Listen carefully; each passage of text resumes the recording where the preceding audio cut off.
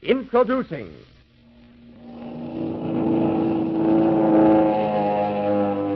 the Daredevils of Hollywood. Hey,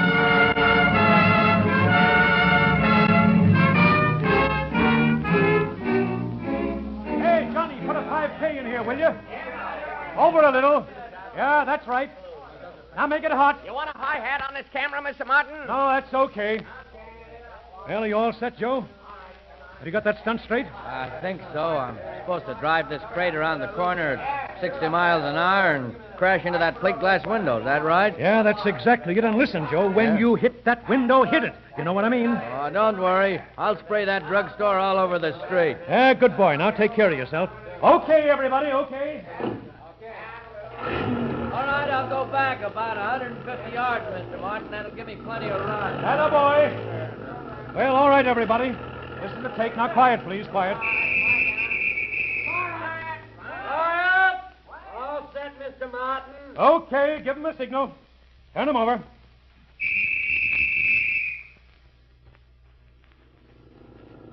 Boy, I hope he makes it. Hey, listen, don't worry. That boy knows his stuff. Oh, man, look at him go around that corner.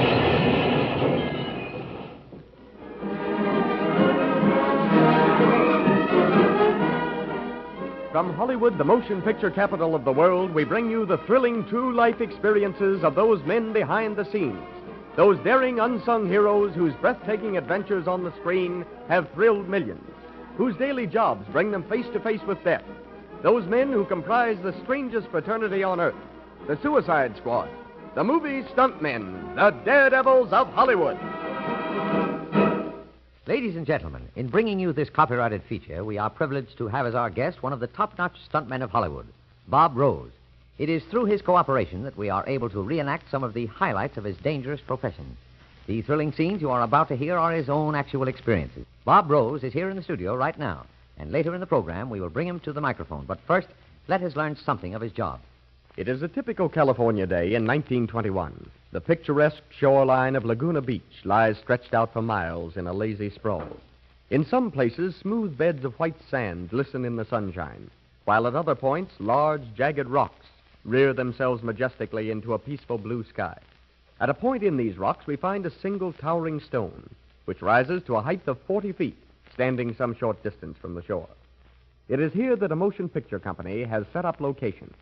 Ruth Rowland is making a serial, The White Eagle. A very difficult and dangerous scene is to be photographed, and Miss Rowland has called in Hollywood's top stuntman, Bob Rose, who is to do that scene. As we near a little makeshift lean-to which is being used as an office, we find Mr. Van Hayden, the director, his assistant, and Bob Rose. The director speaks. Well, I'm going to tell you right now, Bob, this is going to be plenty tough. Frankly, I don't know how you're going to do it. Don't you worry about that, Mr. Van Hayden. I've never seen one yet that Bob couldn't figure out. Well, now let's just start from scratch. What is the gag? Well, Bob, you see that big rock out there all by itself? Yeah? We're going to build a grass hut on the top of that rock. We're going to run a telephone pole up through the center to about 40 feet. And right on top of the pole, we build a little crow's nest, a sort of a lookout. You get the idea? Yeah, I see. That makes the lookout 85 feet above the water. Yeah, that's right. Now, the cannibals are supposed to be chasing you, and to escape them, you run up into the crow's nest and pull the ladder up. I see. And then what happens? Well, then the cannibals set the grass hut on fire, and that burns the pole in, too. Yeah, and then the whole works is supposed to fall into the ocean, and you're to dive and save yourself when it falls.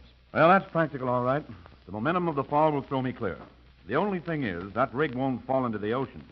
The stiff wind from the sea will blow it right smack into the rocks there on the shore. Well, how are you going to manage it, Bob? Well, let's see. The only thing to do is to anchor a boat out there about 200 yards. String piano wire from the top of it to the lookout. Oh, I see. And then when she starts to burn in two, the boat keeps a tension on the wire and pulls it over into the water, huh? That's right. Okay, Bob, we'll rig it up for you. Bill, have the grips do that tonight, will you? Sure thing.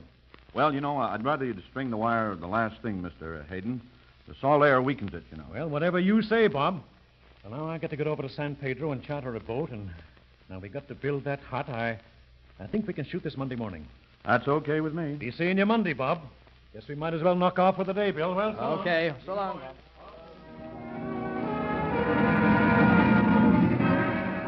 For the next 3 days, preparations are made for the big scene. It is now Monday morning. The location set is buzzing with activity. The sound of hammers and saws fades to silence as platforms, grass huts, and other properties shape into being. Every instruction has been carried out to the letter. That is, all but one. Through error, property men have strung the wire too soon, and Bob Rose, after a thorough inspection, has ordered new wire. This order, because of carelessness, has not been observed. So there, soaring into the air 85 feet, stands a tower supported by rusty, corroded strands of wire, attached to a boat 200 yards out to sea. A hard wind is blowing in from the ocean. The high pole is already swaying in the stiff breeze. Bob Rose, unaware of the imperfect rigging, stands at the foot of the ladder, puffing a cigarette. He is chatting with the director. Well, how do you feel, Bob? Oh, I'm okay. This is a cinch as long as that wire doesn't break. Well, if something does happen, maybe you can just dive into that little channel there between the big rock and the shore. Yeah, that'll be all right if the breakers happen to be rolling in just then. But the waves are running back to sea. Well, the channel would only be about a foot deep. Oh, I think everything's going to be okay. Let's hope so anyway. Well, how about it? All set? Sure, anytime. I'm ready. Okay, everybody, all ready. Here we go.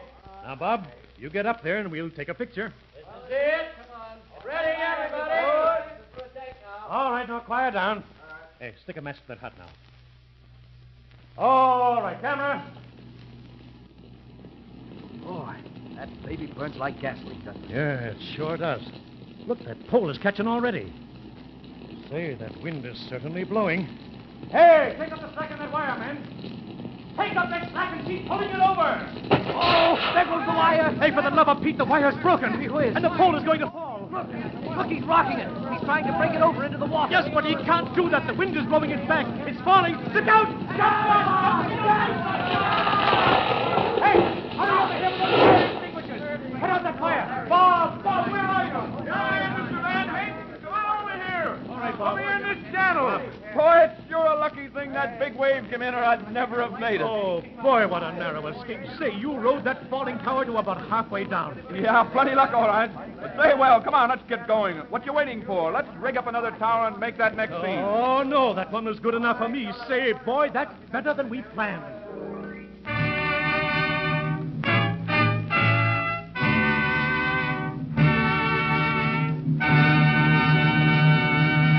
Ladies and gentlemen, it is our pleasure to present the courageous young man who not only made that scene, but hundreds like it.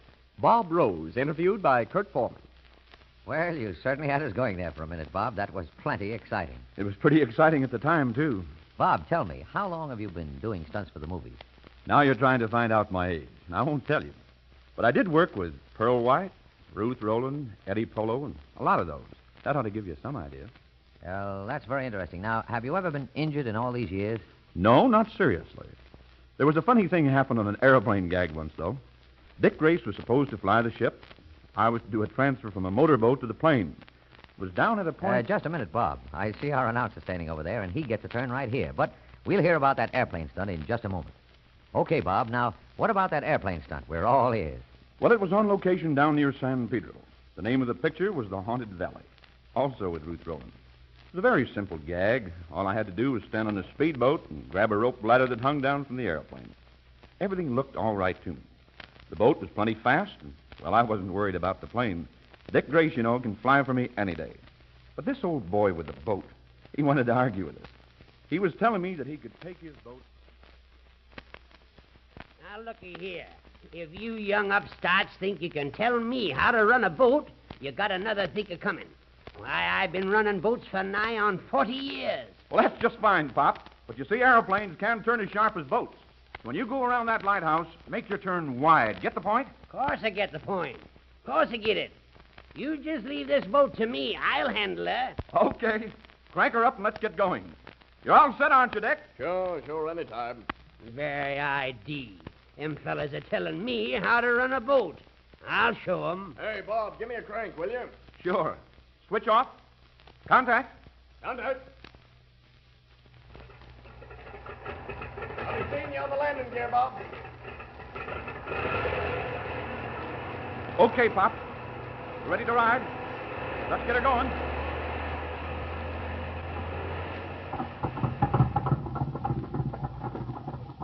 Right out here, Pop, in the smooth water. You fellas sure got a funny way of making a living, ain't you? Yeah, I guess so, Pop, but not bad, though. Now, here he comes. Remember that wide turn around the lighthouse.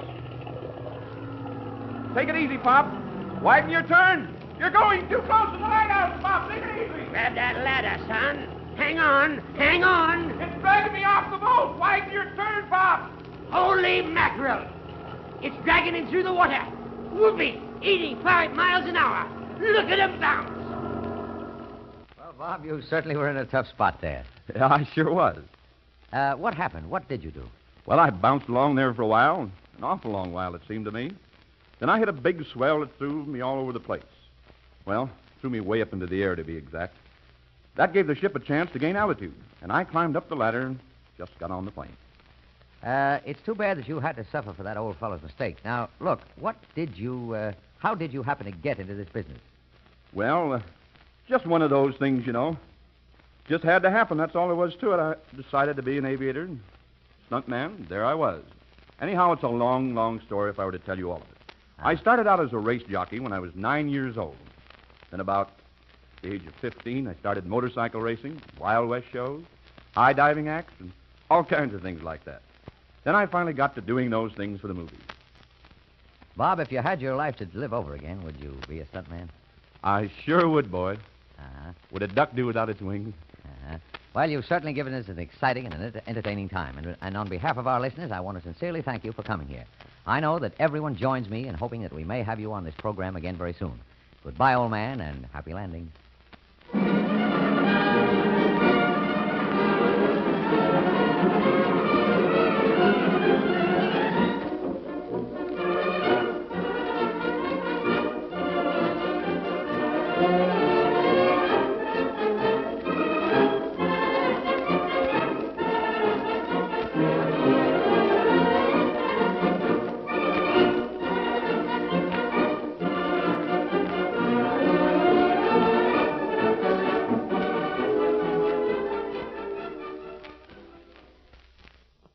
Introducing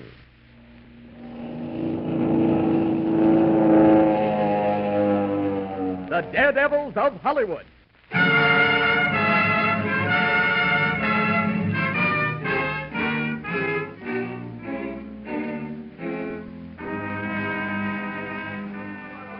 All right, boys, keep those cameras turning.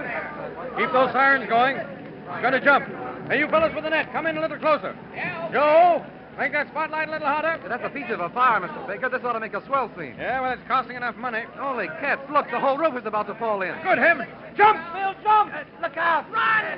There he comes. Steady with the net, men. He made it. Okay for camera on that? Okay, here, show we got it. It's okay for me. Print that one. Say, that was a sweet jump, Bill. You got out just in time. You all right? Oh, sure, I'm okay. That's all for tonight. Call for 8 o'clock in the morning, everybody. Stage 9.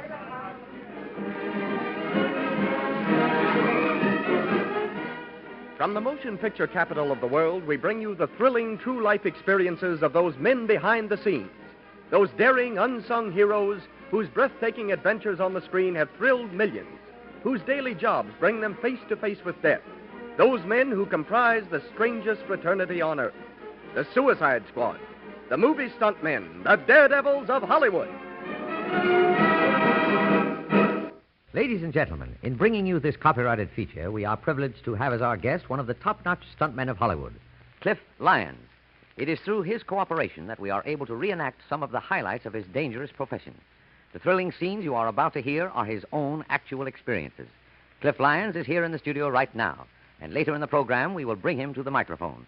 But first, let us learn something of his job. It is a beautiful afternoon in 1924. The Ben Wilson Company is on location near Inglewood, California. They have been shooting scenes all day, but the big moment is about to arrive. The story calls for a very dangerous scene, and the man who is to do that scene, Cliff Lyons, is just coming on the location set. Francis Ford, the director, greets him. Well, hi, Cliff. Hello, Mr. Ford. See, you're just about on time. We're almost ready for your scene. Okay, what's the gag? Well, you see that train standing down there about a half a mile? Yep. And there's another one waiting down there a half mile in the opposite direction. Now, we're going to start this train coming toward us. You're supposed to drive a car along the highway there, parallel with the tracks. I see. Now, the train will beat your car to the crossing by about 50 feet.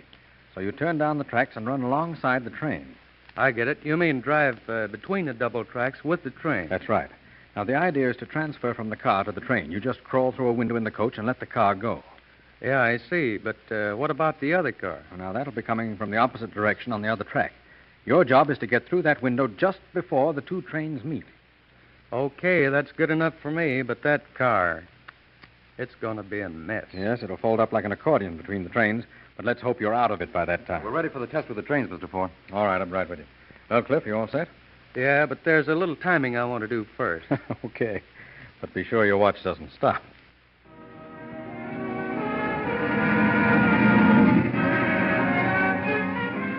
Three times the scene is rehearsed. Speeds of the moving train are carefully checked and rechecked, timed to the split second. The engineers, obviously nervous, are instructed by Mr. Lyons and Mr. Ford in each minute detail. Everyone is stationed at his post. Cameras are set. Tension dominates the scene. The slightest mistake will cost a human life. Far apart, facing each other, the two trains stand motionless, puffing like two spirited horses, tense with apprehension. While far down the highway, Cliff Lyons, calmly, almost nonchalantly, crawls into the car and sits relaxed, awaiting the signal to start. The director is giving last-minute instructions. Okay, we're ready to shoot. Everybody on his toes. This is a take. This is the picture. All ready, everybody? We're all set, Mr. Ford. All right, give him the signal.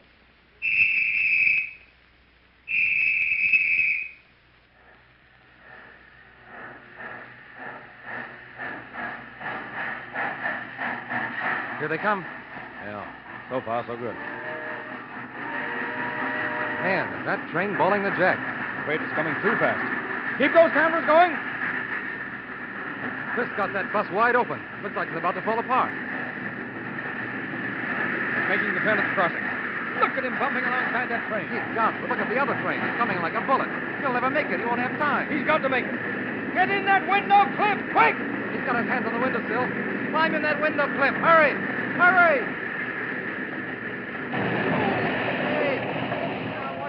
If that boy's alive, it's a miracle. Come on, let's run down there.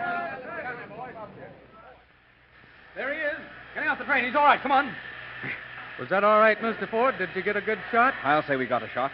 We lost two cameras in the crash, but we got a beauty with the other one. I thought you were a goner for a minute. Whew. That was too close. Yeah, it was plenty close, all right. I guess those engineers got excited. They were a little heavy on the throttle.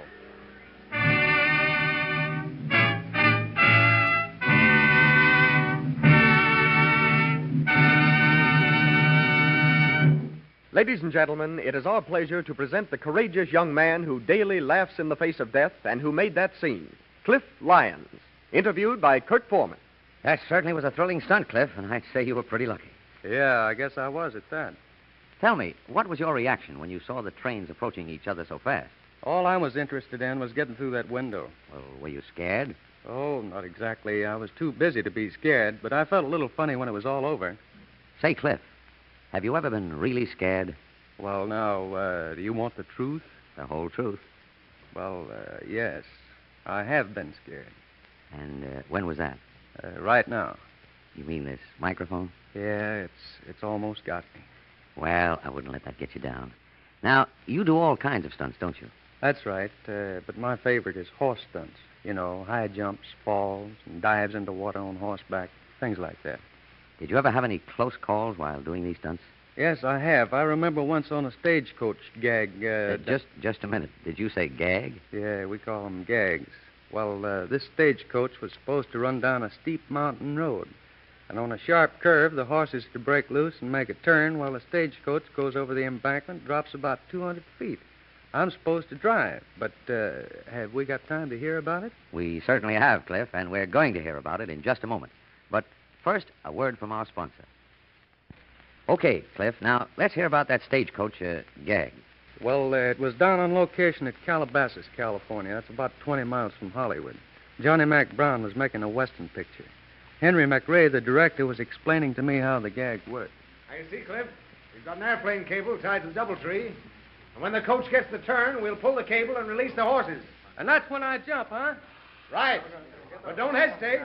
That hack is going to sail off into space like a bird. Okay, I'm ready. Okay, boys. We're ready to go. Okay. Roll 'em. Go ahead, Cliff.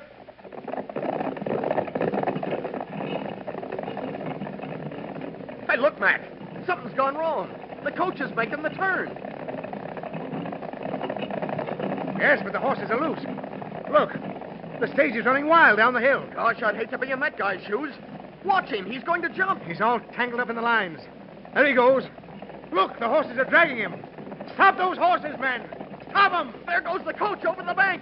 Look at that. You must have been pretty badly hurt in that scene, weren't you, Cliff? No, just scratched up a little. The wagon run over my arm and bruised it a little bit, but I was okay. And how far did the horses drag you? Oh, about 200 feet. But it seemed like a mile. Tell me, something went wrong there. Whose fault was that? Oh, I guess somebody got excited and didn't pull the cable soon enough.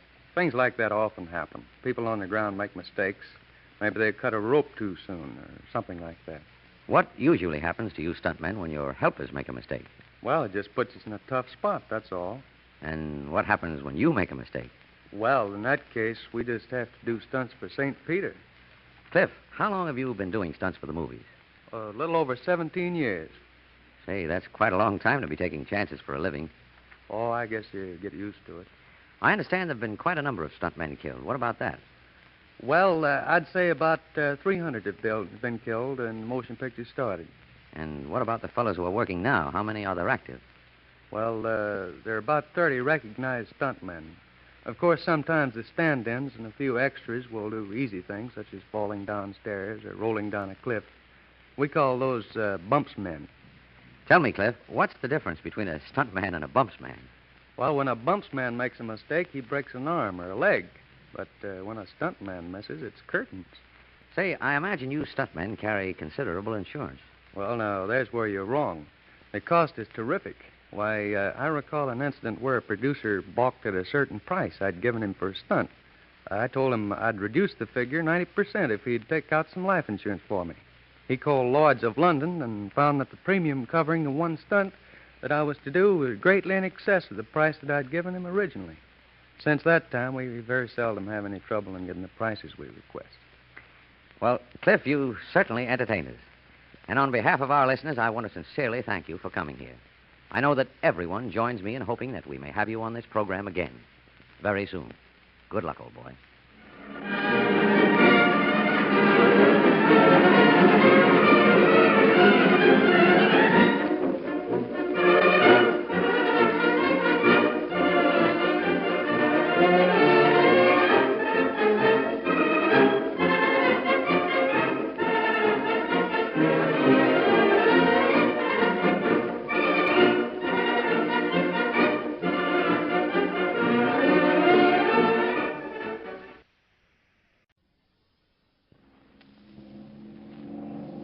Introducing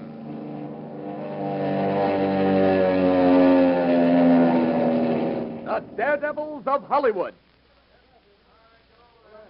Now listen, folks, I want everyone to realize that a man's life depends on this. Now watch your step. The cameras are all set, Mr. Holt. Okay. Say, Mr. Holtz, the streetcar's all set. Good. Now look here, Rudy. You're supposed to drive this car down that steep hill. The streetcar comes in front of you, and you haven't any brakes. And that's the story. And that's the way with the car. You couldn't stop that bus in the cow pasture. Okay, now we'll signal the streetcar to pull out in front of you. And that's where you smash right into the side. Yeah, I skid into the streetcar. Right. Now, how about it? Ready to go? Sure, let's go. All right, everybody, on your toes. Hey, quiet! Quiet! Places, everybody! Okay, camera. Come ahead, Rudy! All right, now signal the streetcar. Rudy's dropping off that hill like a rock. Oh, boy, it's perfect. There they go. Boy, they're going to come together with a crash. What a shot! What a shot! Keep those cameras going.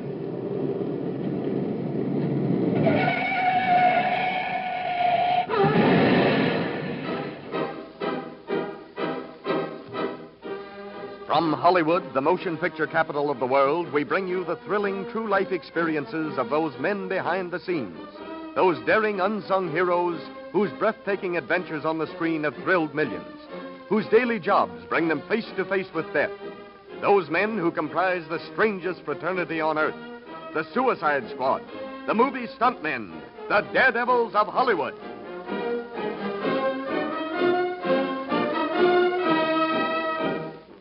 Ladies and gentlemen, in bringing you this copyrighted radio feature, we are privileged to have as our guest not a stunt man, but a stunt woman, Miss Ione Reed. Miss Reed is one of the few stunt women of Hollywood. It is through her cooperation that we are able to reenact some of the highlights of her dangerous profession. The thrilling scenes you are about to hear are her own actual experiences. Miss Reed is here in the studio right now, and later in the program, we will bring her to the microphone. But first, let us dramatize for you some of her thrilling experiences. The scene is Miss Ione Reed's fashionable apartment off Hollywood Boulevard. It is 7 o'clock in the morning of April 13th, 1932.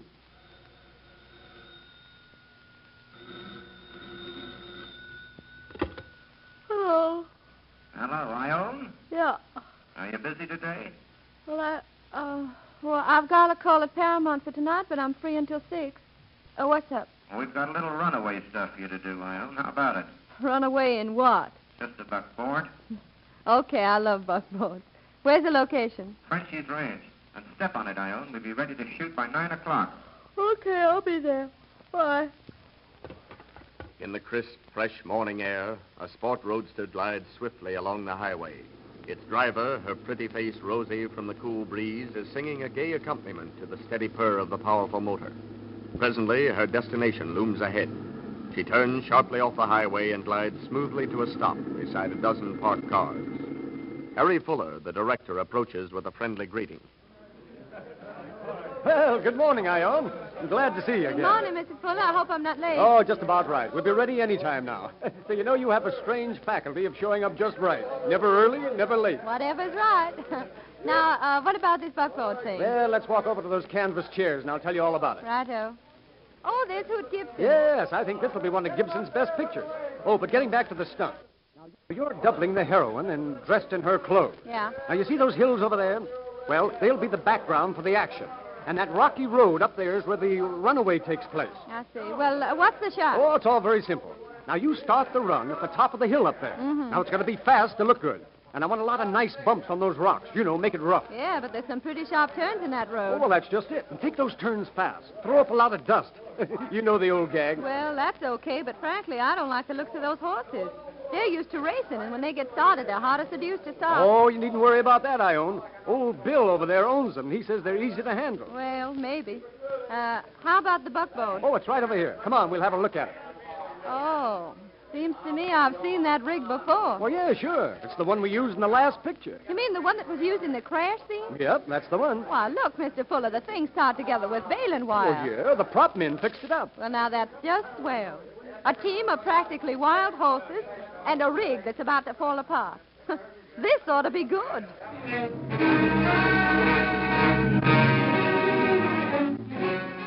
Time for the dangerous scene is at hand. Dressed exactly as the heroine, Ione Reed sits calmly in the buckboard at the top of the hill. The nervous horses, prancing with impatience, are held firmly by 2 men. Down below, 4 cameras are trained on the road. The director and his assistant are giving final orders. All right, everybody. Now, this is a take. Now, watch everything, especially the cameras, and keep them going no matter what happens. Okay, now, everybody get set, and let's have quiet, please. Okay, sound ready? Okay, give them the signal. Look, Harry, those horses jumped 10 feet at the whistle. Camera? Here she comes. Boy, what a ride this will be. See, look. She can't handle them. It looks like they're running away. Look at her hit those rocks.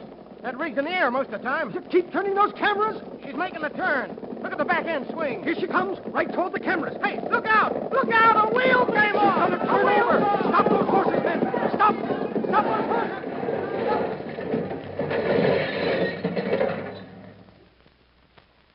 Ladies and gentlemen, it is our pleasure to present the courageous young lady who made that scene, whose job it is to make thrilling scenes for motion pictures. Miss Ione Reed, interviewed by Hal Stiles. Well, Miss Reed, that was certainly a thrill. Tell me, were you hurt in that upset? No, I managed to hit the ground just right and everything was okay, but it was kind of bump. I should imagine it was. Then it developed that you were right about those horses. Yeah, and the buckboard, too. Now, because of that accident, didn't they have to make the scene over again? That's right. I passed the camera so fast they couldn't tell what it was. And how about the second time? Well, it was about like the first. Only we didn't turn over. They got the shot all right that time. I don't imagine you enjoyed riding in that buckboard with it all tied up with baling wire, did you? No, I didn't. But the funny part of it was that I had to use it the next day in a much more difficult scene. And those crazy horses, too. A more difficult scene? Well, at least a more dangerous one. This time the shot was to be on a mountain road with hairpin turns round banks.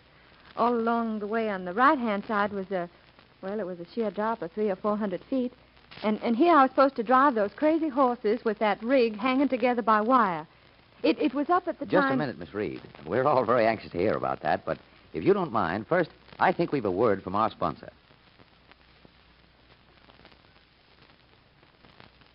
Now then, about that mountain road. What on earth happened this time? Well, I'd been telling the director that I didn't want to use that outfit on a dangerous run like that, but somehow or other he talked me into it. Then, too, I figured that if worse came to worse, I could always jump out. But the way it wound up, there wasn't much I could do. They had the camera set up on a bank just above one of the turns. We were all in a huddle there trying to get started.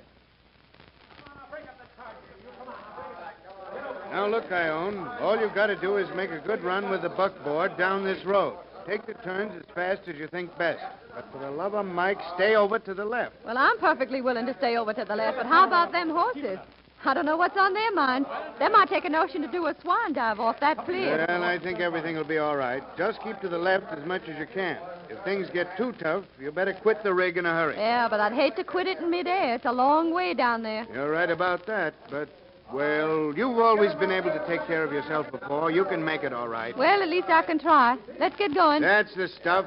Okay, everybody, let's take it. All right, come on, get set. This is the picture. Drive on up there, Ione. I'll give you the signal to start. Okay. Come on, get up there, fellas. Come on. Come on, boys. Come on. How about cameras? All cameras, Fuller. Sound okay? Okay, All right. Now I want this on the first take, understand? No slip-ups. Whatever happens, get it. Hey, George, lower your mic boom a little. Hey, give me another reflector off there in that turn. It's a little dark on that spot. Okay, here we go. Give her the signal, Joe. Roll them. Here they come. I'll say they're coming. Look at that turn. Keep to the left, Ione. Keep to the left. There she goes behind the curve. Keep those cameras going. She's rounding the bend. Now she's coming to the sharp curve. Watch this. Watch it. Look at that. Look at that. The back end swung around. One wheel is over the bank. Pull into the left, Ione. Pull to the left. One wheel is hanging over the edge. Jump, Ione. Jump. Look, they hit a bump and bounce right back on the road. Look out. Look out. Stop those horses. Hurry. Stop them. Well, Miss Reed, I see what you meant when you said something about a more dangerous scene. That was terrific. In fact, I haven't gotten over it yet. Well, it was a long time before I could get over it. I was really a tight spot. I would imagine it was, and I suppose it was a lucky thing that a wheel didn't come off this time. Well, if it had, I don't guess I'd be here to tell about it. Tell me, why didn't you jump when the buckboard was about to go over the bank? Another 3 seconds and I would have. I was on the edge of the driver's seat ready to go. Well, I hope you didn't have to make that scene over again. No, it turned out all right. Of course, that business about the back end hanging over the edge of the cliff was, well, it wasn't in the script, but it looked so good. Well, it was even better than it was supposed to be. I see. Now, tell me, Miss Reed, I understand there are quite a number of stunt men in the business, but only a very few stunt women. Is that right? Yeah, that's correct. I should say there are only about 4 or 5 girls in this business. And do most of them specialize in some particular line? Yeah, they do. Some are swimmers and divers. Some do riding and horsework, and some do just everything. And how about yourself? What do you do mostly? I do everything but airplane stunts. I don't like airplanes. Why, it would seem to me that after what you've just told us, airplane stunts should be child's play. But enough for the moment. I see that our time is about up. You've certainly entertained us, Miss Reed, and on behalf of our listeners, I want to thank you sincerely for coming here. I know that everyone will join me in hoping that we may have you on this program again very soon. Thanks again, and the best of luck.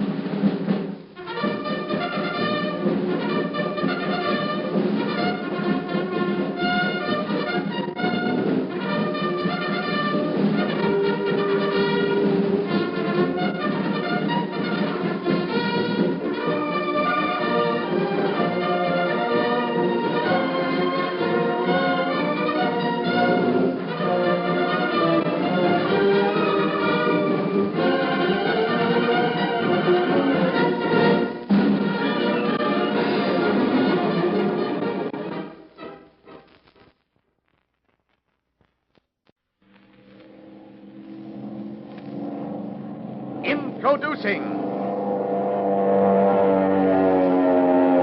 the Daredevils of Hollywood. Okay, Mac, get that camera set up while I go over the gags with Jerry here. Now look, Jerry. Yeah, Mr. Aldrich. You're one of a gang of bank robbers. The gang's just captured an armored car. You're supposed to be driving it.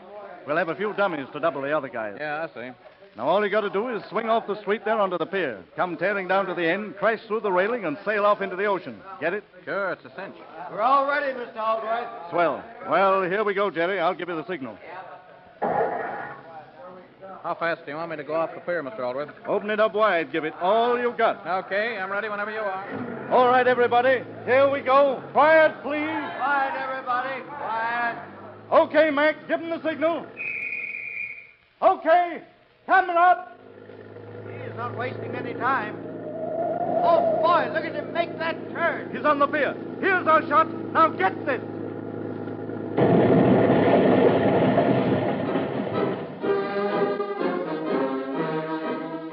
From Hollywood, the motion picture capital of the world, we bring you the thrilling true life experiences of those men behind the scenes. Those daring unsung heroes whose breathtaking adventures on the screen have thrilled millions, whose daily jobs bring them face to face with death. Those men who comprise the strangest fraternity on earth, the Suicide Squad, the movie stuntmen, the Daredevils of Hollywood. Ladies and gentlemen, in bringing you this copyrighted radio feature, we are privileged to have as our guest one of the top-notch stuntmen of Hollywood, Slim Talbot. It is through his cooperation that we are able to reenact some of the highlights of his dangerous profession. The thrilling scenes you are about to hear are his own actual experiences. Slim Talbot is here in the studio right now, and later in the program we will bring him to the microphone. But now? It is exactly 12 o'clock noon, September 16th, 1937. The scene is a crowded lunchroom on the grounds of United Artists Studios in Hollywood. The congested room presents a weird picture. Actors and extras, oddly dressed, some as Indians, some as convicts, and others in evening clothes, sit at their tables casually discussing the topics at hand. At a table off in a corner, a director and his assistant are discussing... Well, he should be here any minute now. I told him we'd wait lunch. By the way, Mr. Hollingsworth, what's the name of this new picture, the one with the stunt business in it? Well, Bob, it's one of Sam Goldwyn's best efforts. It's called The Adventures of Marco Polo. No, that's the one. There's been a lot of talk about it already.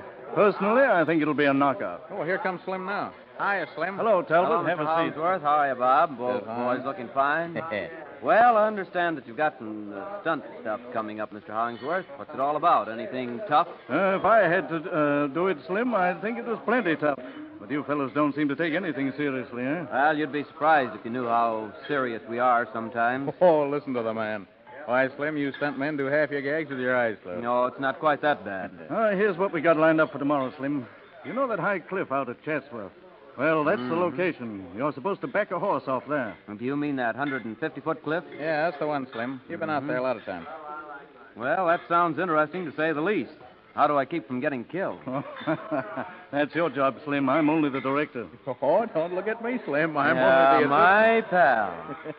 Well, I guess we can figure out some way to do it. When do we start shooting? Location trucks are going out tonight. We'll be ready first thing in the morning. Well, I'll be out early and look over the setup, but I know we're going to need a boom and some piano wire. I can see that much already. See that stuff gets sent out, Bob. Sure. I'll take care of it, Mr. Hollingsworth.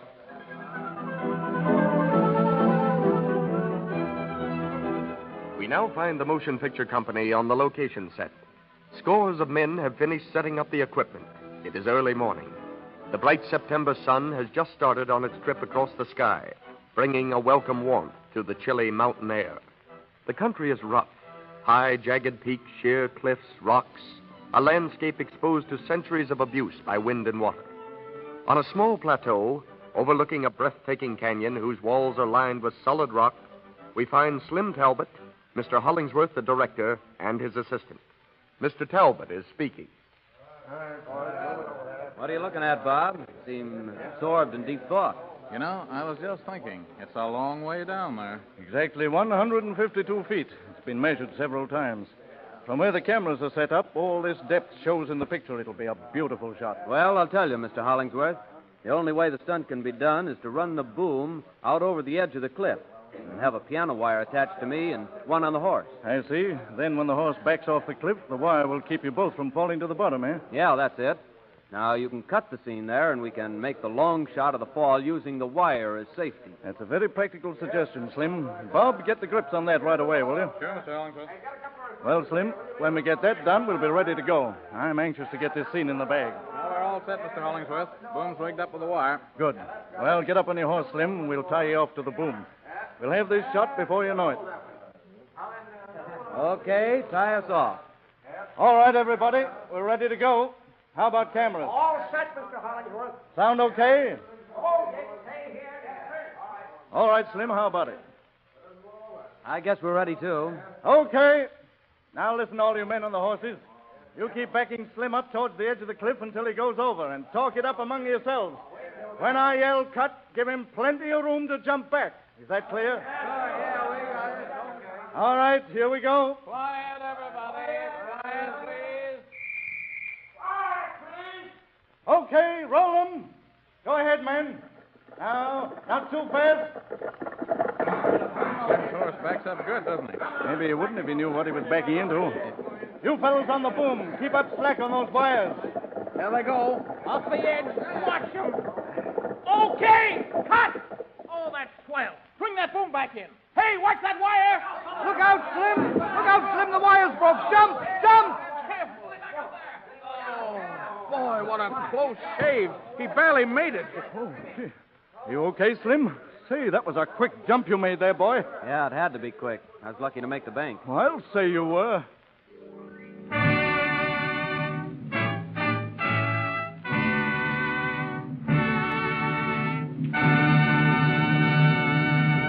Ladies and gentlemen, it is our pleasure to present in person the courageous young man who made that scene and who so narrowly escaped death, Slim Talbot, interviewed by Glenn Hardy. Well, Slim, that certainly was a close shave. But tell me, what happened to the horse? Well, believe it or not, he didn't even get a scratch. He slid down the steep slope on his back, and a little ledge down about 20 feet stopped him. Well, that horse was pretty lucky himself then. Yeah, he sure was.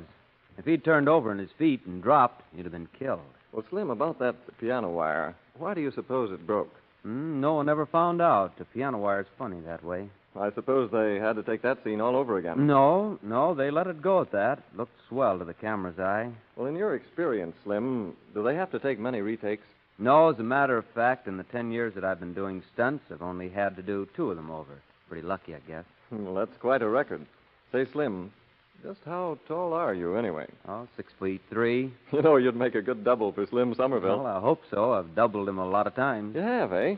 Sure. Do you remember him in the picture? They had to get married. Zazu Pitts was in it, too. Yes, I remember that very well. Well, did you double for him in that? Yeah, and I almost drowned in one gag. I had to jump into a lake wearing a suit of armor. The thing weighed about 100 pounds. It was a Universal picture back in 1933. Mm-hmm. The location was out at Sherwood Lake, and we were all... Well, just a minute, Slim. You don't mind if we interrupt here. You can tell us all about that in a moment. But first, we have a word from our sponsor. Okay, Slim, now, what about that suit of armor? Well, we'd been shooting scenes all day out there at the lake, and when we came to this armor gag, Mr. Gregg, the director, called his assistant. All right. Read scene 245. Scene 245, exterior, lake set, wide angle, medium shot. Double for Slim Somerville is wearing suit of heavy armor. He runs to the bank of the lake and jumps in. Okay.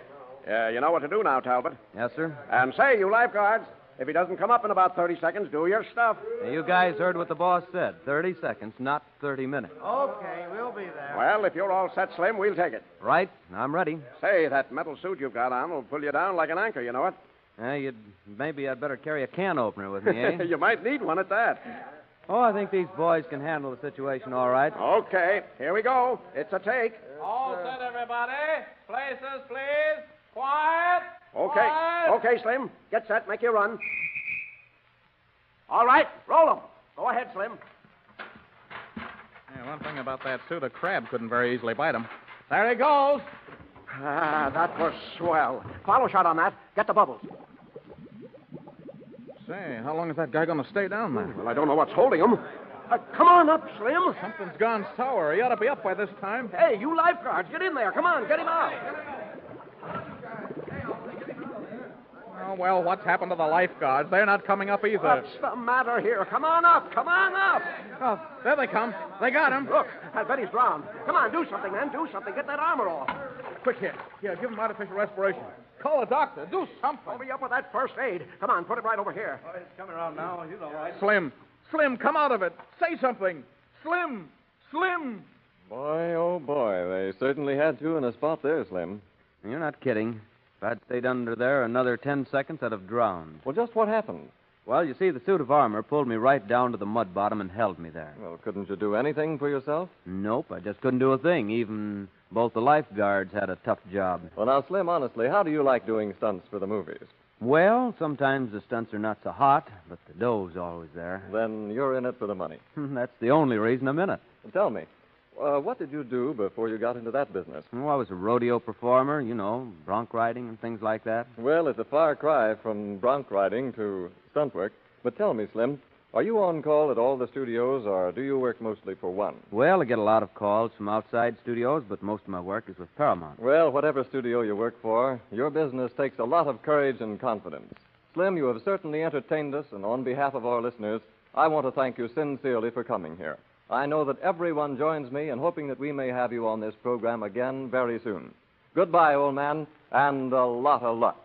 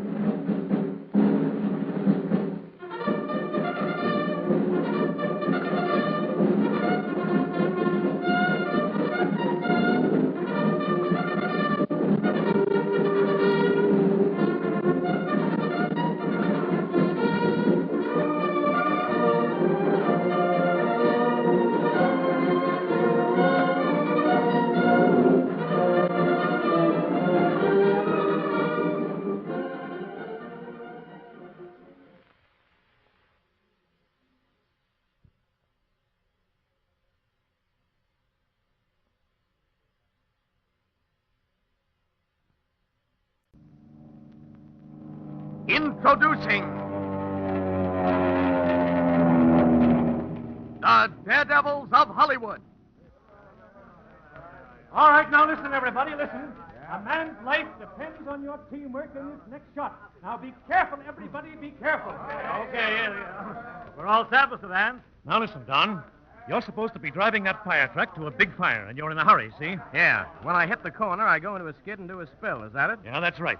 And now when you turn over, make it good. Leave it to me, Mr. Vance. That tub will make about 65. Okay, well, here we go. Come on your toes, everybody. Places, everybody.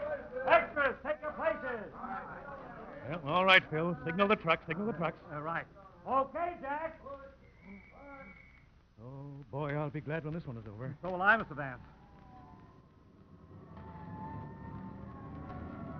Here he comes. Oh, look at him slide around that corner. Hey, watch your downward.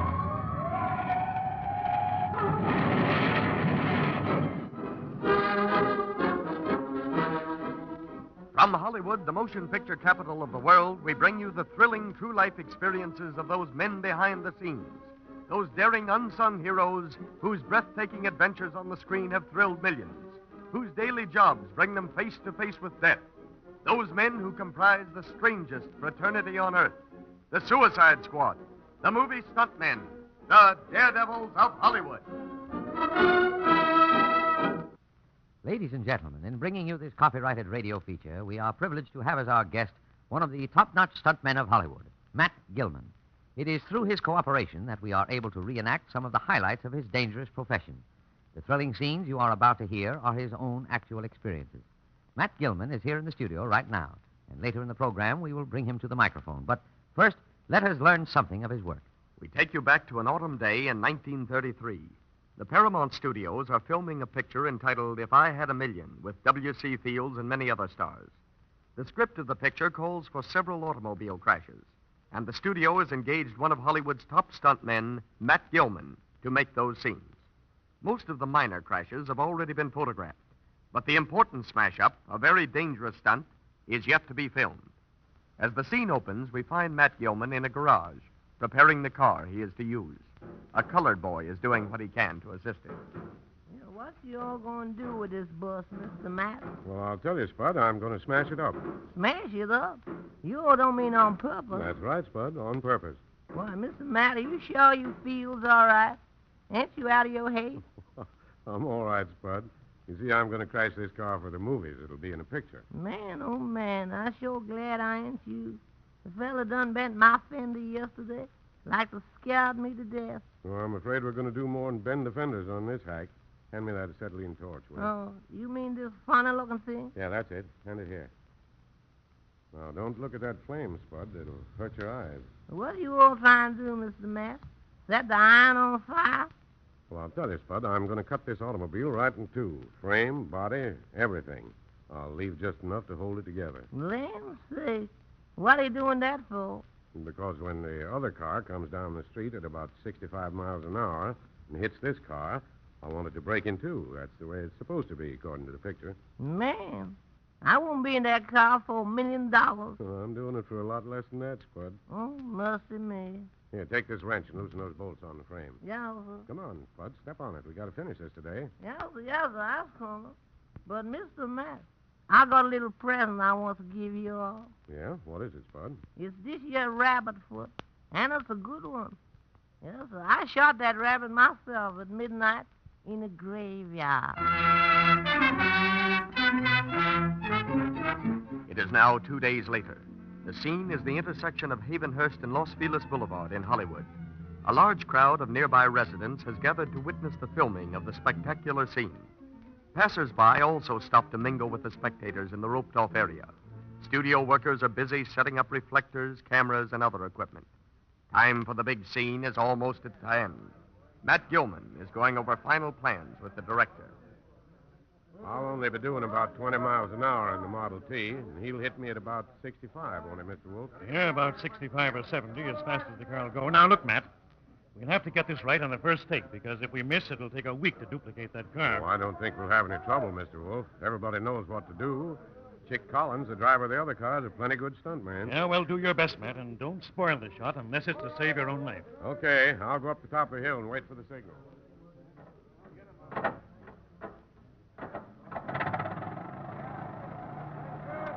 Well, all right, everybody. This is it now. All set for cameras? Right. And how about sound? Okay, here, Mr. Wolf. All right, start 'em turning. Okay, Matt. Now, watch it, everybody.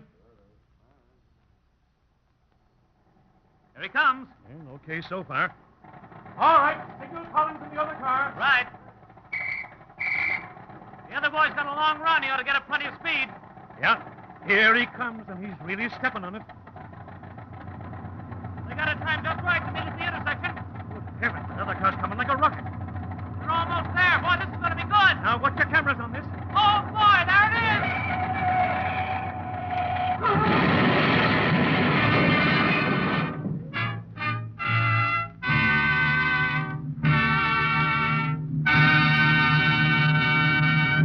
Ladies and gentlemen, it is our pleasure to present the courageous man who made that scene, who for the past 18 years has been making some of the most dangerous scenes in motion pictures.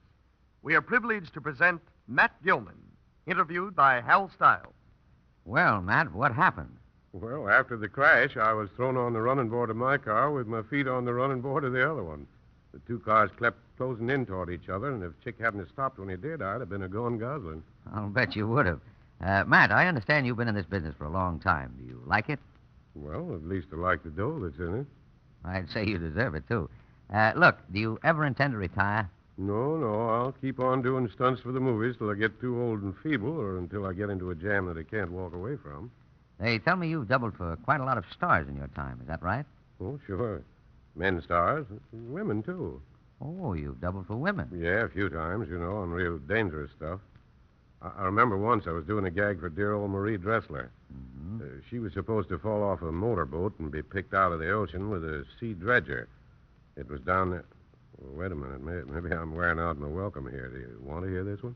Hey, don't think for a minute you could get out of here without telling it. But first, let's have just a word from our sponsor. Okay, Matt. Now that dangerous business on the motorboat. How about it? Well, the dangerous part wasn't on the motorboat. You see, I was being picked out of the ocean with this dredger.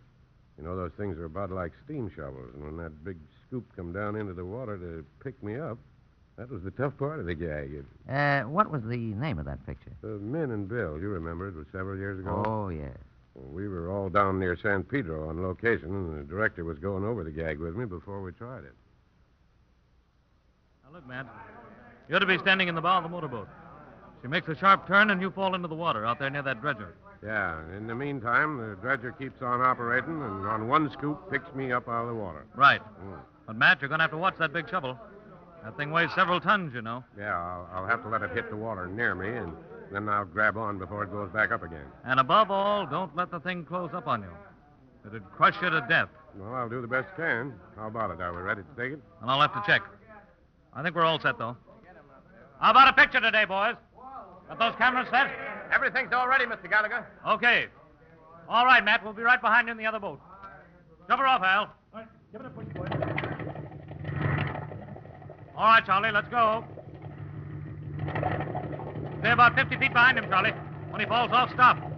I want to get a close-up of that dredger shot. He's almost to the dredger. Say, I'd hate to have that thing scoop me up.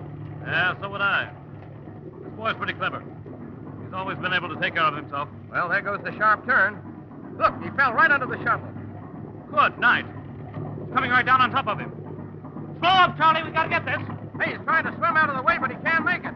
There comes the shovel. It's got him. It hooked his clothes. Dangling like a fish on a hook. They're picking him up. They're pulling him up. 10 feet, 15 feet, 20. Squirming around trying to get a handhold. Look, Mr. Gallagher. His clothes are tearing off. They won't hold. He's still going up. 40 feet. 45. 50. Look at him wiggle. He's trying to grab something with his hands. His clothes are about to give away. He's going to fall. 70 feet. 80. 85. Grab something, Matt! Look out, he's going to fall. He's grabbed the crossbar with one hand. Look at him swinging by one arm. He's reaching up with the other arm now. Let him down, man! Let him down! Boy, what a shot! Well, Matt, I'm beginning to understand why they pay you stuntmen such good money. That was a fine pickle to be in, wasn't it? Yes, it was. You see, I was dressed as a woman, a lot of skirts and things, and when all those clothes got soaking wet, they weighed plenty.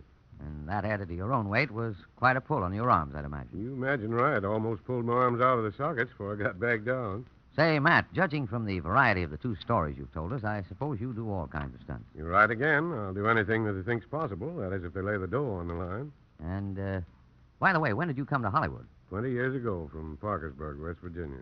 I see. Well, tell me, a lot of people seem to think that dangerous scenes are faked. What about that? What do you think?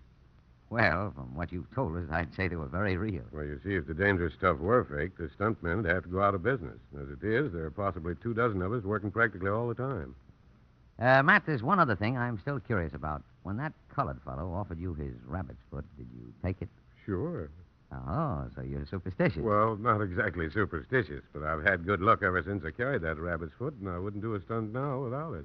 Well, let's hope that good luck piece continues to bring you success. Matt, you've certainly entertained us, and on behalf of our listeners, I want to thank you for coming here. I know that everyone joins me in hoping that we may have you on this program again very soon. So long, Matt Gilman. Thanks again, and good luck.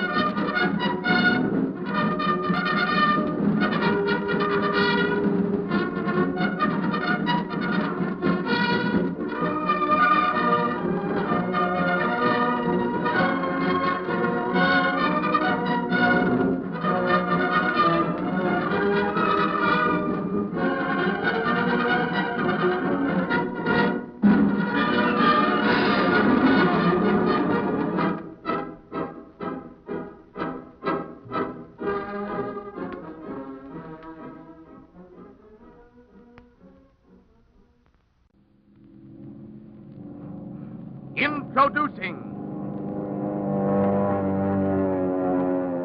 the Daredevils of Hollywood.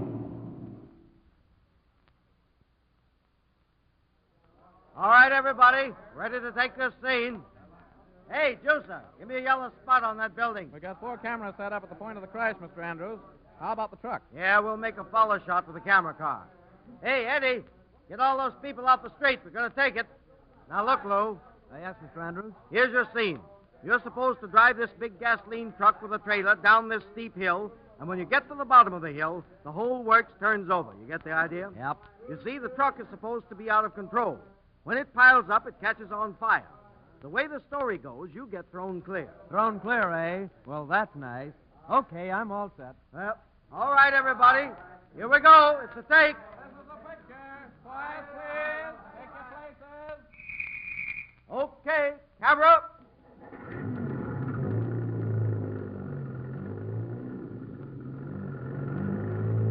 Say, look at that thing drop off that hill. Yeah, this is going to be good. He's doing at least 65. Look at that bus travel.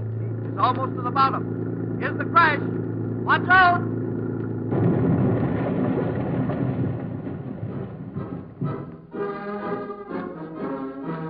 From Hollywood, the motion picture capital of the world, we bring you the thrilling true life experiences of those men behind the scenes.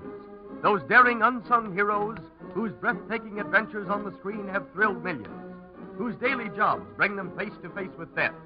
Those men who comprise the strangest fraternity on earth, the Suicide Squad, the movie stuntmen, the Daredevils of Hollywood. Ladies and gentlemen, in bringing you this copyrighted radio feature, we are privileged to have as our guest one of the leading stuntmen of Hollywood, Bob Clark. It is through his cooperation that we are able to reenact some of the highlights of his dangerous profession. The thrilling scenes you are about to hear are his own actual experiences. Bob Clark is here in the studio right now, and later in the program we will bring him to the microphone. But first, let's follow him through a routine day before the cameras. Seated in the lobby of a hotel in Prescott, Arizona, we find 3 men in conversation. These 3 men, each with an important role in the manufacture of a forthcoming motion picture. One is a director, one his assistant, and the other Bob Clark, ace stuntman and double for Tom Mix. Let's listen. Bob, I want you to meet my director. Mr. Perry, this is Bob Clark, the stuntman I was telling you about. Glad to know you, Mr. Perry. Hello, Bob. Say, I've heard plenty about you. Yeah? I've heard a lot about you, too. About winning the Academy Award last year and all that. Oh, well, that was just a lucky break. Oh, yeah? Well, what's this picture all about? It's doubling for Tom Mix. Now, here's the general idea. The story brings in a rodeo. It seems that Tom Mix and the boys from his ranch have won every event, you see? The star performers, eh? That's it. The Heavy and his gang are burned up about this. They want to win something. Now, the last and final event is a stagecoach race across open country. I see. A thrilling run to the finish. Yep, and here's the finish. They come across the country to the racetrack, through the gate, and around one lap. I see. Very good. But what's the stunt? Well, the Heavy and his gang see that they can't win the race, so they rig up a big pole at the gate. It's just high enough to allow the horses to pass under, but it hits the coach and tears it to splinters. Hey, this is getting to be all right. Now, here's what you're supposed to do. Naturally, you're driving this coach that gets smashed up. So, as you near the pole, you leap into the air, over it, and land on a specially built platform right above the doubletree. Okay. And then what happens? Well, the coach goes into 1,000 different pieces, while you ride the front wheels and the team on around the track to come in first. Well, Bob, what do you think of that? To tell the truth, Glenn, I think someday these script writers are going to reach their objective. Yeah, and what's that? Someday, some way, they'll figure out a way to break a stuntman's neck.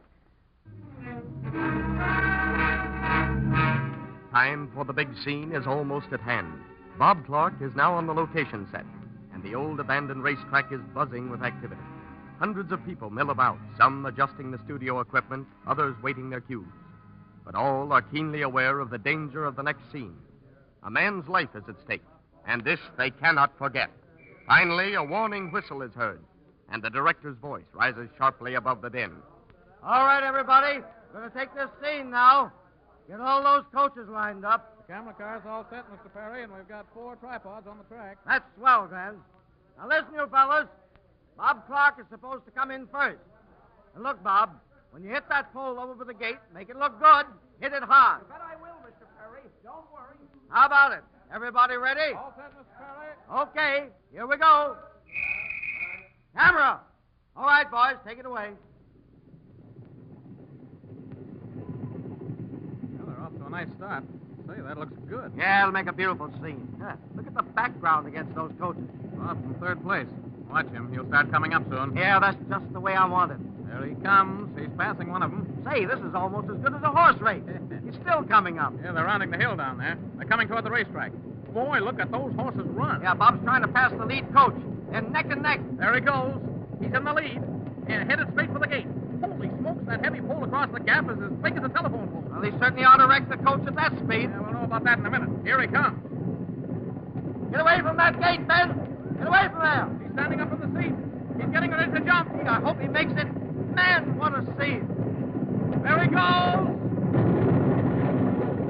Look at that guy sail through the air.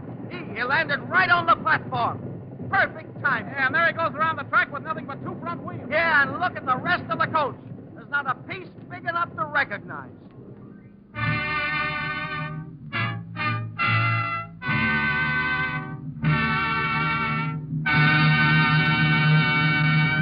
Ladies and gentlemen, it is our pleasure to present the courageous young man who made that scene, who makes hundreds of dangerous scenes for motion pictures, whose job it is to cheat death.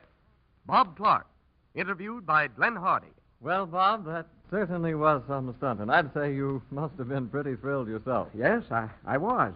That jump over the pole had to be timed to the split second. What would have happened if you'd missed the little platform built on the front wheel? It would have been curtains, I guess. I see. Bob, I'd suppose that you've had a lot of close calls in your day. Tell me, what would you say was the tightest spot you were ever in? Well, that's a hard question to answer. There have been hundreds of tight spots, but I remember one when we were making Arizona Ames for Paramount. It was one of Zane Grey's stories with Monty Blue. I got in a spot there that I still don't understand how I got out of. It was on location up at Big Bear. Wait a minute, Bob. We're about to forget something. We'll hear another thrilling dramatization in just a moment. But first, a word from the firm who has made this program possible, our sponsor. Okay, Bob. Now, what about that tight spot? Well, it so happened that the character I was playing had a very dangerous stunt to do. The director, Jack Rowland, and Hal Walker, his assistant, were explaining to me what was to be done, and so... Now, this will give you some idea of the stunt, Bob. You see, Mr. Blue is supposed to be a prospector. You're his friend. Well, he tries to build a railroad to the mine so he can ship out his ore. Get the idea? Yeah, but the outlaws won't let him build the tracks. They stop him at every attempt. I see. So then what happens? The result is he has to haul the ore over about 30 miles of rough mountain road in wagons. It's a slow process, you see. And here's where you come in, Bob. You and Monty are each driving a wagon filled with ore, and the outlaws shoot Monty off his wagon, and the horses run away. And what do I do? They shoot you off, too, and you're supposed to fall off the rig. Yeah? Yeah, but you don't really fall off. You fall into a little cage that we've had built specially for the purpose. It's down in the bottom of the wagon near the front wheels. Then you're supposed to make the horses look as if they're running away. There's a little peek hole there that you can see through. So far, so good. Now, here's the gag. You're making all these winding turns, and some of them are pretty sharp. But when you come to the straight place in the road there, turn the wagon over. See what I mean? It's practically done, Mr. Rowland. Well, then we're ready to go. How about it, Hal? Yes, sir, we're all set. All ready, everybody? This is the take. On your toes. Quiet, please. This is it. Places, everybody. All right, boys, get up on your wagons and let's go to town on this. Okay, go ahead, Monty. Right behind them, Bob. All right, roll them. Okay, outlaws, come on. That's good. There goes Monty. Yeah, nice fall. And look at those horses take off. There goes Bob. He made the cage all right. Yeah, and he's waking up those horses, too. Watch him run. See, look at him take those turns. That looks plenty good enough for me. Now get this, men. Look at that sharp turn he's coming to. He'll never make it at that speed. Look, something's gone wrong with the wagon. The front end fell off. Yeah, the horses are loose. The wagon's going over the bank. Look at that. Well, Bob, I must admit I don't understand how you ever got out of that spot. I wouldn't have if the front part of the wagon hadn't broken off. That's the only reason the horses didn't fall on me. Well, why do you suppose something went wrong with the wagon, Bob? That often happens. You see, those wagons and buckboards they use in scenes like that have generally been crashed several times. Yes? They're repaired, of course, but they aren't as strong as they should be. Say, Bob, how many times have you been hurt doing stunts? Oh, dozens of times. Well, did you ever think of quitting? A lot of people have asked me that. No, I have no reason to quit. I like the stunt business and the dough.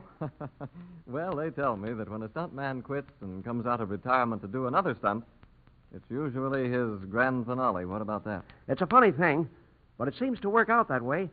I've known several stuntmen who quit and later came back only to crack up. Well, how do you feel about your future fate, Bob? Well, I guess it's all in the cards. If I'm supposed to go tomorrow, I'll go. Whether I'm a stuntman, a plumber, or a radio announcer. Uh-oh. I walked right into that one. But how do you arrive at your conclusion? I've seen enough to convince me. For instance, I've known stuntmen who did everything humanly possible in the way of stunts for 20 years or more, and then finally develop pneumonia and go out in a few days. Well, Bob, who knows? There may be something in what you say. But at least there's no doubt at all that we've enjoyed your visit. On behalf of our listeners, I want to thank you for coming here. I know that everyone joins me in hoping that we may have you on this program again, and very soon. Goodbye, old man, and the best of luck.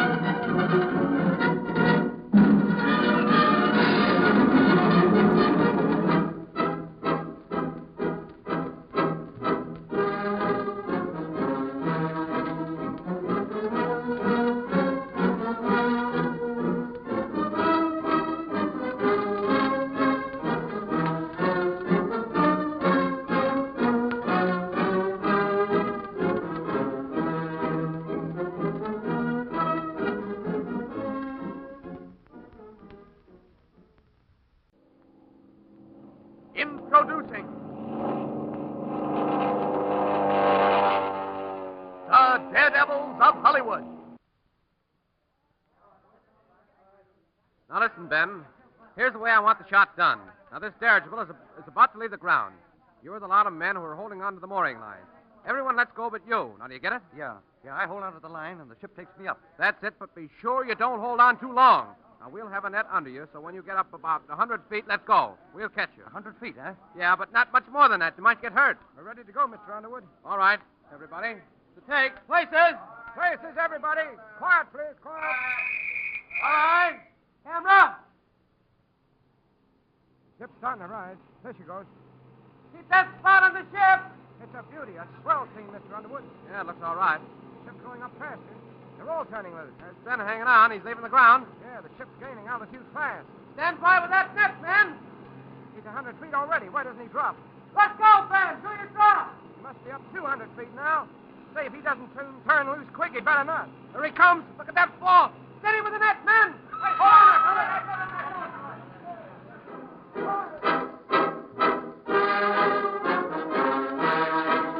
From Hollywood, the motion picture capital of the world, we bring you the thrilling true life experiences of those men behind the scenes, those daring unsung heroes whose breathtaking adventures on the screen have thrilled millions, whose daily jobs bring them face to face with death, those men who comprise the strangest fraternity on earth, the Suicide Squad, the movie stuntmen, the Daredevils of Hollywood. Ladies and gentlemen, in bringing you this copyrighted radio feature, we are privileged to have as our guest one of the top-notch stuntmen of Hollywood, Frank McGrath. It is through his cooperation that we are able to reenact some of the highlights of his dangerous profession. The thrilling scene you are about to hear is his own actual experience. Frank McGrath is here in the studio right now, and later in the program we will bring him to the microphone. But first, let us give you the true story of how he began his dangerous career in the movies. The role of Frank McGrath is being enacted in this dramatization by the young juvenile star of stage, screen, and radio, Buddy Edwards. We take you back 18 years. It is late at night, and a biting wind whistles through lumbering boxcars as they follow a struggling locomotive through the gloom. Huddled in a corner of one of these cars are three shivering figures, two men and a boy. Say, buddy, you're pretty young to be riding these rattlers. Yeah, I guess so, but it's better than walking. What's your name, kid? Frank McGrath. What's yours? Oh, just call me Joe. My pal here is Spike. It's good to have somebody to talk to on one of these trips. I guess it'd get kind of lonesome by yourself. You got any dough, kid? Nah, not a cent. And I could do with a little chow, too. You guys got any? Say, listen, kid. We ain't had no dough in a month. I even forgot what kind of pictures it's got on it. Where are you heading, Frank? Oh, I don't know. Somewhere. I guess I'll get a job. You mean you get work? Why, sure. Why not? A lot of guys work. Well, here's one you'll never catch working. I think too much of my energy to capitalize on it. Yeah. You see, kid, we figure like this. A guy's energy is kind of sacred. Yeah. You know, you got to respect it. Well, I wouldn't think of selling my energy. Oh, I guess that's all right for you guys, but I don't look at it that way. Hey, looks like we're stopping for water. Yeah. So what you been doing, kid? Oh, I've been riding. You know, race jockey down in Caliente. Yeah? What happened? How come you quit? Oh, I was getting too heavy. Couldn't keep my weight down. You got to be light for that, you know. Yeah, that's true. Gee, I'd sure like to have a hamburger. I'm hungry. Hey, here we go. Hey, you guys, what are you doing there? Come on, get out of there. Come on, kid. You give us that sap. Let's get out of here. Hurry up, finish you guys, get out of there. Unload, kid. We're right behind you. Okay. Now, ain't that just too kind of a man, eh? He's got such a big heart. Well, he could have picked out a worse place to kick us off. Here's a town. Yeah. It's not very big, but it's a town anyway. And I'll bet there's a hamburger in it somewhere. We're staying on the track, kid. The other section of this train comes through in a few minutes, and we're taking it. Yeah. We've already got our reservations. Well, I guess I'll be leaving you then. I gotta scare up a hamburger. So long. Hello there, boy. What'll it be? How much are your hamburgers? 10 cents, 2 for 15. Want a couple? No, guess not. Just give me one, with everything. You bet. Say, what's the name of this town? This is the fair city of Truckee, California. We got 5 stores, a post office, and a moving picture outfit. They got picture shows almost everywhere nowadays. Listen, son, I'm not talking about a picture show. I mean they're making a picture right here in Truckee. We're giving Hollywood a run for their money, I'm telling you. What'd you do, just blow in? Yeah, brakeman kicked me off the train. Pretty cold riding the rods tonight, ain't it? Oh, we were in a boxcar. We? Yeah, there was a couple of guys in there with me. We all got kicked off. But, you know, I was kind of glad to get away from those birds. What for? Oh, one of them wanted some money. I had a dime, but I wouldn't give it to him. He didn't know it, though. You outsmarted him, eh? Well, I guess so. There you are, sonny. One whiff. Oh, boy, that looks good. Oh, hello, Mr. Stallings. Have a seat, sir. What are you going to have tonight? Oh, I don't know, Pete. Something light. Toast and milk, I guess. Yes, sir. Right away. How's the picture coming, Mr. Stallings? Oh, pretty good, Pete. I'd like to pick up another man for tomorrow, though. Say, what about you, young fella? You want a job? Who, me? Yeah. Yes, sir. What doing? Working in pictures? I'm production manager of a company. We're down here on location. Oh, gee, that's wonderful. Well, now that you've got a job, how about another hamburger, sonny? Well, Oh, that's all right. This one's on me. What's the matter, young fella? You troubled with the shorts? Yes, sir. You see, I just got into town. Yes, I understand. I've been there myself. Give him a T-bone steak, Pete. On me. Yeah. Oh, thanks a lot, Mr. Stallings, but really, I'm not very... What are you drinking, sonny? Milk, I guess. Oh, but, I'll gee, tell you what, young fellow. When we finish eating, I'll get you a room up at the hotel. Good night's sleep, and you'll feel like working in the morning. Oh, gee, that's great. But now, don't worry about anything. I'll take it out of your salary. That's all right, isn't it? Yes, sir. It's practically perfect.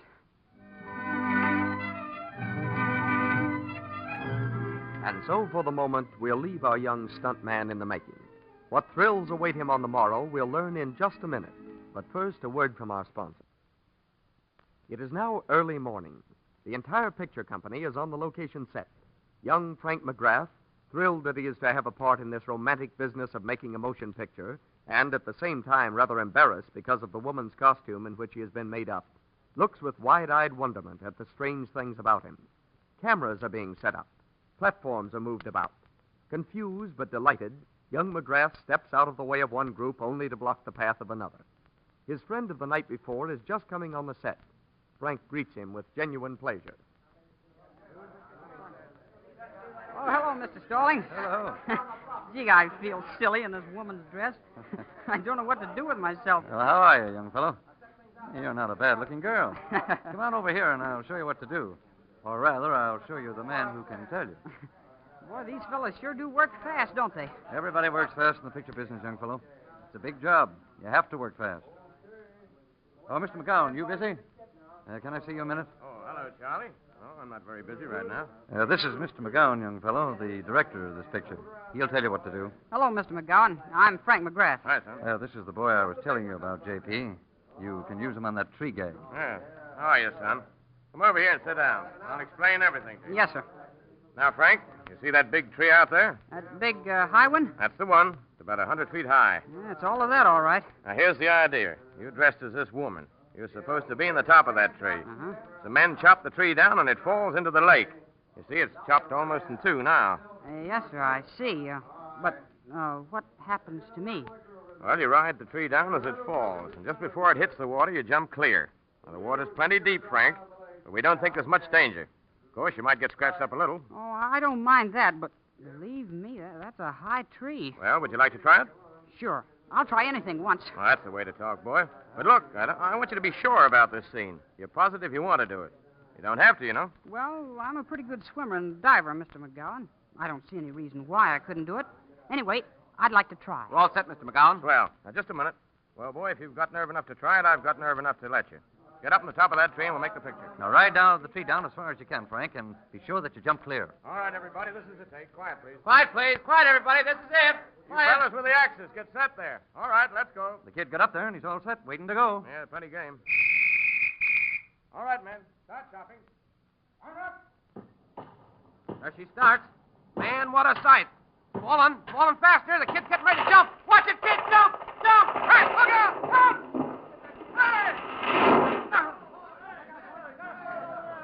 Hey, he fell in the water and he's not coming up. Get in that lake, man. Get him out before he drowns. Hey, come on. Get him over here. The lifeguards got him. They're bringing him out. Are you all right, son? Are you hurt? Yes, sir. I'm all right. I'm not hurt, sir. But one of those big limbs missed my head about an inch.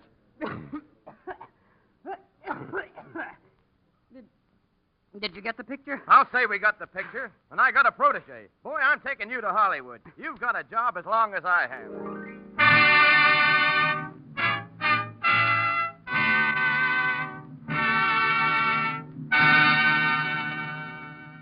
Ladies and gentlemen, it is our pleasure to present in person Frank McGrath, whose true experiences of entering the movies and becoming a picture stuntman have just been dramatized. Frank McGrath, interviewed by Hal Stiles. Well, Frank, that was a splendid story, and you've actually been in pictures ever since. That's right, to this very day. Well, tell me, what is your job now? I do all of Warner Baxter's stunts. In fact, I have a contract with him for 7 years. We're signed with 20th Century Fox. Well, it was certainly a lucky night for you when you walked into that little cafe. It certainly was. Things have been breaking for me ever since. I couldn't have a kick coming. Well, now that's fine. And I understand you've been offered several good parts in pictures. What about that? Oh, I've been offered a few, but I'd rather stay more or less in the background and just work with Mr. Baxter. Well, Frank, we've enjoyed your story more than we can possibly say, and I believe it's an inspiration to many young fellows who would like to come to Hollywood and perhaps duplicate your success. My advice to them is to stay at home. The odds are much against them here. Well, I can understand that, too. At any rate, on behalf of our listeners, I want to thank you sincerely for coming here, and I know that everyone joins me in hoping that we may have you on this program again very soon. Goodbye, old man, and may your good luck continue.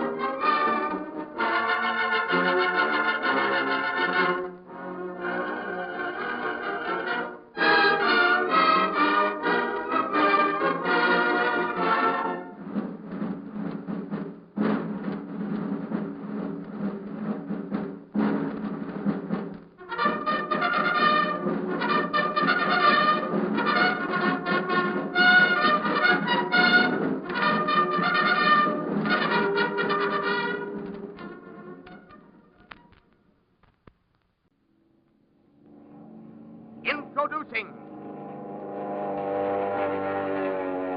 the Daredevils of Hollywood. All right, everybody. A man's life depends on your teamwork. Now on your toes. Well, hello, Raymond. hello. Say, we're about ready for your scene. What's it all about? Well, you're driving that car over there, and as you approach the drawbridge, it starts to go up. Very interesting. Then what happened? Well, you're climbing along about 70 miles an hour. So you break through the stop gates and go right on out onto the bridge. Oh, it gets more interesting all along. Go ahead. This bridge, you see, it parks in the middle. And when you get to the opening, you just sail on across. I see. How wide will the opening be when I get there? It'll be about 15 feet. Well, that's okay with me. I'll stand by for your signal. All right, everybody. Here we go.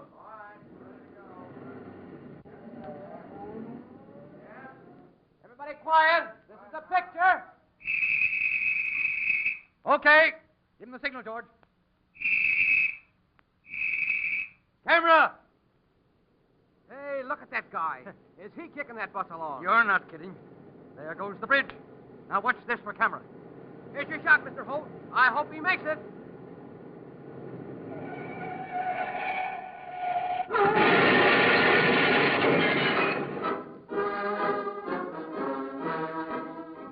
From Hollywood, the motion picture capital of the world, we bring you the thrilling true life experiences of those men behind the scenes. Those daring unsung heroes whose breathtaking adventures on the screen have thrilled millions, whose daily jobs bring them face to face with death. Those men who comprise the strangest fraternity on earth, the Suicide Squad, the movie stuntmen, the Daredevils of Hollywood.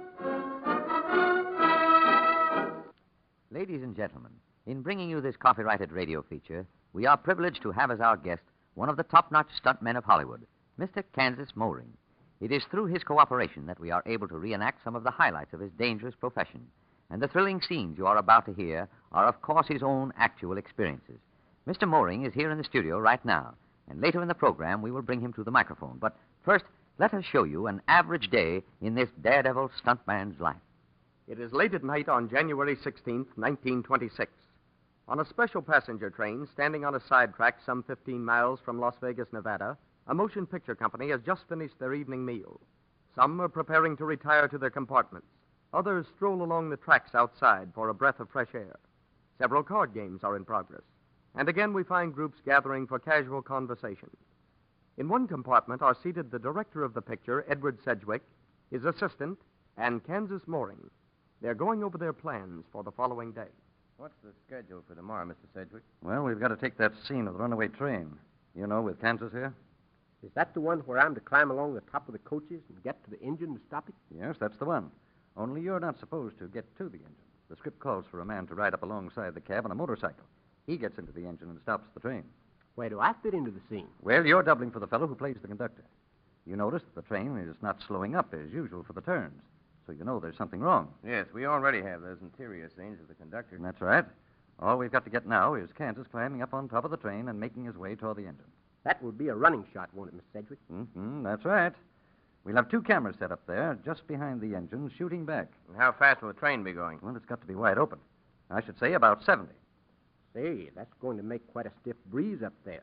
With the train rocking and swaying around those curves and that rounded roof, sounds a little tough. Well, it's not going to be very easy, Kansas, I'll tell you that. Well, that's no novelty. I've never seen one of these train gags yet that was easy.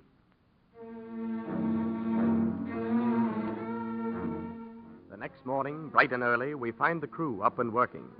A platform just behind the engine is being completed on which will rest the cameras. A survey of the track ahead is being made. Kansas Mowring has just finished an inspection of the car roofs over which he is to go. And now we find him talking with the director. What time have you, Miss Sedgwick? Just 7:30. We ought to be shooting this any minute now. They've just about got that platform finished. Yep, and when we get those cameras set up, we'll be ready. Now, let's see. I'm to make my way along the top of the cars to about the third coach from the engine. Is that right? That's it, Kansas. And that is where the other stuntman gets on from his motorcycle. That'll be about a mile down the track? Yes, just about. So you'd better start crawling up on top when we pass that bridge down there. That'll give you plenty of time. I don't think I'm going to be able to walk very well up there. There's no place for good footing. And the wind will be pretty strong, too. Well, just crawl along on your hands and knees. Take it easy. We'll have plenty of time. Well, I'll stand up and walk, if it's possible. Now, look, Kansas, just to make the shot look good, I'd like you to pretend to slip once or twice. You know, grab one of those metal ventilators and hold on. It'll be a nice little thrill. If this thing works out as I think it will, I won't have to do much pretending. Cameras are all set, Mr. Sedgwick. Anytime you're ready. Good. Well, let's get this shot, Kansas. Right. I'll watch you for the flag signal. Okay, Monty. Let's get up there on the platform. All right. I'm right behind you. That's it. Well, here we are. Well, I guess we're ready. Let's go.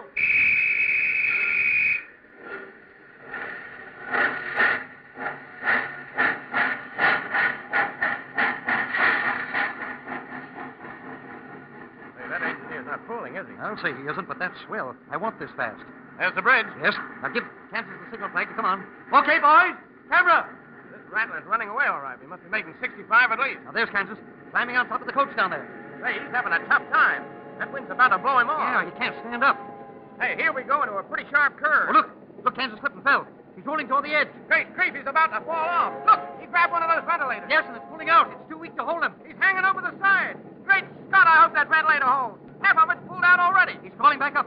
Yep, he made it all right. Oh, boy, that was close. He's coming on down the train. He's going to jump out of the next car. That's all he can do to fight that wind. Here he comes. A perfect jump. Man, what a shot. And here comes the man on the motorcycle. He's getting ready to make the transfer onto the train. Yeah, but look at Kansas. He's crawling on his hands and knees. Oh, here's another one of those curves. Look at that. He almost fell off again. He grabbed another ventilator and it's pulling out, too. He can't have that luck twice in a row. Swing your cameras down and pick up the motorcycle transfer, boys. Come on, Monty. Let's get down there and pull Kansas out of that spot. Come on, let's go. Well, I hope that ventilator will hang out for a few more seconds. Come on, here. He's hanging on over the side. Come on, he's holding on. I guess they completed the transfer. The train's stopping. Yeah, come on, come on. Here we are. Give me your hand, Kansas. That's it. Okay, Mr. Sedgwick. Yes. Let's pull together. All right. That's it. Stop now. Oh, boy. Say, you had a narrow escape there. How do you feel? You were just in time, Mr. Sedgwick. I couldn't have lasted another 10 seconds. Thanks. Thanks a lot.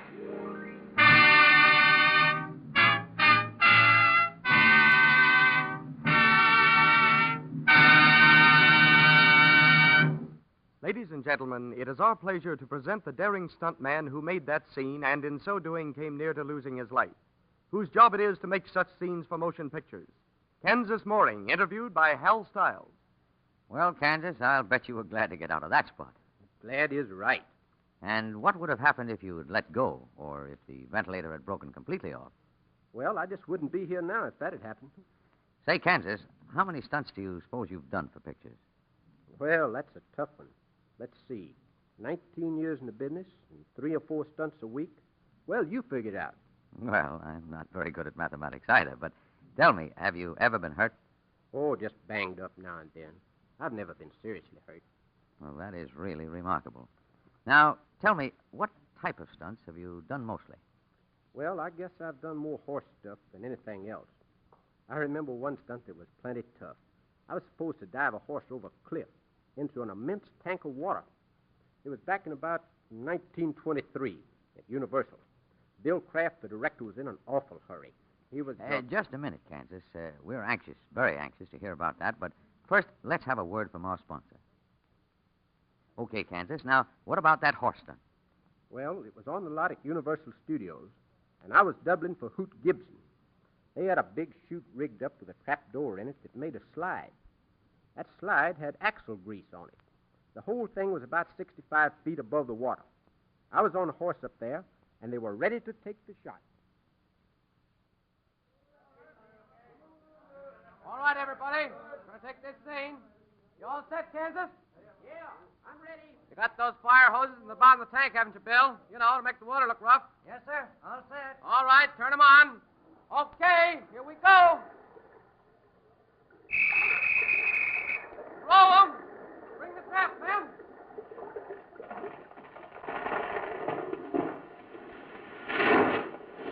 Boy, what a wonderful dive. What's the matter? He's not coming up. All that water's 30 feet deep. Takes a little time. Probably went to the bottom. There he is.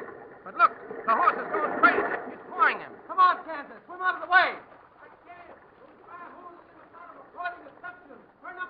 Turn off the water, men. Quick. Good grief, look at that. The horse knocked him out.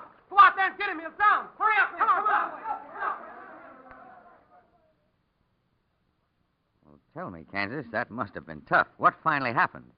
Well, they came out and picked me up, and the horse swam out afterward. I was just about all in. Well, were you unconscious? No, not quite. But I was fighting to keep from passing out, I'll tell you. The horse had pawed me in the face and the chest, and I was hurting pretty badly. But they did get the scene all right. Oh, yes. The director was very well pleased. Well, that's fine. Now, Kansas, what is the main reason that you're in the stunt business? There's only one reason. That's money. Well, that's a very good reason. But, look, just what are your plans for the future? Well, frankly, I have no plans. I just keep on doing what I'm doing. That's good enough for me. Well, I guess that's just about the right attitude to take at that. Then I take it that you like this stunt business. Yes, I get quite a bang out of it. You never know what they'll have you doing next. Well, there's an old saying, you know, nothing like variety. Yes, that's right. Every stunt is different. And by the same token, I suppose everyone has its particular appeal. Well, we've certainly enjoyed your stories, Kansas, and on behalf of our listeners, I want to thank you very sincerely for coming here. I know that everyone joins me in hoping that we may have you on this program again very soon. And so, in the meantime, good luck. Goodbye.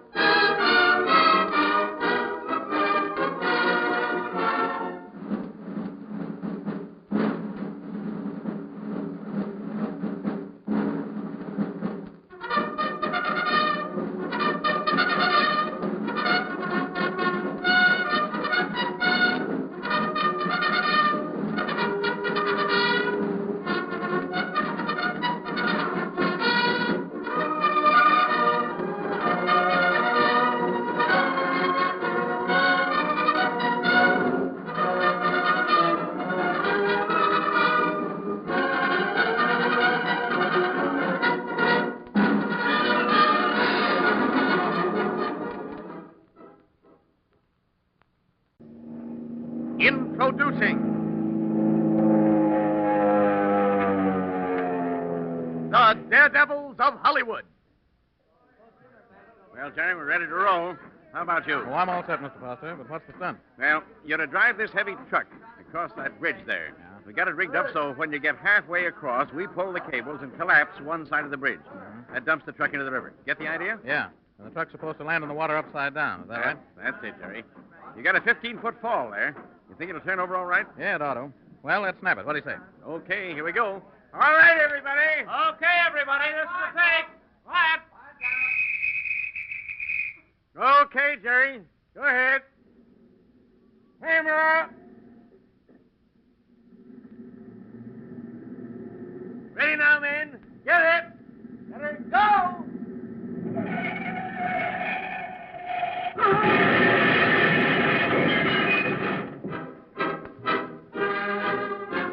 From Hollywood, the motion picture capital of the world, we bring you the thrilling true life experiences of those men behind the scenes. Those daring unsung heroes whose breathtaking adventures on the screen have thrilled millions, whose daily jobs bring them face to face with death. Those men who comprise the strangest fraternity on earth, the Suicide Squad, the movie stuntmen, the Daredevils of Hollywood. Ladies and gentlemen, in bringing you this copyrighted radio feature, we are privileged to have again as our guest not a stunt man, but an ace stunt girl of the movies, Miss Ione Reed. It is through her cooperation that we are able to reenact some of the highlights of her dangerous profession. The thrilling scenes you are about to hear are her own actual experiences. Miss Ione Reed is here in the studio right now, and later in the program, we will bring her to the microphone. But first, let us dramatize for you some of her thrilling experiences. In his office, situated in the administration building of a motion picture studio, sits Lou Green, a director. He is studying a scenario that has just reached his desk. Suddenly, his attention focuses upon one particular page. His assistant, Paul Webb, is just entering. Well, Mr. Green, you look pretty interested there. Must be something good. Oh, hello, Paul. Come on in. Have a seat. I just got the final script for our new picture. Great. When do we start shooting? Next week. Say, that's fast work. What do you think of the script? It's a daisy. Some great stuff here. It won't be one of those super colossal, stupendous epics, but it ought to make swell entertainment. And what type of picture is it? It's a Western. Got some good stunt gags in it. Mm-hmm. That sounds good. Dangerous stuff? Well, you know how stunts are, Paul. Sometimes when things look pretty tough, they work out okay. And sometimes when they look easy, they don't work out so well. Now, here's a stunt in this script that ought to be good. Car careens off a bridge and falls into a lake. Leading woman's supposed to be driving. Well, of course, we'll have to have a man double for him. Oh, no, not necessarily. We can get a stunt girl to do it. Oh, yeah, I know who you mean. Ione Reed. Yeah, now there's a girl who hasn't turned down an assignment yet that I know of. She's plenty capable. Sure she is, and she can take care of herself, too. Yep. Never been hurt that I know of. Now, look, Paul. Stop over to the casting office and have them give Ione a buzz. Might just as well get this stunt stuff lined up. Sure, Mr. Green. Where's the location going to be? Sherwood Lake, north side. Okay, I'll leave a call for Ione. I'll be seeing you. Yep.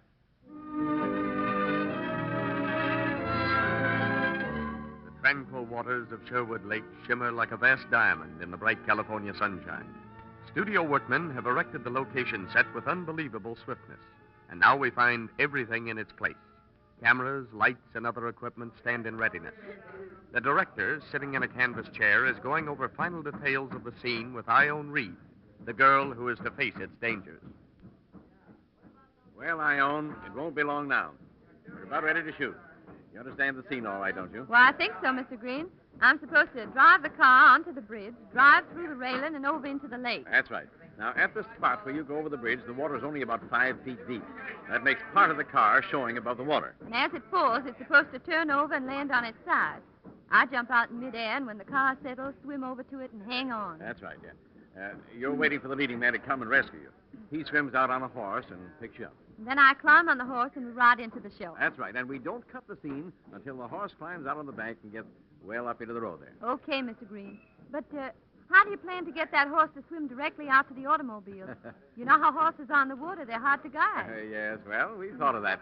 Now, here's the idea. We run some piano wire from the horse's bit to the opposite bank. Oh, I see. Then the horse must follow the wire. Sure, he can't go anywhere else. Well, that ought to work out all right. And, you see, just before he comes out of the water, Jim will cut the wire. We're all set, Mr. Green. Okay, Paul. Well, Ione, are you ready? Sure. Let's get it over with. All right, everybody.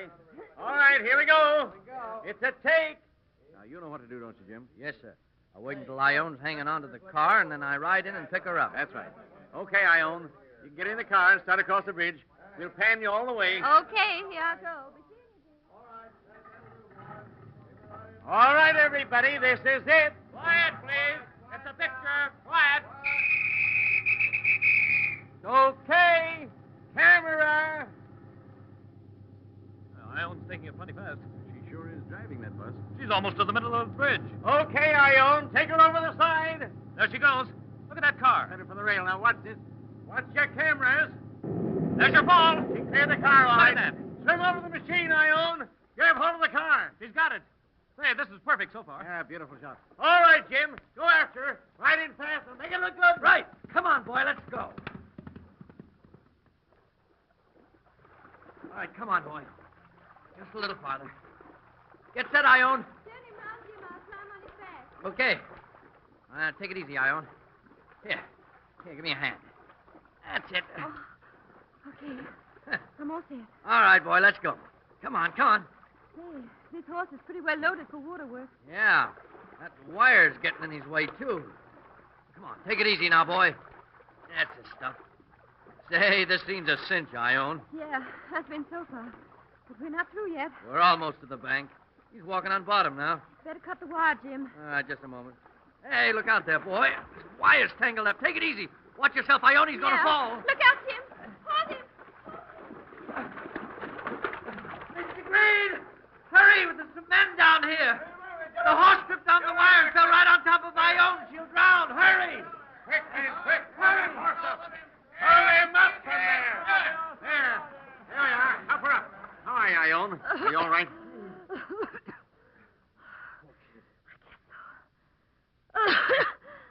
But I got half of this lake in my lungs.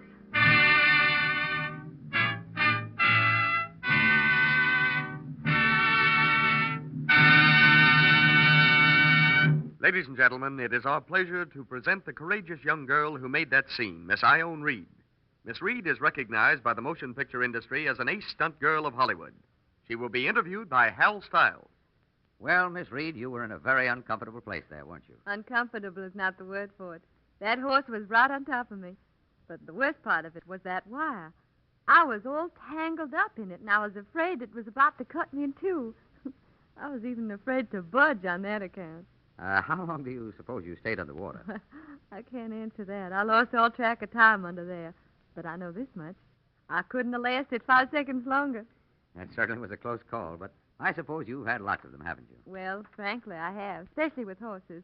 They're funny sometimes. Never can tell what they're going to do. I remember once I missed death by inches.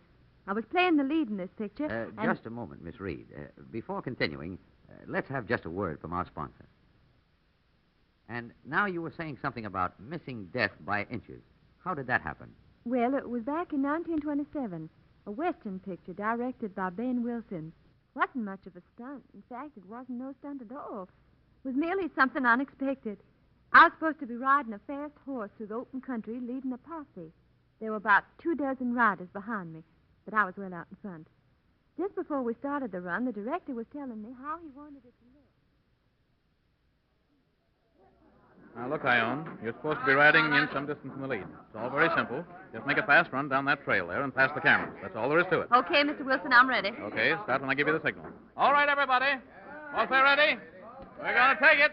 Now watch it. There's a tank. Quiet, please. Quiet. Camera, action. Say, she's got a fast horse there, Mr. Wilson. Don't say he's fast. He's a little nuts, too. Can't tell what that horse is going to do. Look at him go. Hey, look, he's headed straight for those big rocks. Hey, that's not the direction he's supposed to go. Hold him, Ione. Hold him. What's the crazy horse trying to do? Like he's trying to commit suicide. Head him off, man. Catch him. He can't possibly jump those rocks. He's running right smack into him. Hold that horse, Ione. Jump, Ione, jump. Hit him. Look at that. He made a sharp turn there right in front of that rock.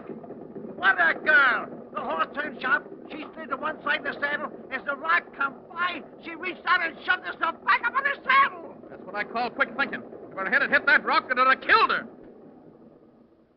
And I agree, Miss Reed. That certainly was quick thinking. Tell me, what do you suppose was the matter with that horse? Well, he just took the bit in his teeth, that's all. But that horse was always a little crazy. I never would ride him again after that. Well, you couldn't be blamed for that. I suppose you had to make that scene over again. Yeah, we did, but I used another horse the second time. Some people seem to be a little skeptical about the danger involved in the making of thrilling scenes. Yeah, I know, and it's really a laugh.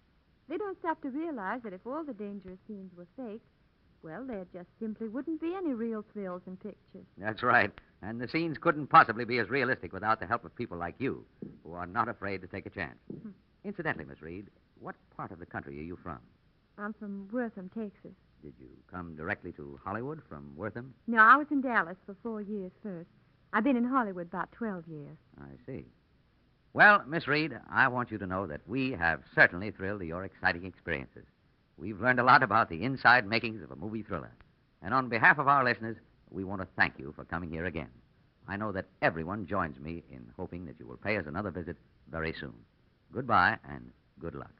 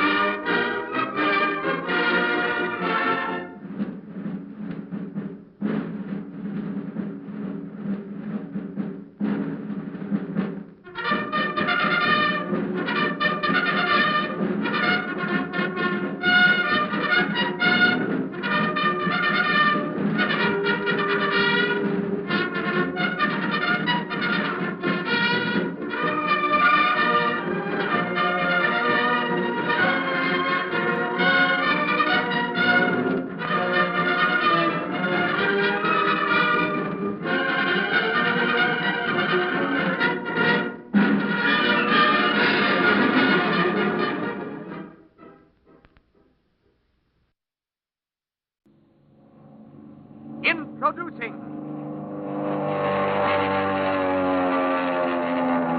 the Daredevils of Hollywood. Okay for camera and sound, Mr. Webster. Good. All right, Hal, now here's the idea. You race the roadster down the street. Swing into the driveway pretty fast, about 45. Go right on through the open doors of the brick garage and plow on through the back wall. Bust the thing up as much as possible. You know what I mean. Sure, leave it to me. I'll tear a hole in that back wall if you can drive a train through. That's the stuff. All right, everybody, this is it. Quiet, everybody. Stand clear. It's a take. Now watch it, everybody. Roll 'em.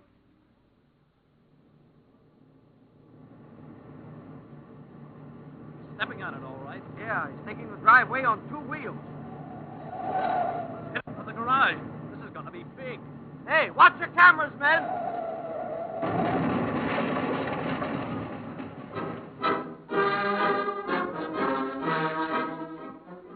From Hollywood, the motion picture capital of the world, we bring you the thrilling, true-life experiences of those men behind the scenes. Those daring, unsung heroes whose breathtaking adventures on the screen have thrilled millions, whose daily jobs bring them face to face with death. Those men who comprise the strangest fraternity on earth, the Suicide Squad, the movie stuntmen, the Daredevils of Hollywood. Ladies and gentlemen, in presenting this copyrighted radio feature, we are privileged to have as our guest one of the top-notch stuntmen of Hollywood, Cecil Kellogg. It is through his cooperation that we are able to reenact some of the highlights of his dangerous profession. The thrilling scenes you are about to hear are his own actual experiences. Mr. Kellogg is here in the studio right now, and later in the program we will bring him to the microphone. But first, come with us as we turn back the calendar and witness some of the thrills which to him are all in a day's work. At a small-town railroad station in Southern California, a special train is just pulling in. It is early morning. The station agent, with wide-eyed interest, watches the unusual passengers alighting from the train. Presently, a well-dressed man approaches him with a friendly greeting. Hello there, Dad. You the station manager? Well, ain't nobody else, son. And I'll bet you them picture fellas is coming on down here, huh? That's right, Dad. You knew we were coming, eh? Oh, sure. The dispatcher called me on the telephone this morning. Gonna make a picture, are you? Yes, that's the general idea. Yeah, say this town's having a real boom. Lots of excitement already. See, we ain't never had a picture made here before. Well, that's good. I hope everyone enjoys it. Oh, by the way, where's the best place to get some breakfast? Well, there ain't but one place, and it's just across the street over there. Oh, I see. Do they serve good food? Well, son, if they don't, just think what I've been going through here for 25 years. I'll bet it's fine. I'll try it anyway. Are you going in for breakfast, Mr. Kimball? Oh, hello, Cecil. I didn't see you. Well, come on. We'll go into this restaurant. I'll go over your script with you while we have breakfast. Good morning, gents. What'll it be this morning? Oh, I think I'll have some ham and eggs. And coffee. Make mine the same, please. 2 orders of ham and eggs. Thank you. Now, here's the idea in a nutshell, Cecil. A passenger train passes the station platform at about 15 miles an hour. I see. And what do I do? You jump onto the train from the platform. Well, that's easy enough. Then you climb up on top of the passenger train. By the time you're up there, she's picked up pretty good speed. And then? Well, now, by this time, the passenger train is pulled alongside a freight train, which is going in the same direction, about the same speed. I get it. They're alongside each other on double track. That's it, exactly. Now, here's what you do. You see, Cecil, this freight train is supposed to be running away. You do a transfer from the passenger train to the freight. I understand. The story is that I get on the freight train and stop it. Is that right? That's the idea. You see, then there's another train coming from the opposite direction on the same track the freight is running on. You're supposed to avert a head-on collision. And thereby save the girl, I suppose. That's right. Well, how does it sound? All right, gents. Here you are. 2 orders ham and eggs. Well, to tell the truth, Mr. Kimball, what the cook just said sounds better to me right now.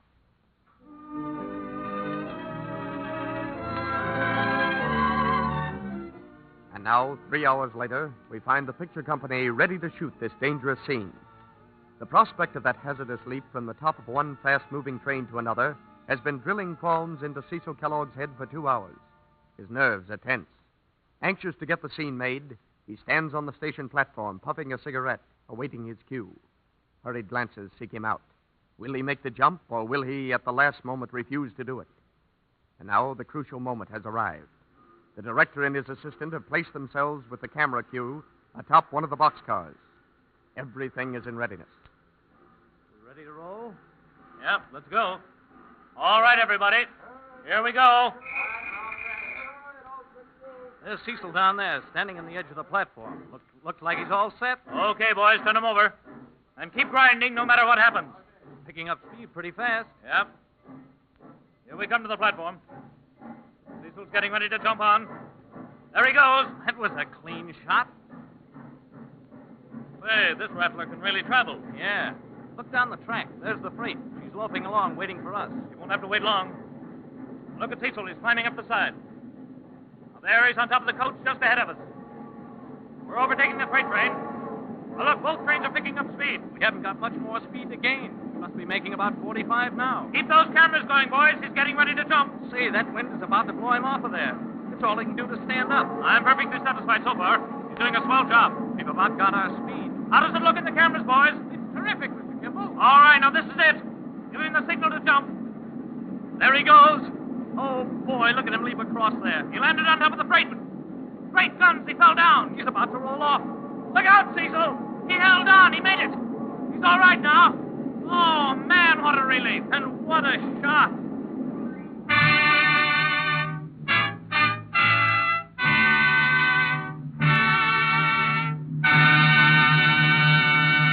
Ladies and gentlemen, it is our pleasure to present the daring stuntman who made that thrilling scene, whose job takes him day after day into the very jaws of death.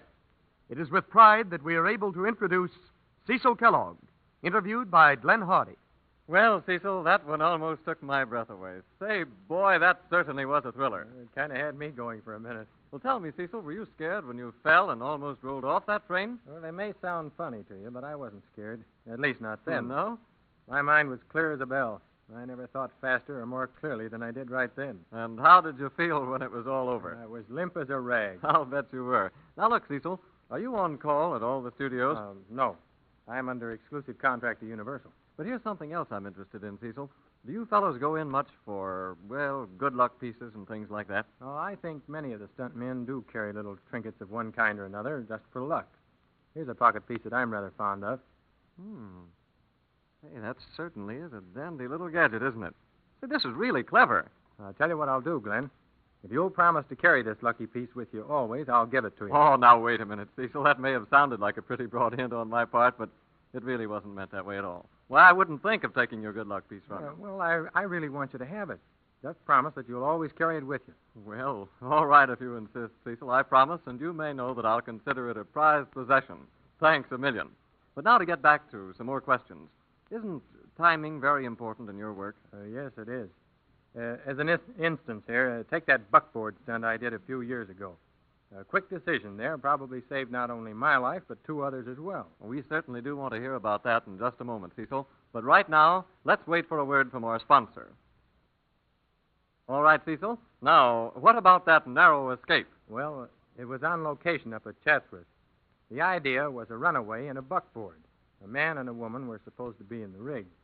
My job was to ride up alongside the team on my horse and do a transfer, get a hold of the reins and stop the team, a rescue. Now, the only horses available that day were a couple of pretty wild ponies that had never been worked before. And I was a little skeptical about the whole thing to begin with. I told the assistant director so. Now, look, Bob, those horses are too frisky for this run. They've never done this sort of thing before. There may be trouble. Oh, I think Charlie can hold them all right. He's a pretty good driver. Besides, there aren't any more horses we can use. Oh, don't you think we'd better wait until tomorrow to make the shot? We can get some other horses in the morning. No, Cecil, it's getting late. We really should get this shot today. Oh, it's okay with me, Mr. Blackwell. I can take care of myself, all right. I was just thinking of the other people. I know, but we have every reason to believe that everything will be okay. Just do your best, Cecil, and give me this shot. Okay, let's go. All right, everybody. This is a take. Quiet, please. This is it. Places. Quiet. Quiet, please. Now, look, Cecil. The rig will be heading for that big hole down there right beside the tree. It's about 7 feet deep. I see. And I stop the runaway horses before they get there, if I'm able. That's it. All right, let's go. Hey, Charlie, hold them back as much as you can. Now, don't give them the line. Okay, Cecil. All right, go ahead, boys. Camera. Say, looks as though Charlie gave them their heads. They're really running away. Yes, I'm afraid Cecil was right. He's having a tough time catching them. But he's gaining on them. They're headed straight for that big hole. Hurry, Cecil. Get up there, boy. He's about to catch him. He's crawling over. There's the transfer. Yes, but he's too late. They're going right into that hole. Good grief, look at that. Watch it, look out!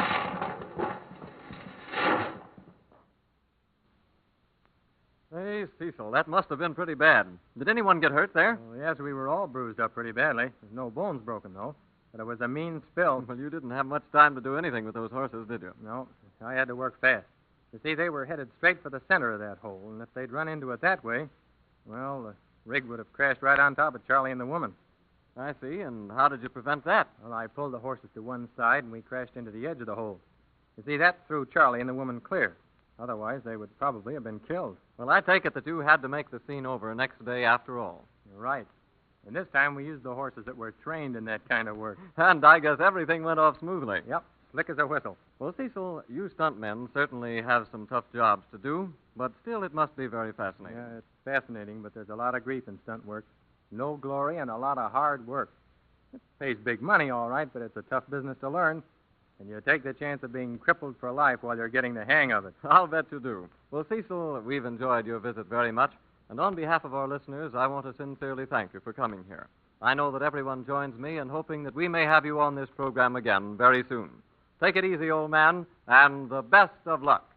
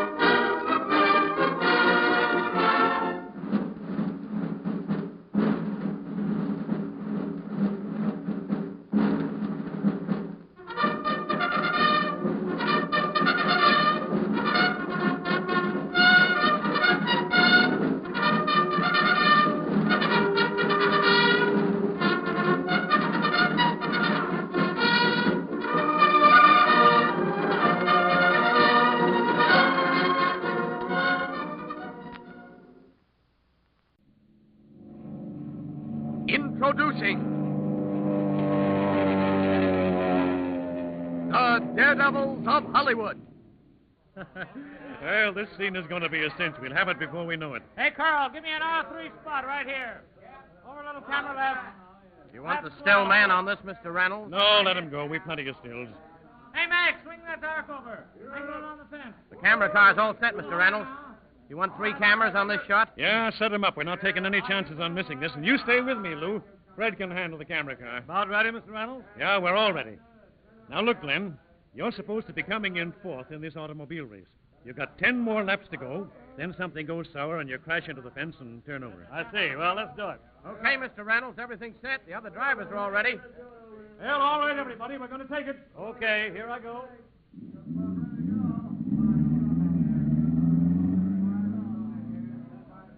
Okay, everybody, get set. Quiet, please. This is the picture. Quiet. Roll 'em. They're coming around pretty fast. Yeah, those are fast cars. Here they come into the stretch. Glenn is in 4th place. All right, give him the signal. Here comes Glenn. Now, watch your cameras. Here's your crash.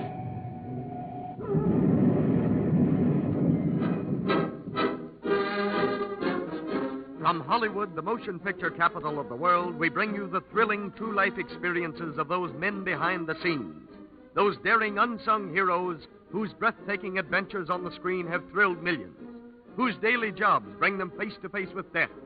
Those men who comprise the strangest fraternity on earth, the Suicide Squad, the movie stuntmen, the Daredevils of Hollywood.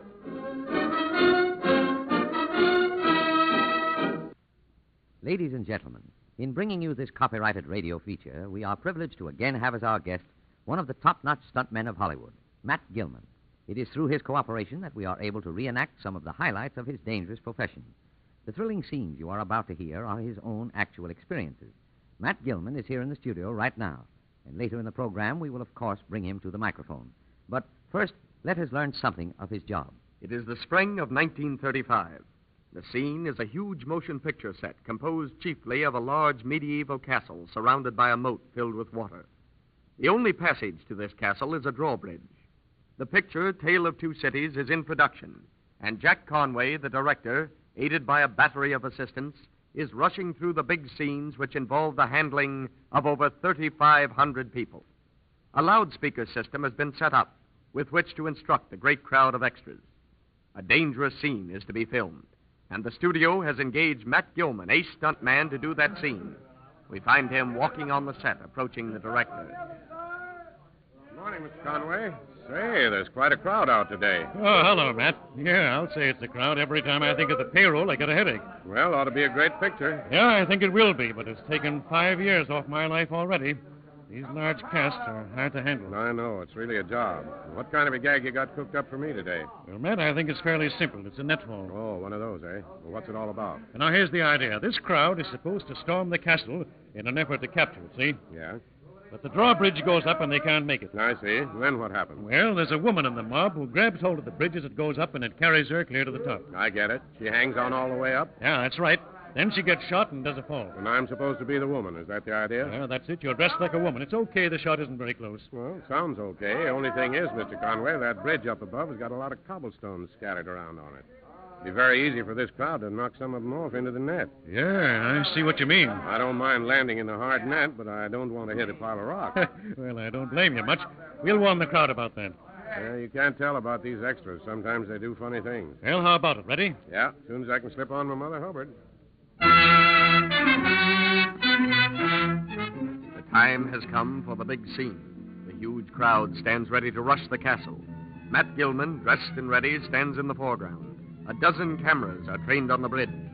The director is giving final instructions. Well, all right, everybody. We're going to take it. Quiet down now. Now, listen. When the bridge starts up, everybody except the stuntman gets off. And he's pulled to the top, and then he falls. Everything's ready, Mr. Conway. Okay, here we go. Roll 'em. Action! Hey, this is tremendous. Yeah, you bet it is. Say, look at him rush onto that bridge. There it goes. It's going up. They're all getting off. Yeah, all but Matt, and he's hanging on the edge. He's really going to have a drop there. Hey, look, there's a big rock in the net. There he goes. He's falling. Oh, he landed right on that rock cut. Come on, Mr. Conway. I think he's hurt. He couldn't be anything else. Matt, old man. How are you, Matt? Are you okay? I guess so. My shoulder hurts a little. How was the shot? Well, it was pretty fair, Matt, but I'm afraid we'll have to take it again. Okay, but if somebody kicks a rock into that net this time, I'm going to break his neck.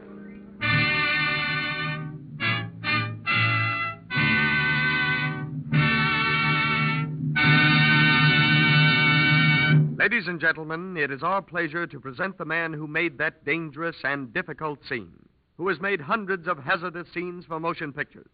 Matt Gilman, interviewed by Hal Stiles. Well, Matt, it seems that your hunch worked out after all.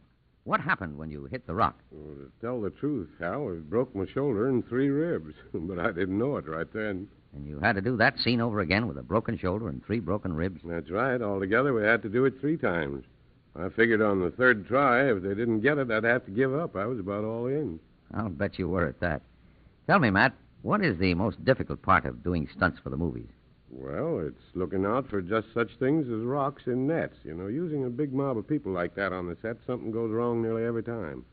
Must have been a rather helpless feeling when you looked down there as you fell and saw that big rock. Yes, it was, but there wasn't anything I could do about it. Say, Matt, how many stunts have you done for pictures? Oh, I really couldn't answer that, but just guessing at it, I'd say over 1,000. That's a lot of times to cheat death. How do you feel about it now? Do you think it'll ever catch up with you? Well, there's another one I can't answer. I simply don't know.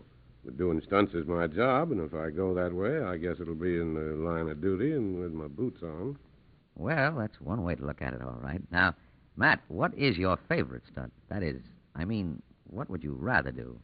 Well, it really doesn't make much difference as long as the dough is there. But I guess I like automobile stuff better than anything else. You mean smashing up cars, turning them over, and things like that? Yeah, that's the idea. See, I get a real boot out of that. I remember once two of us turned a milk truck over, and it was kind of funny the way it turned out, but it looked bad for a minute. It was on a lot over at MGM, and I was telling the other stuntman about... Say, Matt, just a minute. Before we hear about that, suppose we have just a word from our sponsor. All right, Matt. Now, what about that milk truck upset? Well, it was one of these trucks that you drive while standing on the running board, you know. We loaded the top with about 1,500 pounds of iron so it'd tip over easy. They were just flat iron slabs. And Earl Taggart, the director, was lining up the shot. Let me have a look through that camera, Joe. Yeah, that's okay. All right, how about it, everybody? All set, Mr. Taggart. Good. Now, look, Matt. You and Chick Collins are coming down the street in the milk truck. You make the corner too fast. You got the idea? Yeah, and she flops over on her side? That's it. We're making about 30 miles an hour. Well, at least we'll have it wide open. That car won't make much over 30. No, I don't imagine it will, but make it look just as good as you can. Say, Mr. Taggart, you'd better get all those people out of the street. You know, when she turns over, all those iron slabs in the top will probably fly in every direction. Yes, you're right. Hey, Phil, get those people back. Get them back up there on the sidewalk.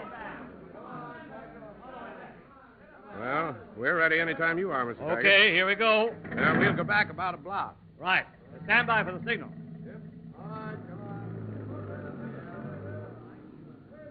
All right, everybody, this is it. Quiet, please. It's a take. Places. Everybody in your places. Okay, Joe, give them the signal. Well, they didn't waste any time getting started. Yeah, that milk truck has quite a pickup. Hey, I didn't know those things would run that fast. Neither did I. They're making well over 30. Okay, camera. Get back on the sidewalk there, all you people. Those guys are stepping on it, all right. This ought to be good. Here they come. Now watch your cameras, boys. For the love of Mike, look at them take that corner. Here they go. Now get this.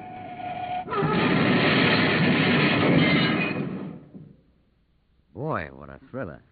Tell me, Matt, what happened? Did anyone get hurt? No, but believe me, if those extras hadn't been off the street, those iron slabs would have raised plenty of havoc. I'd say it was a good thing you thought of those people. Well, a stuntman gets into the habit of looking for bugs just before he does a stunt, if you know what I mean. You mean he looks for possible accidents? Yeah. You see, these iron slabs were just put in the top loose, and a piece of canvas was stretched over them. I figured they'd scatter in all directions when she turned over. And how did you stuntmen come out? Oh, we were okay. Of course, we got covered with milk, and Chick Collins thought his foot was cut off, but it was only a slight gash.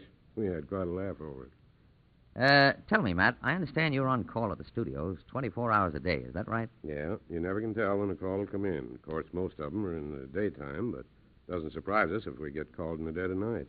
Is that so? Hmm. Well, now, here's another thing. What do you charge to do a dangerous stunt? Well, that all depends. Depends on what? Well, it works out something like this. You see, I figure what my chances are to walk away from it, that is, to do the stunt without getting killed or hurt. Then I make my price according to those chances. Oh, I see. Well, now, I understand that quite a number of men have been killed in this business. What about that? Yes, there have been several hundred killed in stunts in the last 20 years, but most of them were not experienced stuntmen. They weren't really capable of doing the work. And, too, sometimes a script writer will figure out a stunt that isn't practical, impossible. Oh, yeah. Good stuntmen must be able to tell what can be done and what can't. Well, Matt, that's very interesting indeed, and you have certainly entertained us with your thrilling experiences. To say the least, your profession is unique. And now, on behalf of our listeners, I want to sincerely thank you for coming here, and I know that everyone joins me in hoping that we may have you on this program again very soon. So, until then, goodbye, old fellow, and the very best of luck.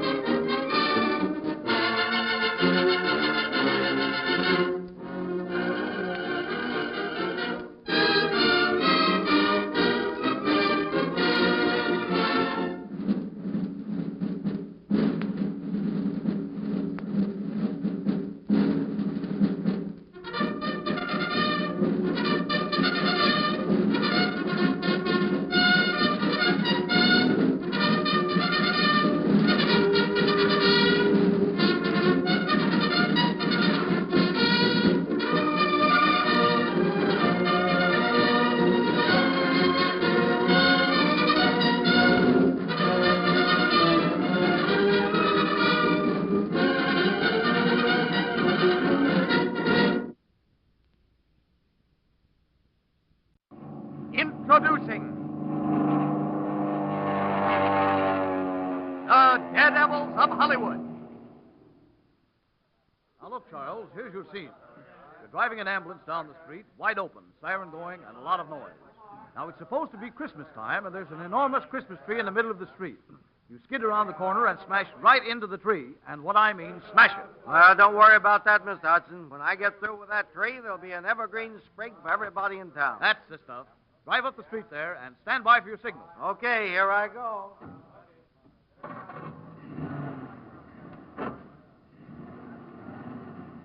All right, Mr. Hudson, everything's ready. Good.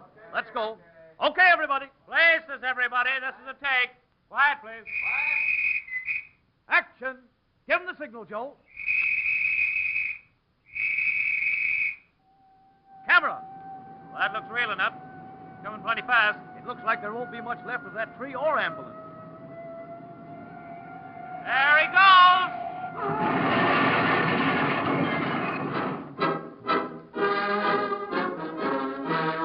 From Hollywood, the motion picture capital of the world, we bring you the thrilling true life experiences of those men behind the scenes.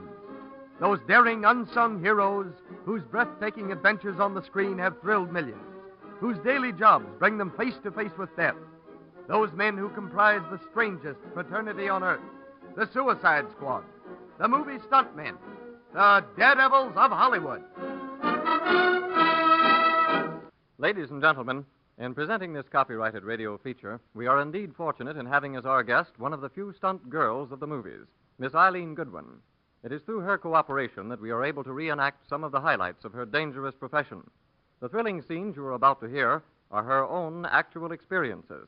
Miss Goodwin is here in the studio right now, and later in the program we will bring her to the microphone. But first, let's look in on a typical routine day in the life of this charming and attractive young woman. It is a damp, chilly morning in 1933.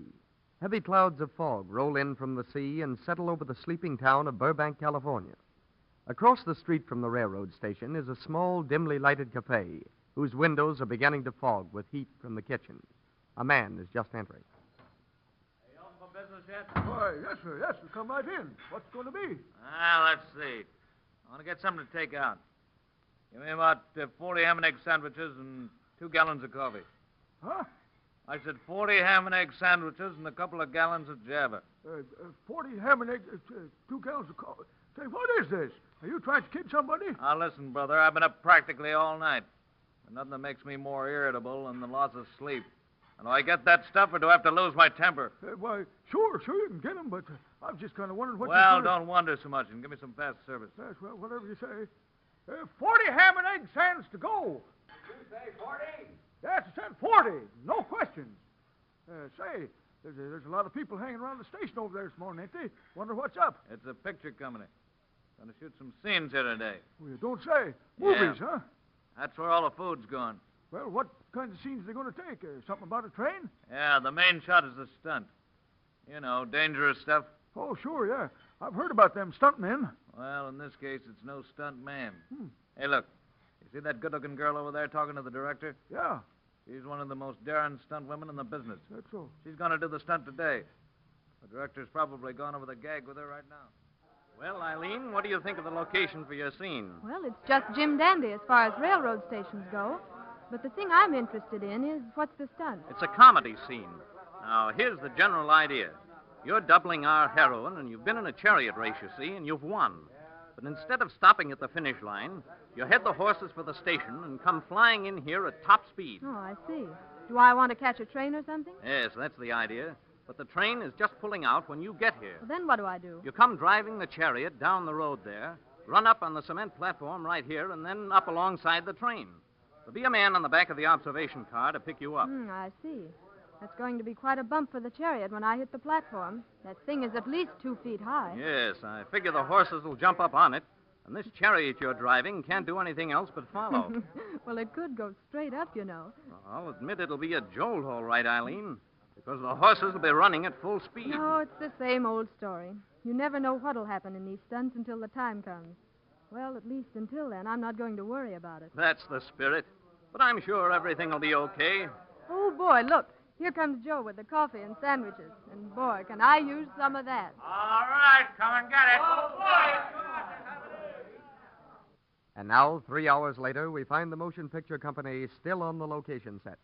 Several minor scenes have already been taken, and now time for the thrilling chariot run is at hand.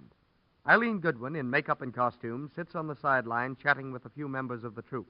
Matt Ross, the director, is just approaching. Well, folks, we've got one more scene and we're through. How about it, Eileen? Are you all set? I've been ready for hours, Mr. Ross. The sooner, the better. Good. Get in the chariot and drive down to the bend in the road there, Eileen. I'll give you a signal of 2 whistles to start your run. And remember, give it all you've got. Okay, but I'm still worried about that platform. It's going to be a real bump. Well, I'll be seeing you. Make it good.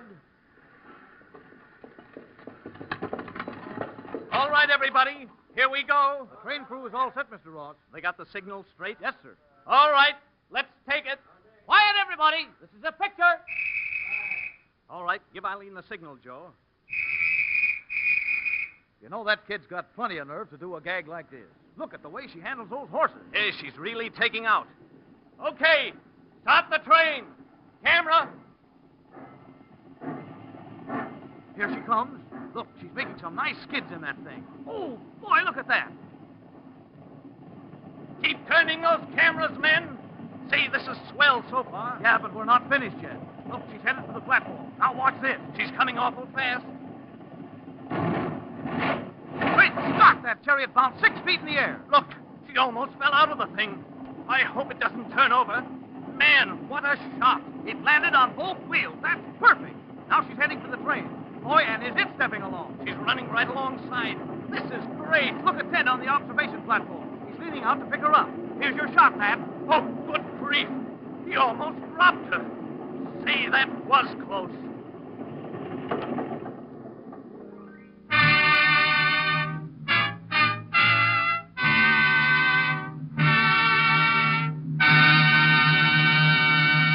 Ladies and gentlemen, it is our pleasure to present the fearless young girl who made that scene, whose career in motion pictures has been built on her ability to face great danger calmly. Miss Eileen Goodwin, interviewed by Glenn Hardy. Well, Miss Goodwin, that was certainly a thrill. Well, thrilling is a mild word, Mr. Hardy. I can imagine it is. But tell me, how did you happen to get started doing stunts for the movies? I was once in vaudeville, and finally I came to Hollywood and began working in pictures. You know, bits and extra work. Yes? Well, the stunts just followed as a matter of course. They were simple things at first. And finally, I was doing all kinds of stunts. I see. Miss Goodwin, what stars have you doubled for in stunt work? Well, let me see. Irene Dunn and Claudette Colbert, Margaret Lindsay, Patsy Kelly, Marlena Dietrich, Ida Lupino, and quite a few more. Do you have a contract with any certain studio? Well, no, I'm on call at all of them. I'm freelancing at present. You know, except for your dark hair, you'd look very much like Jean Parker. Did you ever double for her? Yes, I did once, and it was quite a thrill, too. Well, could we persuade you to tell us about it? Oh, I'd be glad to. That's fine, Miss Goodwin. We're very anxious to hear about it, but first, I know you won't mind if we pause for just a word from our sponsor. All right, now, Miss Goodwin, what about the time you doubled for Jean Parker? Well, it was in 1935, an MGM picture directed by David Butler. I had to fall from a fire escape on the 3rd floor of a building. Hey, that was some assignment. Well, it developed later that it truly was. I was to fall and land in a net.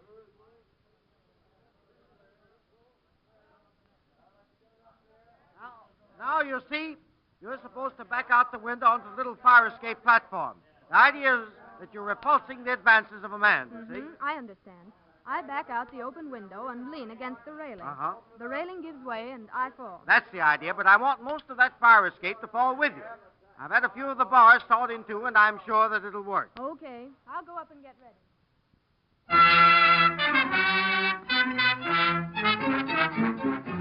20 minutes have elapsed. Time for the dangerous scene is at hand. All eyes are glued to the 3rd-story fire escape with this thought predominant. A slip will cost a life. Okay, ready, everybody? This is a take. Quiet, please. This is it. All right. Places. Turn him over. Speed. Okay, go ahead, Miss Goodwin. There she is, backing out good. Nice and slow. Yes, there she is on the platform. Well, here's your scene. Couldn't ask for better than that, Dave. Oh, that's great. Cut! She made a perfect landing in the net. Great Scott, look out! The whole fire escape is about to fall.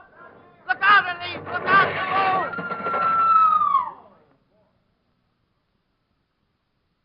Whoa! Well, that was a narrow escape, Miss Goodwin, and I'd say you were pretty lucky.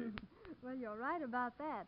That fire escape missed me by about a half an inch. Luck is all that saved me there. Well, how did you manage to get out of the way of that falling iron? I looked up just in time to see it coming and made a dive clear. Say, tell me, have you ever been injured while doing stunts for the movies? Oh, yes, a few times, but not ever very seriously. Well, let's hope that your good luck continues. By the way, may I ask what you plan to do in the future? Are you going to stick to the stunt business? Well, who knows?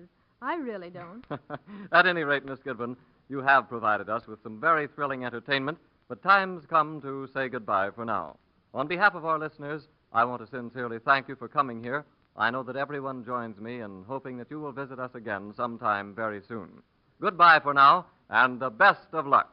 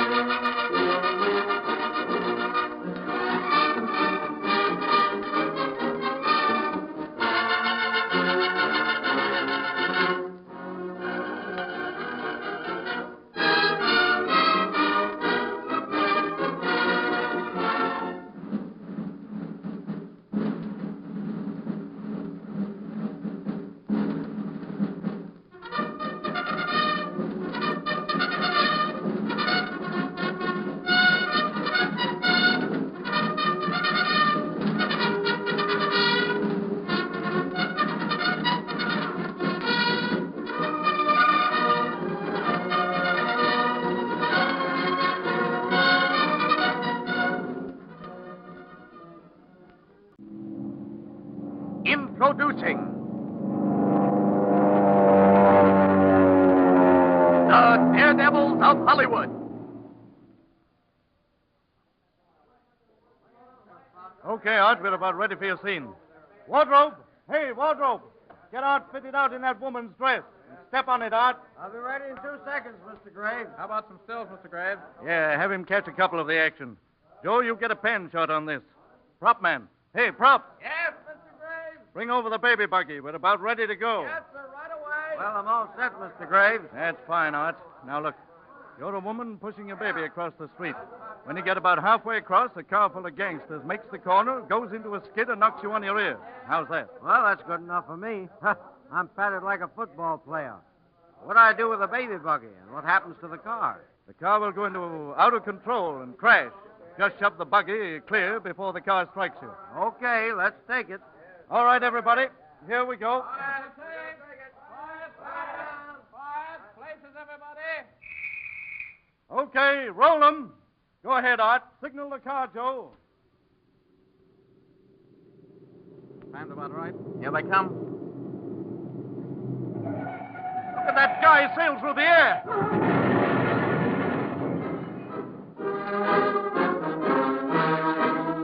From Hollywood, the motion picture capital of the world, we bring you the thrilling true life experiences of those men behind the scenes.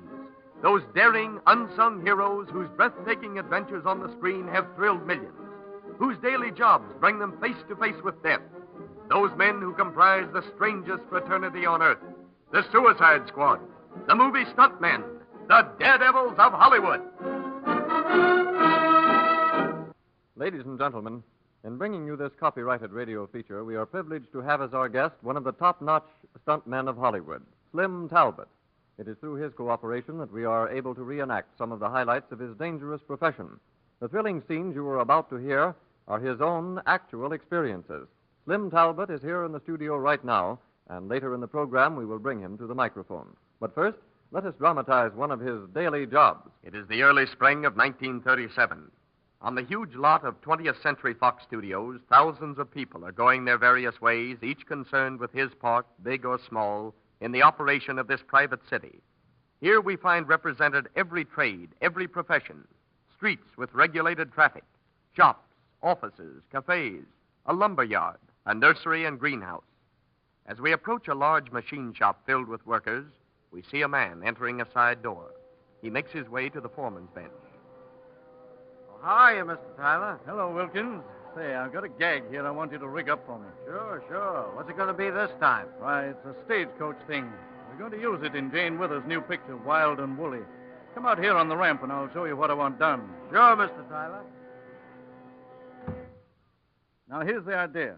We want a gadget that we can trip that will throw off both rear wheels, at the same time. Yeah, I see. And you'd better put a couple of rollers on the axle so the thing will be easy to handle. You see, the coach will be running pretty fast when those wheels come off. Okay, Mr. Tyler. I'll have it fixed up for you. When can I get it? Well, it'll be ready first thing in the morning. That'll be swell. And look, Wilkins, if necessary, keep a couple of boys on it tonight. We've got to have it in the morning without fail. Yes, sir. I'll see that it's done. Oh, by the way, who's going to drive this thing? Why, we've hired a stuntman to do it, Slim Talbot. He'll be doubling for Lon Chaney, Jr. It's quite a gag, all right. Well, I'll be seeing you, Wilkins, and don't let down on that. No, sir. I sure won't. So long, Mr. Tyler.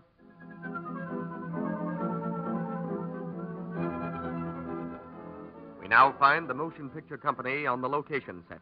The scene is the Sherwood Forest near Hollywood. A winding dirt road leads down its steep hill and loses itself in a maze of woods. At the foot of this hill, we find a score of men busily engaged in setting up and adjusting the equipment. Lounging comfortably in portable chairs, Slim Talbot and the director are making their final plans for the scene. Well, Slim, we'll get you spilled first. Then we can spend the rest of the day making those runs. Say, there are 4 good-looking horses hitched to that coach. Yeah, and they're plenty fast, too. Yeah, that reminds me. Has that coach got any brakes? Yeah, it's got them, but they don't work very good. We're all set for the stagecoach shot, Mr. Kruger. Good. I'll be right there. Now, look, Slim. When you come over the hill, make it look good. Swerve a little. Skid the back end around on the turn. Throw up a lot of dust. You know, the old pepper. Sure, I'll put plenty of pep in it. We'll be penning you all the way down the hill. Drop the wheels right at the foot of the slope and slide out of the scene. I've got a couple of pickup men down the road there to stop the horses if they happen to act up. Okay. Well, let's take it. Seats up in the air a ways, eh? Yeah. Whoa, there. Take it easy, boys. Okay, Mr. Kruger, give me 2 whistles when you want me to start. Okay, Slim. All right, everybody. Get set for a take. Move your mic boom in a little closer, Johnny. Drop it. Hey, Harry, heat up that hill a little. Angle of silver right in there. Give me the hot side. It's dark under those trees. You want a pan shot in this, don't you, Mr. Kruger? Yeah, all 3 cameras. Well, how about it, everybody? Camera all set? Okay here, Mr. Kruger. Okay for sound? Okay, this is it. Quiet, everybody. This is the picture. Quiet, please. All right, start 'em turning. Give Slim 2 whistles, Johnny. Yeah, I can hear him coming already. There he comes over the hill. And is he coming? Look at those horses run. Now keep those cameras going. Look at that thing rock. This is great so far. Boy, watch that back end swing. He's really stepping on it. Look at that.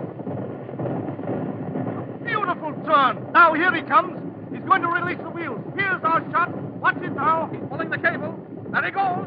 Holy! Stop! Look at that. The coach is turning over.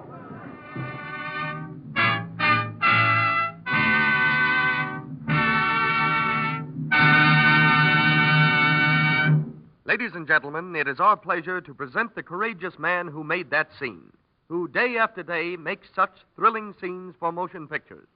Slim Talbot, interviewed by Glenn Hardy. Slim, that was some spill, all right. Yeah, and it made a swell picture, too. And you didn't have to do it over again? Yeah, I had to do it again. You see, they only photographed the upset by force of habit. The story we were filming at the time called for just the wheels coming off, so the next time, that's all that happened. Well, now, Slim, here's a question that you might think silly, but I have a reason for asking it. How do you happen to be in the stunt business? Do you enjoy the thrill of danger, or just what is it? Well, to tell you the truth, the only thing I like about the stunt racket is the money. That's what I enjoy. I see. And I guess that's a good reason. Now, look, Slim, just before we went on the air, you were telling me about something that happened over on Hollywood Boulevard. Oh, yes. You mean about falling out of that speeding car? Yeah, that's the stunt. I see our producer has dramatized it. Do you mind if we put it on? It's okay with me. Fine. Ladies and gentlemen, We will present another thrilling dramatization in just a moment. But first, a word from our sponsor. Okay, Frank, will you set the scene, please? It is a summer day in 1933. The Universal Studio is making a picture called They Had to Get Married with Slim Somerville and Zazu Pitts. Arrangements have been made with the police department to race two automobiles up Hollywood Boulevard at 65 miles an hour. There is considerable traffic on the wide street, and at a point where the run is to begin, we find people attracted by the movie equipment being urged by policemen to move on. Okay, you fellas on the camera car. Are you all set? We've got to change the lens on the camera, Mr. Kellogg. We'll be ready in a minute. All right. Now, look, Talbot. You're standing on the running board of this car. It overtakes the other one. And when you get up alongside, you do a transfer. You get the idea? Yeah. Now, these bozos in the other car push me off, and I do a fall in the street. That's right. We'll be right behind you in the camera car. And for Pete's sake, watch that traffic. Don't get run over. Well, those motor cops will spread the traffic pretty well. They'll be just ahead of us making a hole. Yeah, we're lucky to have their cooperation. It's mighty nice of them. Okay, Mr. Kellogg. We're all set. Swell. Here we go. On your toes now, everybody. We'll be shooting all the way down, so you can do your transfer when you get up enough speed. But, Talbot, wait until you're making about 65, will you? Okay, Mr. Kellogg. Well, take her off, Del. Okay, Don. Now let's get going.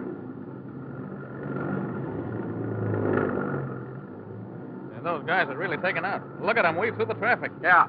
It's okay. Stay right on their tails, Don. All right. Start turning those cameras. Watch them go around that streetcar there, look. Slim's getting ready to make the change. Pull up a little closer, Don. He's on the running board. There he goes. He made it. Now they're going to push him off. Watch this. Watch it. Good grief, they've got that tub wide open. There he goes. Look at that guy turn flips. Stop this car. Look out. You run him over.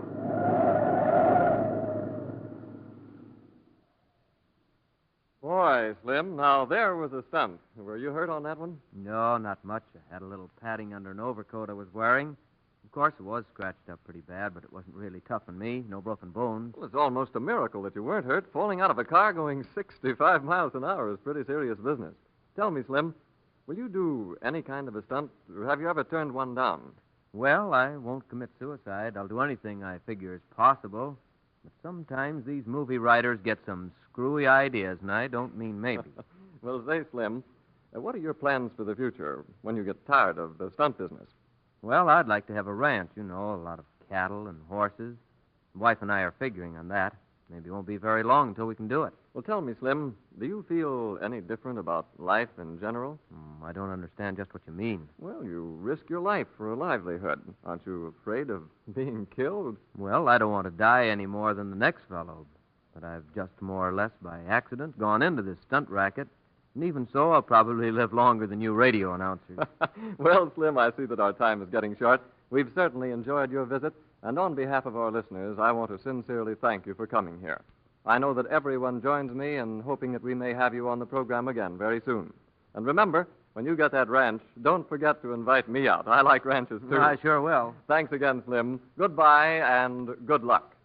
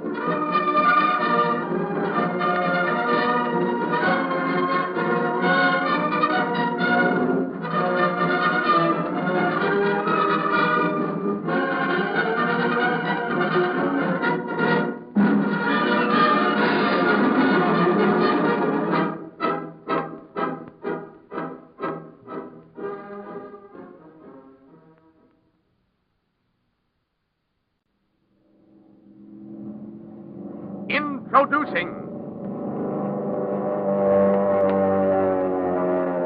the Daredevils of Hollywood. Are you about ready to go, Mr. Hawkins? Yeah, almost, Phil. Now, look, here's your scene. You're doubling for the comedian. You're supposed to be up on top of that barn. Mike drives the tractor across the barnyard and drives into the barn and tears it down. See what I mean? Yeah, the barn folds up, and I ride down with it. Is that it? Right. But stay out of the way of that tractor. I'll see to that, all right. Well, here we go. Get up there now, Phil. All right, everybody, this is the thing. Quiet, everybody. Quiet, please. Places. Take your places. You all set, Phil? Okay, Mr. Hawkins. He's headed for the barn. There he goes. This is going to be terrific. Look at that.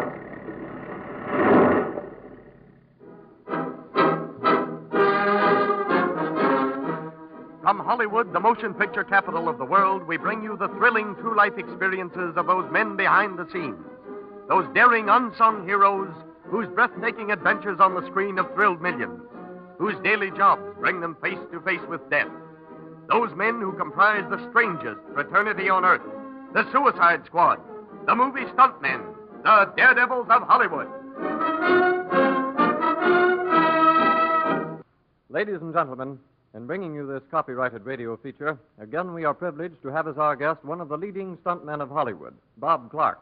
It is through his cooperation that we are able to reenact some of the highlights of his dangerous profession. Bob Clark is here in the studio right now, and later in the program we will bring him to the microphone. But first, let us show you an average working day in his life. It is in the spring of 1929. Several studio trucks are unloading huge reflectors, lights, cameras, and other movie-making equipment at the Western Avenue Airport in Los Angeles. On the runway stands an airplane.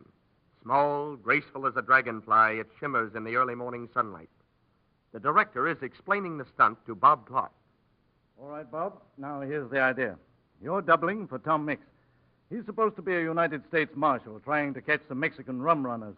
They're flying contraband over the border, you see? Yeah, I see. Now, Mix has spotted the place where they're going to take off with a load. Your job is to ride Tony, Tom's horse, up alongside the plane as it starts down the runway. Grab onto the wing and crawl into the front cockpit. I get it. A transfer from the horse to the plane, eh? Yes, but that's not all. Now, the plane gets up about 2,000 feet, and according to the story, the heavy tries to dump you out. He does a lot of stunts, I suppose. That's it. He does everything he can think of, and finally turns the ship upside down. There's some ropes in the cockpit for you to hang on to. I see. And then what happens? Well, when he realizes that he can't dump you out, he decides to bail out and leave you stranded in the plane. Some story, eh? Yeah, it's a peach. Now, listen. You see what he's up to. So you climb out and grab him from behind. You're both standing on the wing. He'll be wearing a special harness for you to hold on to. This is getting very interesting. What happens next? Well, you start fighting there on the wing. He's wearing a parachute, but you're not. Finally, both of you fall off into space. The chute opens, and the fight continues all the way down. Gee, that's great. But what happens to the ship? It crashes out of control, and we hope it'll crash in some nice open space. Well, Mr. Willis, that's all practical and can be done except for one thing. Yes? What's that? An ordinary parachute is not enough protection for two men. The landing on the ground would be equivalent to a jump off a three-story building. Well, Bob, we thought of that, too. There'll be a huge net stretched between two cliffs at the point where you drop. It's about 30 feet high and plenty large enough to catch you. That makes it perfect. All we have to do is to hit the net exactly at the same instant. Falling from that height, if one man hit before the other, the rebound would be terrific. It's a big job, Bob, but if it can be done, I know you can do it. Thanks, and I'll certainly try. Thus was planned one of the most dangerous and difficult stunts that was ever filmed. It is now 3 hours later. The scene is a beautiful valley surrounded by high cliffs. Members of the picture company, under a veneer of wisecracking and cynical remarks, betray even to each other their anxiety about the coming scene. Every eye is on Bob Clark as he inspects the net, the plane, and the parachute. Every thought centers on the possibility of some mishap, some slight error which could result in death. Finally comes the sharp command of the director. All right, everybody. We're ready to go. Are you all set with the camera planes, Bill? All set, Mr. Willis. How about the cameras on the ground? They're ready. Okay, Bob. Get in your horse. We'll take it. Now watch that net. Be sure you hit it. Yes, sir. I'll be seeing you. All right, boys. Crank up the ship and get ready to take off.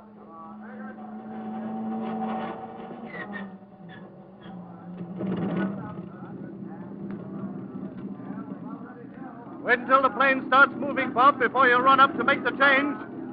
Okay, here we go. This is it. Now watch it, everybody. Okay, go ahead.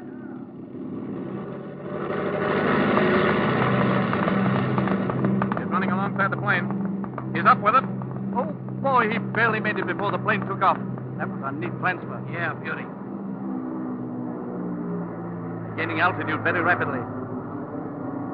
Keep him in those cameras, boys. He's beginning to stun it. Look at that loop. Those sharp turns.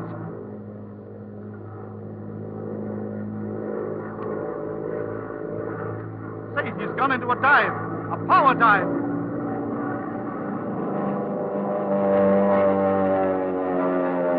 What a beauty! Oh, what a scene. I thought the wings would break off. He pulled out just in time. He's going back up. Look at that ship climb. Watch him. He turned upside down. He's climbing upside down. Now he's straightened up. He's climbing out on the wing. Oh, man, this is perfect so far. And there goes Bob out and after. They're fighting on the wing. Look at the ship wobble. She's about to slip. They're right over the net. There they go. Look at them drop. That's marvelous. Watch that parachute open up. And look at those guys fight. Well, you can even see them hit each other. Look! The wind's blowing them to one side.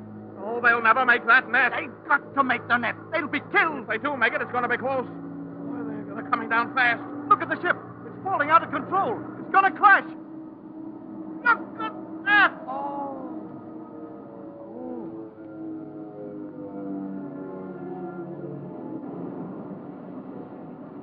Oh, that plane fell pretty close to the net. Here they come. Oh. The chute's falling fast. Oh, look at that. Boy. Oh, what a relief. They barely hit the edge of that net. How about it, men? Did you get all of that? I'll say we did, Mr. Willis. Oh, great. Say, that shot is worth 50 grand.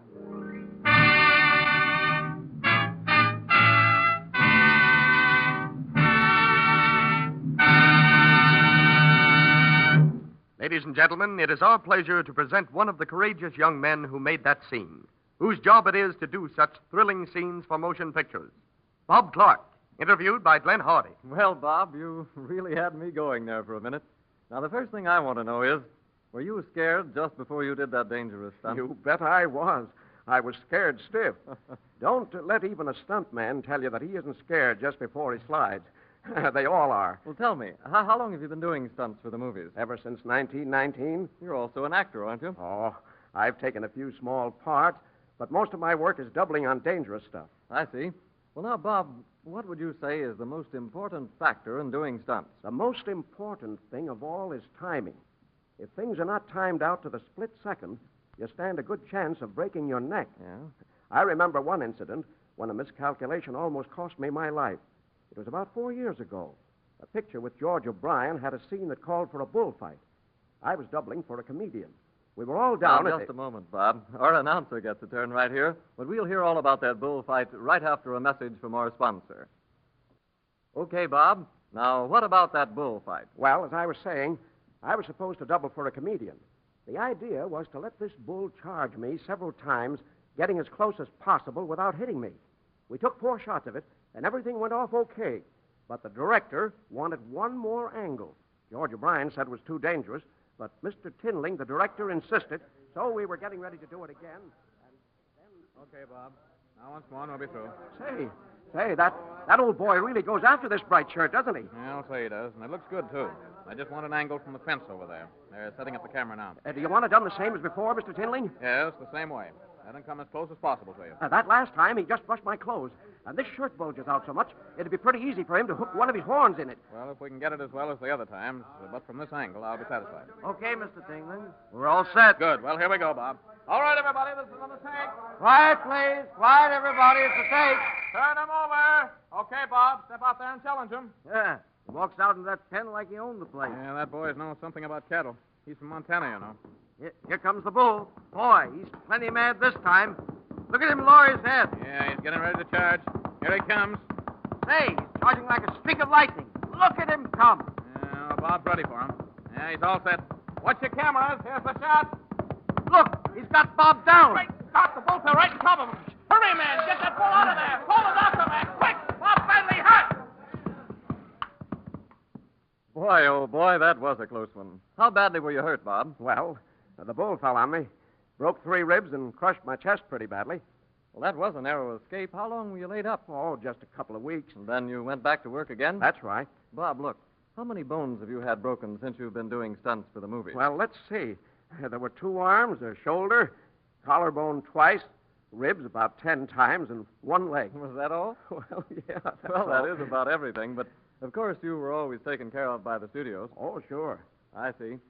Well, Bob, our time's about up, but we've certainly enjoyed your visit. And on behalf of our listeners, I want to sincerely thank you for coming here. I know that everyone joins me in hoping that we may have you on this program again very soon. Goodbye, old boy, and the best of luck.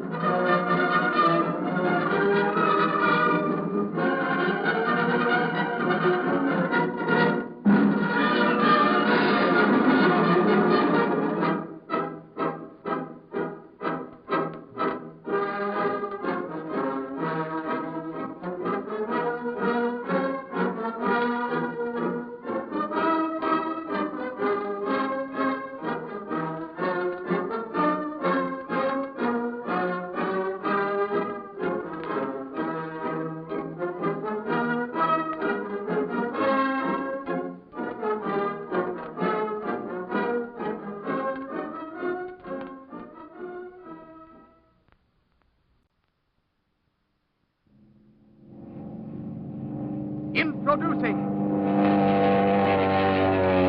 the Daredevils of Hollywood. All right, Mr. Morgan, we're all set of the truck. Good, we'll take it. Where's Roy? Okay, Roy Garper. Right here. We're ready to go, Roy. Now, this is supposed to be a police barricade scene, you know. The cops have the highway blocked, and you're driving this truck here.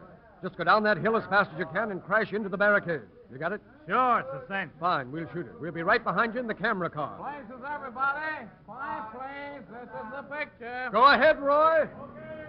All right. Camera.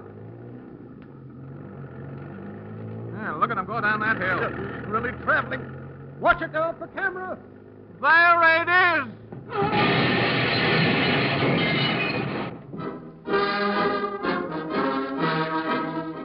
From Hollywood, the motion picture capital of the world, we bring you the thrilling, true-life experiences of those men behind the scenes.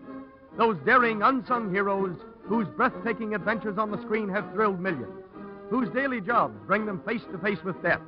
Those men who comprise the strangest fraternity on earth, the Suicide Squad, the movie stuntmen, the Daredevils of Hollywood. Ladies and gentlemen, in bringing you this copyrighted feature, we are privileged to have as our guest one of the leading stuntmen of Hollywood, Ken Cooper. It is through his cooperation that we are able to reenact some of the highlights of his dangerous profession. The thrilling scenes you are about to hear are his own actual experiences. Ken Cooper is here in the studio right now, and later in the program we'll bring him to the microphone. But first, let us learn something of his job. It is a summer day in 1932. The scene is a lonely road near Calabasas, California. We find an RKO location company shooting scenes for the picture Scarlet River. The time is approaching for the big scene of the picture, a thrilling scene and a very dangerous one.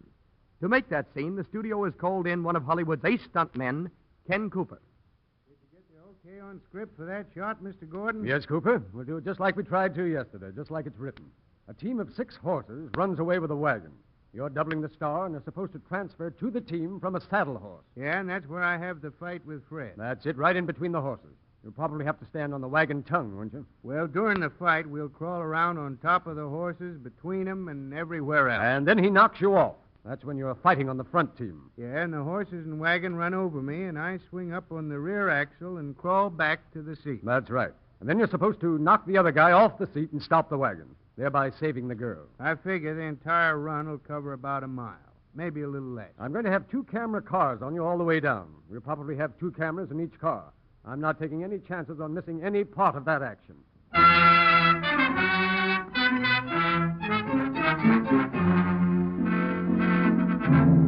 Thus, it was planned to film an actual fight between Ken Cooper and another stuntman.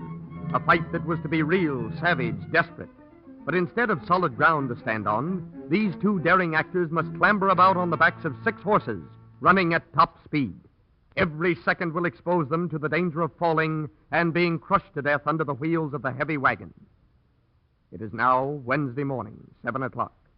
Preparations are being hurriedly made for the big scene. Well, Ken, I think everything's all set, so we'll take it. Now, you've got the horses rigged up as we decided, haven't you? Yeah, they're harnessed far apart. I think I can fall between them without getting stepped on. Okay, then, let's shoot it. I'll be in the camera car right alongside of you, Ken, and start the action when I signal. Okay. I'll ride down the road here a ways and wait for the wagon to come by. Come on, boy. Get up.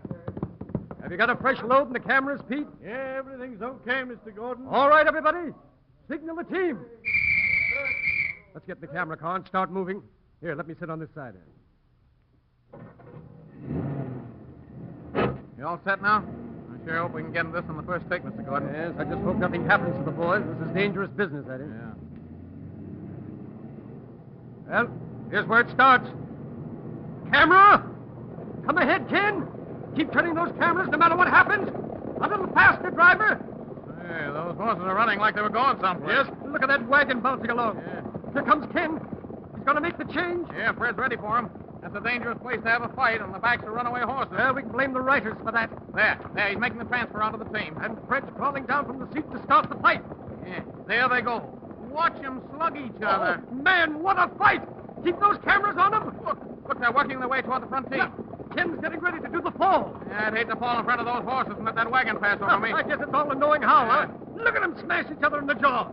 A little faster, driver. They're gaining on us. Yeah, he's going to the fall now. There he goes. Look at that. Watch yourself, Ken. Don't let him step on you. Yeah, there goes the wagon over him. I think he's going to make it right between the wheels. He did make it. He caught the back axle. He's climbing back up on the wagon. Oh, boy, he's not wasting any time. Yeah, there he is. Watch him. They're fighting again. This is where he knocks Fred off the wagon. That's going to be a tough fall. Those horses are really running. There it is. Fred's falling. Look at him hit the ground. That boy's bound to be hurt. Cut! Cut! Stop the horses, Ken! Stop him!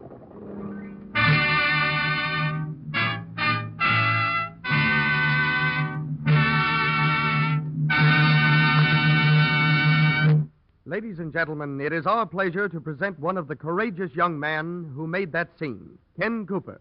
We shall now learn just what happened, for Mr. Cooper is to be interviewed by Glenn Hardy. Well, Ken, I'm sure that everyone is anxious to know what happened to the other stuntman. Was he badly hurt? Oh, it wasn't so bad. When he fell off the wagon, he just broke a shoulder blade. Oh, only a shoulder blade, eh? Yeah. Fred was laid up a few days, but everything was soon okay. I should imagine that you had a pretty close call there yourself. It was pretty close, all right. One of the horses almost stepped on my head. Missed by about 2 inches. Ouch, that was plenty close. Say, Ken, I've been noticing that very attractive charm you're wearing. Does it have any particular significance? Yes, it does, Glenn. I value it very highly. It's what you might call my good luck charm. Mm-hmm. It was given to me by an extra one day, just before I was to make a very dangerous scene, and I've always wondered if it didn't have something to do with my getting through okay. This time, a horse actually stepped on my head. Ouch. It was while we were making the Crusades for Paramount. We were all down at Chatsworth on location, and the director... Pardon me, Ken. We want to hear about that in just a moment. But first, you don't mind if we have just a word from our sponsor. Now then, Ken, Tell us all about the horse stepping on your head. Well, it was in a picture where a lot of hand-to-hand fighting took place. You know, soldiers with swords and armor. Some of us were on horseback. I'm doubling the star, and at a certain point in the fight, I'm supposed to rear my horse and fall off backward. Well, some of us were wearing papier-mâché helmets and some steel helmets. I wanted to wear the light helmet because I could get around easier. But the director was trying to talk me into wearing a steel helmet. In the fall from the horse, a papier-mâché helmet might get broken or crushed, and that would spoil the scene. Now, this must look real, you know. Well, if you insist, I'll wear the steel helmet, but it's pretty heavy. Makes it hard to move around in the fighting. Well, do the best you can. And, Ken, remember the other fella comes up and you do a little fighting with your swords. And keep your horses in close. I'll give you the cue to rear the horse and fall. Okay, I'm ready. All set, everybody? We're going to take it this time. All right, places, everybody. Soldiers, take your places.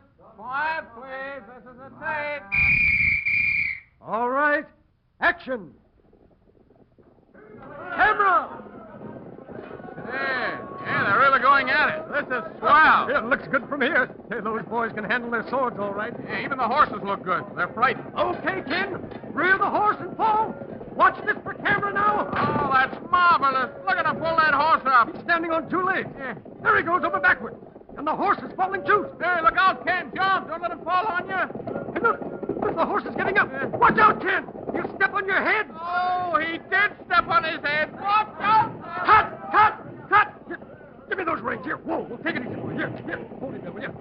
Are you hurt, Ken? Oh, I'm all right. But I'm sure glad you talked me into wearing this steel helmet. It saved my life. Well, Ken, it was very lucky for you that you were wearing that steel helmet. You certainly had a narrow escape. I sure did. Maybe it was fate, but you know, I've always had a hunch that this charm we spoke of had something to do with my good luck. And I'd say the extra who gave it to you should be very proud and happy to know that you feel that way about it. And I hope it always brings you good luck. Now tell me, Ken, in this dangerous stunt business of yours, do you occasionally get banged up? If a stunt man gets hurt too often, he soon loses out. The studios don't like to take chances on men getting hurt. But, of course, we all get a few bones broken now and then. Well, speaking of that, Ken, what bones have you had broken? In the 11 years I've been doing stunts for pictures, my broken bones have included ribs, shoulder blade, foot, ankle, wrist, and vertebrae. Well, is that all? I should say that was enough. Well, Ken, what is your attitude toward the danger of your job? Do you really like it? Frankly, I think there's not so much danger if the stunts are figured out correctly in the beginning. Then you think it's possible to do practically anything without getting seriously hurt? Oh, of course, some things are impossible to do and still live. But you'd be surprised at what we can get away with. There have been stuntmen, however, who were a little too optimistic. Well, what about the optimistic fellows? Well, they're just not with us anymore. I see. Well, Ken, yours is certainly a unique profession, and we've enjoyed your thrilling stories about your experiences. On behalf of our listeners, I want to thank you sincerely for coming here. I know that everyone joins me in hoping that we may have you on this program again very soon in the future. Good luck, old boy, and happy landings.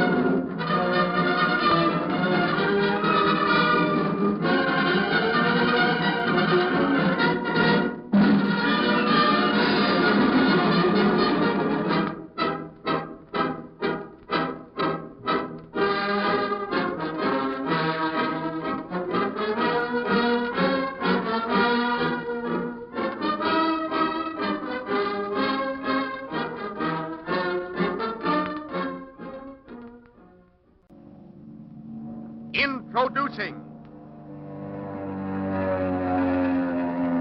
the Daredevils of Hollywood. Come on. Time's a wasting. Let's get this shot, and then we're all through. Hey, the motorboats are all set, Mr. Richfield. That's good, Tommy. Do the drivers know exactly what to do? Yes, sir. They're supposed to be coming at full speed, and then the big boat crashes into the little one. Is that right? That's right. And I only hope we get it on the first take. Oh, say, I don't think those boys will mess up the shot. You know, they're both good stuntmen. Well, let's go. All right, quiet, everybody. Quiet. This is the shot. Okay, start grinding. Signal the boats. Keep those spotlights on them. That looks like $1 million so far. Watch it now. There it is.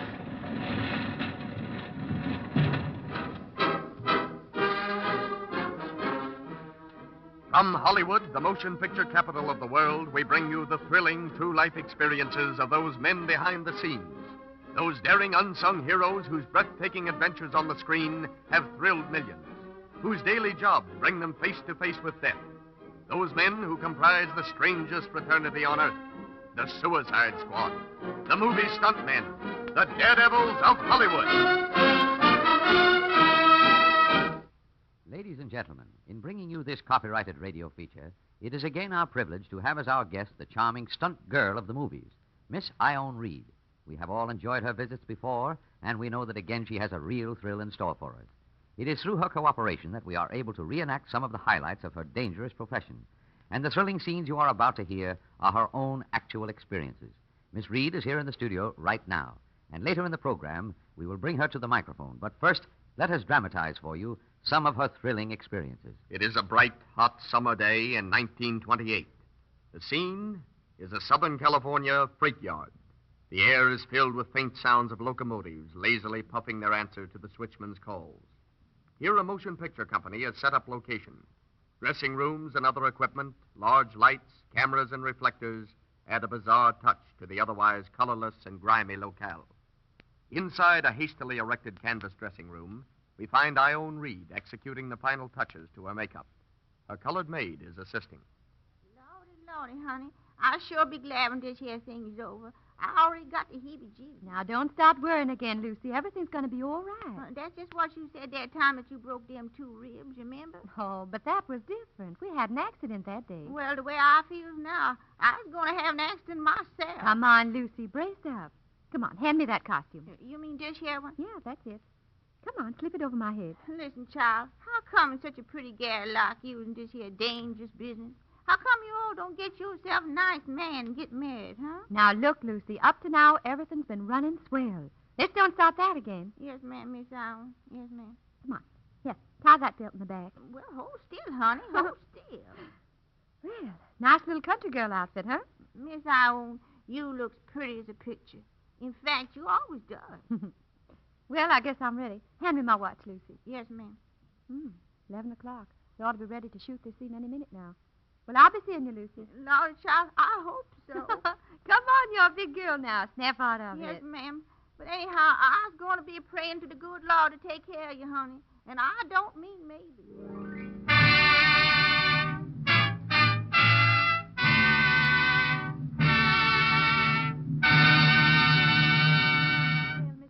How's this for a little country girl about to run away from home? Oh, say hello, Ione. Oh, say, you look great. How much time do we have? Well, we'll be ready very shortly. Well, now, let's see. What am I supposed to do? Well, now, look, you're doubling the leading lady. You're supposed to run down alongside the railroad track there, and you're just trotting along, see? Yes, and then what? Well, the freight train comes along and overtakes you. And then? Well, a hobo is riding in a boxcar. He reaches out as the train goes by and scoops you up. I understand. He picks me up as the train comes by. That's right. Now, here's the point. If he happens to drop you or you slip out of his arm, you're going to fall very close to the wheels. That's exactly what we want to avoid. Yeah, that'd be bad, wouldn't it? Well, as a matter of fact, the fellow doesn't want to do the scene at all. He's afraid he will drop you. Now, what do you think about it, Ione? Well, of course, I don't want to go around being dropped under freight trains, but it seems to me that he could hold down all right. After all, it's not much different from being picked up by a man on horseback.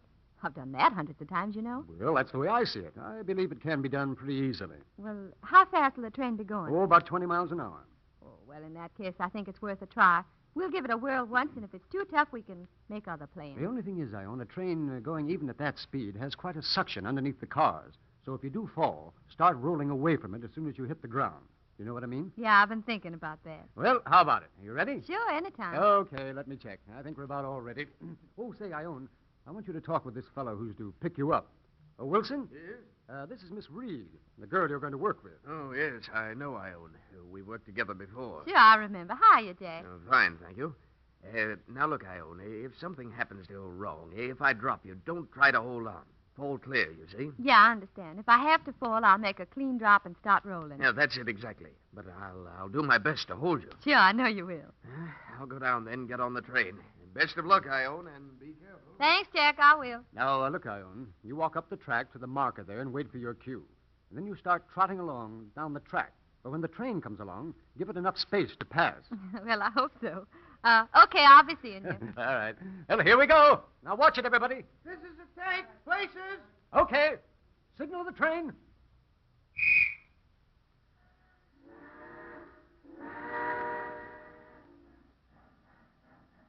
All right, Ione. Action. Roll 'em. It's tough for her to run in those high-heeled shoes. Yeah, especially in that gravel. That's going to be a good shot from the top of the train. Yeah, from the camera car, too. The train speed's about right. Yep. There's Wilson leaning out. He's getting ready. Look, the engine's passing her plenty close. She's running a little too close to the train. But it looks good in the camera. He's about to grab her. Here comes our shot. Now get this, man. He's reaching out. He's got her. Oh, he can't hold her. He dropped her. The suction's pulling her under the train. Roll out of the way, Ione. Roll out of the way. Look at that. Those wheels messed up by inches.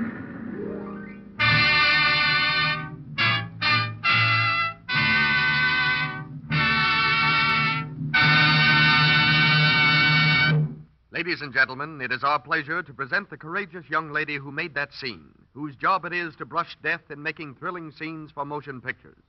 Miss Ione Reed, interviewed by Hal Stiles.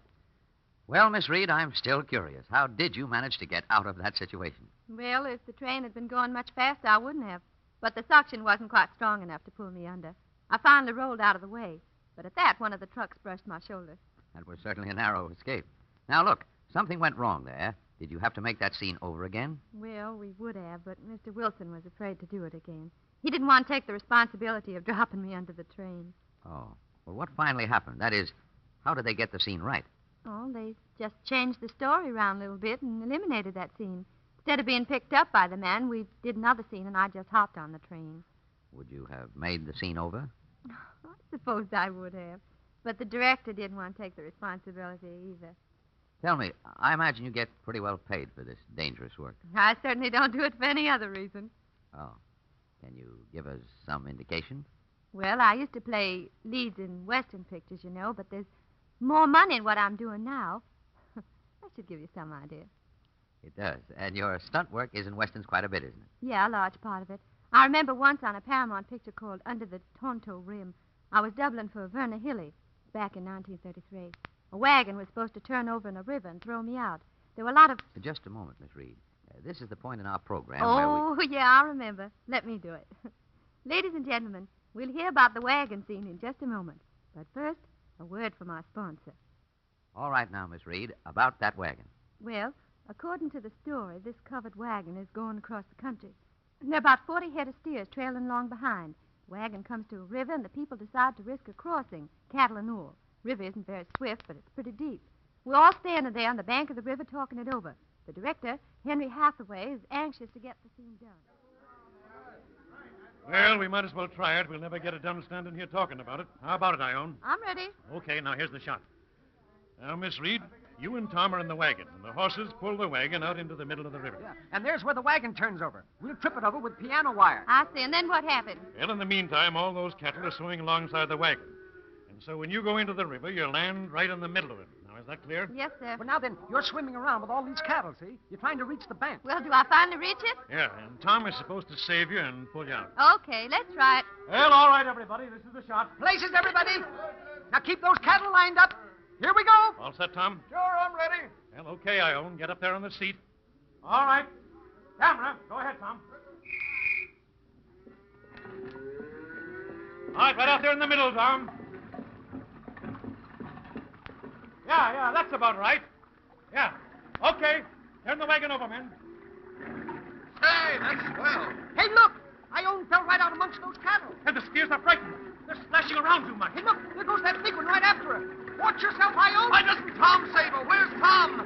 There's Tom. He can't get to her. Ione! Ione, look out for those horns. She's pushed her head right out of the way. She's got him by the tail. He's headed for the bank. Stay with him, Ione. Stay with him. Look at that animal swim. Why, he's towing her into the shore. Keep your cameras on this. Hey, look, he's climbing out of the water, and she's still got him by the tail. She's out. She's out. And look at that steer run. He's running away. Well, Miss Reed, that's one way to get out of a river. That must have been quite a comical scene. Yes, it was, but it wasn't so funny at first when that big fella started after me. His horns were about this long. That is pretty long. I'd say about a yard or more. Now, look, Miss Reed, it's rather odd that an attractive girl like yourself would be in this sort of work. Don't you plan to quit someday and perhaps get married? I thought we were supposed to talk about the stunt business. I guess that sets me straight.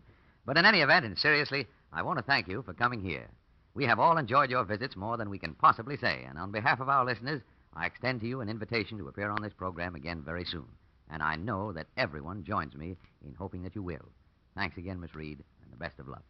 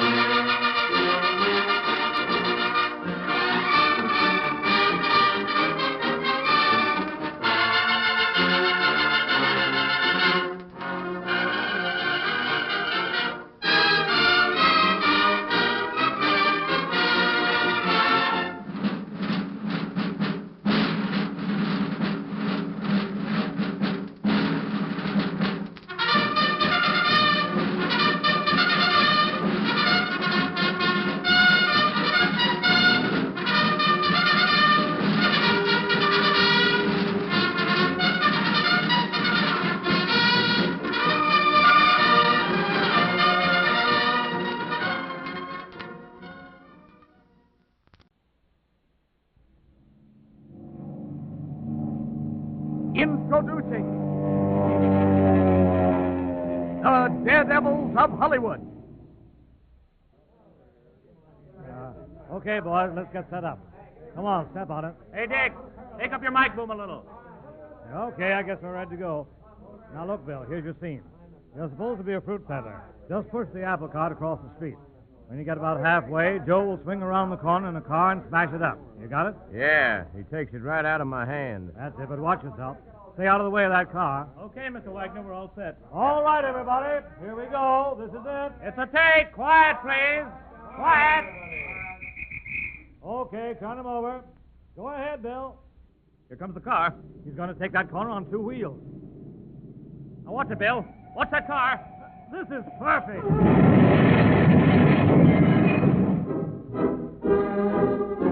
From Hollywood, the motion picture capital of the world, we bring you the thrilling true life experiences of those men behind the scenes.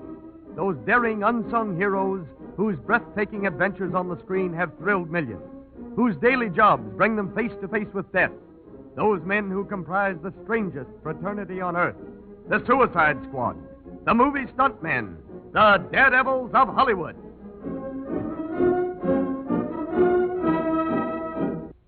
Ladies and gentlemen, in bringing you this copyrighted radio feature, we are again privileged to have as our guest one of Hollywood's top-notch stuntmen, Matt Gilman. It is through his cooperation that we are able to reenact some of the highlights of his dangerous profession. The thrilling scenes you will shortly hear are his own actual experiences. And Matt Gilman is here in the studio right now, and later in the program, we will bring him, of course, to the microphone. But first, let us learn something of his job. We go back to a summer day in 1932. The scene is a large public park in Pasadena, California. It is dotted with benches and tables, which are frequently used for picnics and outings. Right now, this section of the park is deserted, save for three men who sit at one of the tables. They are Norman Torog, a motion picture director, his assistant, Bill Cunningham, and Matt Gilman. We find them in earnest conversation. Let's listen. Well, this is the spot, the location spot selected for that park scene. Pretty good, huh? Looks like what the writer had in mind when he wrote the script. It's perfect. Well, at least there's plenty of room out here for a car stunt, whatever the stunt is. By the way, just what is that scene all about, Mr. Torog? Well, it goes something like this, Matt. You're to be driving a car along that road there. When you get to the fence, you turn and head right into a gate. What gate? I don't see any gate. Well, there isn't any gate yet. Oh. We're having one built in the morning. Yeah, it'll be right there between those two trees where the opening is in the fence. Now, here's the idea. You hit that gate at about 45 miles an hour and break it up. It's supposed to scatter like toothpicks. And then you head between the two trees. There'll be a tight squeeze through there, but you'll get through and make for a bunch of these tables. I get it. Crash through the gate, wiggle between the trees, and head for the table. Yeah, that's right, Matt. Now, there'll be a lot of people around those tables eating their lunch. What happens to them? Well, they see you coming and they scatter in all directions. Yeah, and then you plow right into the tables and stop. Well, that's good enough for me. But about that gate, you're going to have them put up a breakaway gate, aren't you? Balsam wood? Oh, sure. We'll take care of that all right, Matt. You see to that, will you, Bill? I sure will. That makes it a cinch. When do we shoot it? Well, the boys will start setting it up at daylight. We ought to be able to shoot, let's see, around 9 o'clock. I'll see you then. I've got to do a little gag out at Warner's this afternoon. Okay, Matt. See you in the morning. So long, Matt.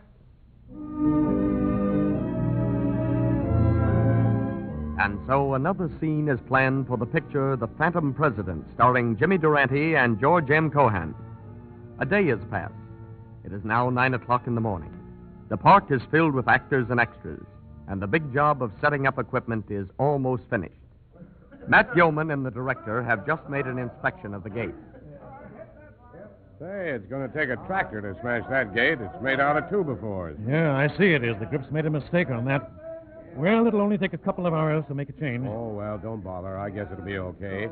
Just have them saw the timbers almost through. I'll hit it hard enough to smash through. Yeah, well, maybe so, but you'll have to be hitting it about 60 or 70. Well, that's all right. I don't mind that part of it. But getting between those two trees at that speed is, well, it's like threading a needle in one jab. Yeah, I know. Now, look here, Matt. Perhaps you'd better wait until we haven't changed that gate. You'll never get between those trees after a crash like that at the speed you'll be making. Why, man, it's almost suicide. Oh, I don't know, Mr. Torog. I think I can manage it all right. I don't promise to save the car, but I'm not worried about myself. Well, all right, Matt. If that's the way you feel about it. After all, I don't like to hold up production. Well, as far as I'm concerned, we can shoot it any time. Well, I think they're all about ready. Well, how about it, men? All set? Yes, sir. Everything's ready to go. Okay, that's great. Then we'll take it. Okay, everybody, take your places. Take your places, everybody. Places. Hey, you can go up that road and wait, Matt. I'll give you the signal when to start. Okay, Mr. Torog.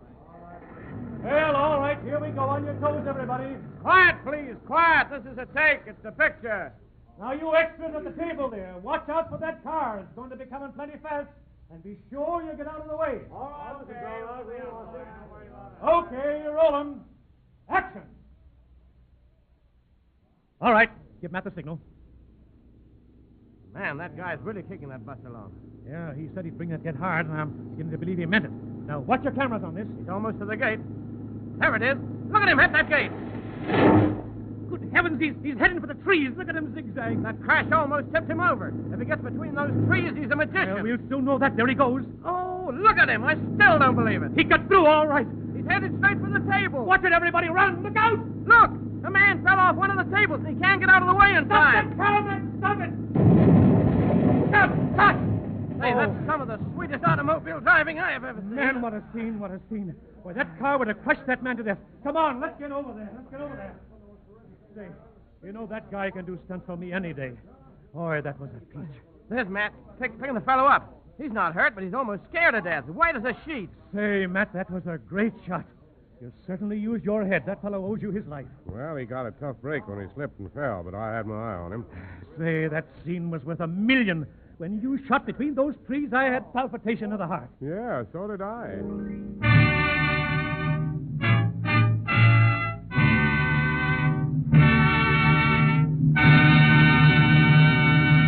Ladies and gentlemen, it is our pleasure to present the courageous man who made that scene, whose job it is to make such dangerous scenes for motion pictures. Matt Gilman, interviewed by Hal Stiles. Say, Matt, that was plenty exciting, and I'll bet that fellow was glad when you stopped when you did. Yeah, he sure was. He'd have been a goner if I hadn't. And if you'd hit one of those trees? Well, if I'd hit one of those trees, I'd have been the goner. I'll bet you would have. By the way, who were you doubling for in that picture? Jimmy Durante. Oh, yes, I remember, the Phantom President. It was good. Yeah, it turned out okay. Look, Matt, I've interviewed quite a number of stuntmen on this program, and I've noticed their attitude toward danger is, well, they don't seem to worry much about it. How do you account for that? Well, I've noticed quite a few radio announcers. They don't seem to worry about what they're going to say, and it's that way in the stunt business. Self-confidence, I guess you'd call it. Oh, yes, I see what you mean. Sort of second nature. They get used to doing dangerous stunts, much like an announcer gets used to speaking over a microphone. Yeah, that's it.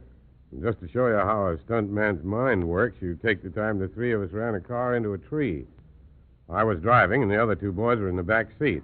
You see, I was supposed to hit this tree at high speed. The picture was called Two Flaming Youths with W.C. Fields, you remember, I guess? Yes. Location was out on Lancashire Boulevard in Los Angeles. These other two stuntmen were kind of kidding me along. They were Well, saying... just a minute, Matt. Suppose you hold that for a while we have just a word from our sponsor. Okay, Matt. Now, what about running the car into that tree? Well, as I said, the boys were kidding me. They said I wouldn't hit the tree at 60 miles an hour. They knew I would, of course, but they were just trying to get me go. Up on that tree. Why, he won't really smack it. Yeah, I know. Maybe we better get out and push just before he gets to it. Oh, so I won't smack into it, eh? Say, you guys better get a couple of parachutes. We're going to sail out into space like seagulls. You hear that, George? He says we'll take off. I'll be surprised if he even jars it. Yeah, okay, boys, we're all set. How about it? You ready to go? Yeah, sure, we're ready. But I'm telling you, Mr. Waters, we're really going to hit that tree. Don't let him kid you, Mr. Walters. He won't hit it very hard. You don't want to bet on that, do you, Bill? I imagine Matt hitting a tree. Why, that's a laugh, ain't it, George? Yeah. You'll probably be in low gear all the way. Well, here we go, boys. Now, make it look good now. I'll give you a whistle to start. Okay, Mr. Waters. I don't believe this crate will make over 25. It'd have to run downhill to do that. Sure would. Well, there she is, Matt. Now do your stuff. Hey, look, Bill. Look at it. It will make 25. Well, what do you know about that? Well, what's that speedometer? Yes, sir. It'll even make 35. Hey, you haven't seen anything yet. Well, look at that, George. 45. I'd never thought it. But he'll slow down before he hits the tree. Well, he'll have to do it pretty quick. There's a tree right down there. And look, Bill. 60 miles an hour. Get set, boys. Here we go. Golly, he's going through with it, George. He sure is. Here we go. And what happened there, Matt? Well, those two guys sailed out just like I said they would. Oh, they're clowns. They went up in the air about 20 feet and kept on talking and kidding all the time. You mean they were still kidding as they sailed through the air? Yeah, they were telling each other they didn't think I'd do it. Well, what do you know about that? It just shows you what a stuntman's attitude is. They knew how to keep from getting hurt, and they're just having a little fun. Yes, I can easily understand that. Well, Matt, we'd like to hear more about it, but I'm a bit afraid that our time's about up. However, I have one more question I'd like to ask. Crashing automobiles is your specialty, isn't it? Yes, I do everything, but, well, I've done more car stuff than anything else because there's more of it to be done, you know. Oh, yes. Well, I want you to know, Matt, that we've certainly enjoyed your visit. And on behalf of our listeners, I want to sincerely thank you for coming here. I know that everyone joins me in hoping that we may have you on this program again very soon. In the meantime, goodbye, and, of course, good luck.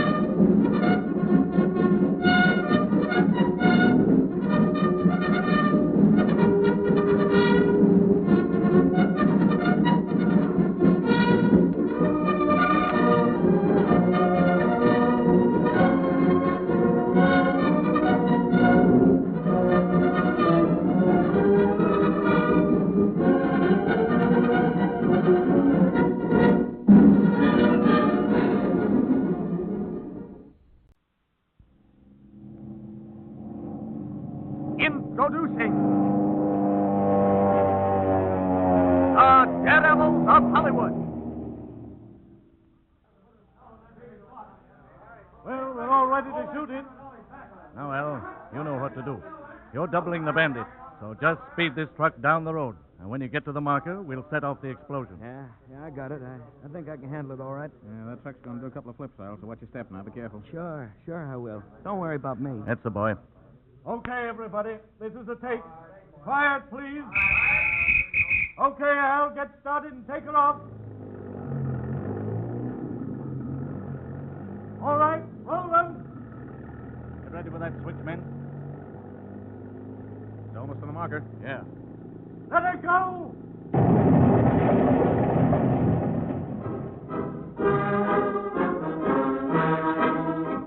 From Hollywood, the motion picture capital of the world, we bring you the thrilling true life experiences of those men behind the scenes, those daring unsung heroes whose breathtaking adventures on the screen have thrilled millions, whose daily jobs bring them face to face with death, those men who comprise the strangest fraternity on earth, the Suicide Squad, the movie stuntmen, the Daredevils of Hollywood. Ladies and gentlemen, in bringing you this copyrighted radio feature, we are privileged to have as our guest one of the most daring stuntmen of Hollywood, Mr. Yakima Canutt. It is through his cooperation that we are able to reenact some of the highlights of his dangerous profession. The thrilling scenes you are about to hear are his own actual experiences. Yakima Canutt is here in the studio right now, and later in the program we will bring him to the microphone. But first, let us learn something of his everyday job. It is a day in early spring, just a few years ago. The scene is an executive office in the Mascot Motion Picture Studios in North Hollywood. Seated at a desk and nervously puffing a cigar as he scans the papers before him sits a tall, middle-aged man. He leans forward, flicks a switch on his autophone, and sits waiting for an answer. Yes, Mr. Abbott. Send Davis from the production department in here. Yes, sir, right away. This business of producing pictures, it's enough to drive a man crazy. Come in. You want to see me, Mr. Roberts? Yeah, sit down, Davis. There's something in this script that I want you to help me with. These writers seem to think we can get by with murder. Why, what's the trouble? Well, this automobile crash here in the story. Why, man, that car is supposed to run off a cliff 300 feet high. We can't use a dummy on account of the close-up shot. Well, why not use a stuntman? Well, I don't think we could get even a stuntman to do that. It's suicide. I wouldn't do it for $1 million. Well, don't worry. I think I know a man who'll do it, and he won't charge $1 million either. Well, for the love of Mike, get him. And so it was that another routine call to Yakima Canutt brought him into one of the most difficult situations of his long and dangerous career, a situation that almost cost his life. It is now Tuesday morning. The beautiful city of Hollywood nestles far down at the foot of the mountain on which we stand. The air is sharp and cold. Technicians are setting up gold and silver reflectors. Cameramen are busy with their apparatus. The highway has been blocked off for 1.5 miles in each direction. Time for the big, thrilling scene is drawing near. Standing beside an old, dilapidated car is Yakima Canutt, giving the car a final checkup. The director walks over to him. Well, Yak, when we get that dolly track finished, we'll be ready to shoot. Well, can't be too soon for me. This mountain air cuts like a knife. Now, you've got your safety devices figured out, haven't you? Yep, I'm all set. Good. Had the boys stretch a little net down about 30 feet from the top of the cliff. Plan to leave this tub in midair and land in the net. Well, you won't have much time, you know. You'll have to get out of that car in a hurry. Yeah, I know. I took the door off the other side. Won't show on the camera, you know. I think I can make it all right. How fast are you going over? Well, I figure I'll be making about 25 when I get to the edge. Mm-hmm. Oh, by the way, I wonder if there are any brakes on this heap. Well, you've got me there. Maybe George over there can tell you, though. He brought the thing out from town. Well, from the looks of this hell, brakes couldn't stop me anyway. Okay, Mr. Roberts, everything's ready. Well, that's fine. All right, I'll give you the signal to start, Jack. Take it away. Right.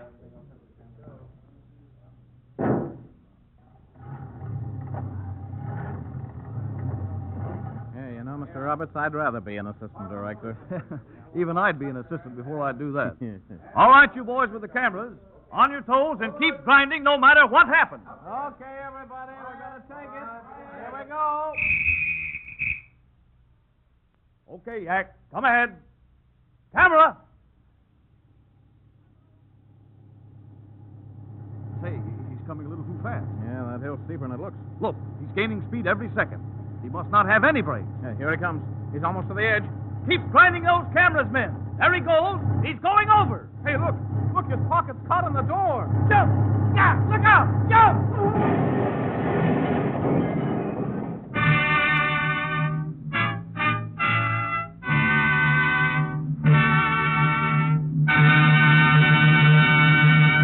Ladies and gentlemen, it is our pleasure to present the courageous man who made that scene, whose business it is to make such scenes for motion pictures. Yakima Canutt, interviewed by Glenn Hardy. Well, Yak, that was a close shave. You certainly were in a tight place, weren't you? Yeah, I certainly was. When I started to jump, my coat pocket caught on the edge of the door opening. Had to work pretty fast, and, well, I just made it. Well, I guess luck was with you 100%. Now, although your profession is very dangerous, Yak, I'd say it's also interesting. You like it, don't you? Yep, I like it all right. You never know what the studio's going to ask you to do. Now, tell me, Yak, you'll do any kind of a stunt, won't you? Yeah, almost. That is any stunt except those with animals. Oh, you mean wild animals? Yeah, you know, bears, lions, and things like that. Yeah? You can never tell what they're going to do. I suppose not. You run into some unusual situations, don't you? No, there's a lot of things happen in this business. Some tragic, some funny, and sometimes a little annoying. Yeah?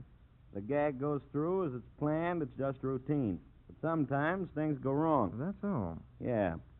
I remember once on location in Montana when everything seemed to go wrong. I was playing the lead in this picture. Hal Roach was the producer. We had some Indians working there, and one of them was drinking pretty heavily of canned heat.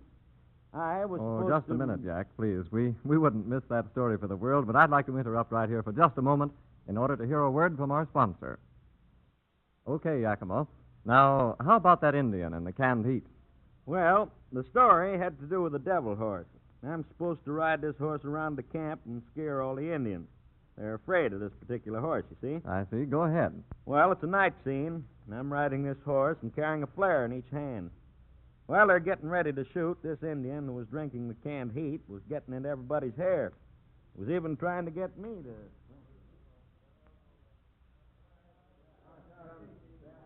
You want fire water, huh? No, Joe, I don't want any.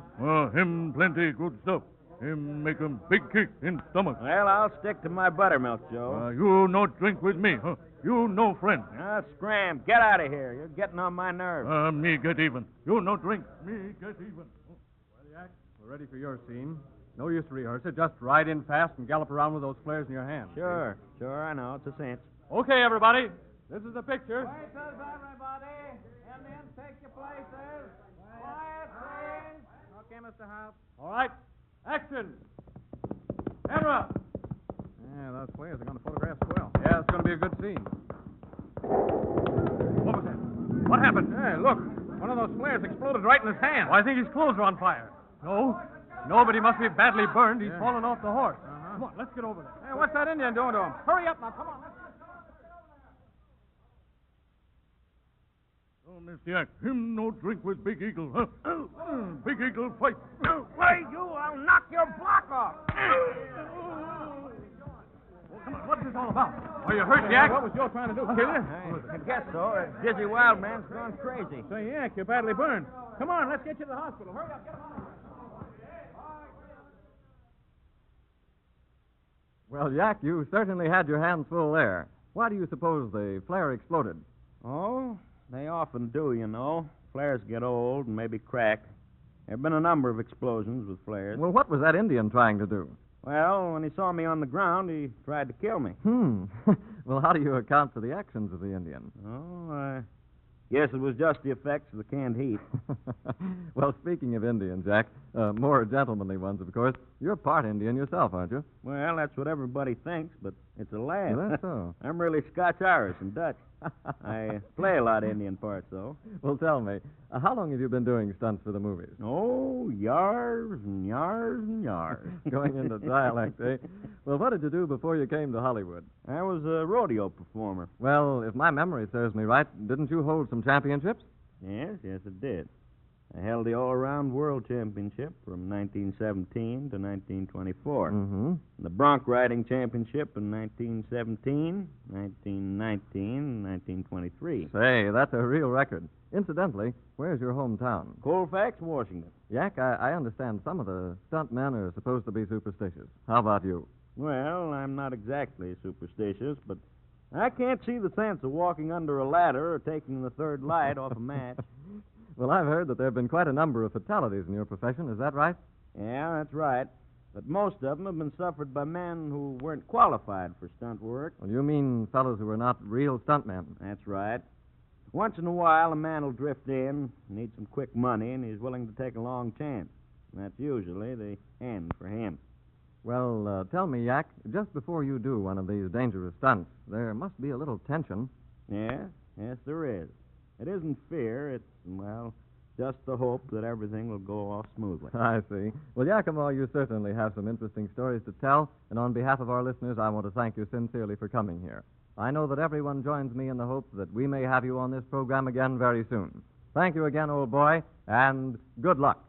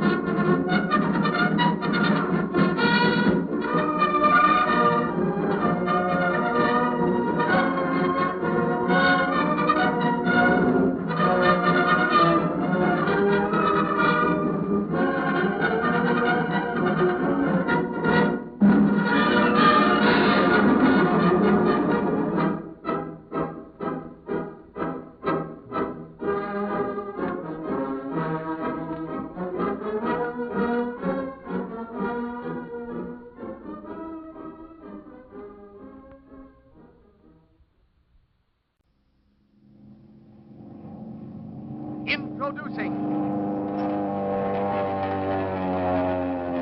the Daredevils of Hollywood. All right, boys, are those cameras set? Hey, Bill, tell those extras to move back a little. I'm ready any time now, Mr. Williams. Okay, Frank. I guess we're ready to go.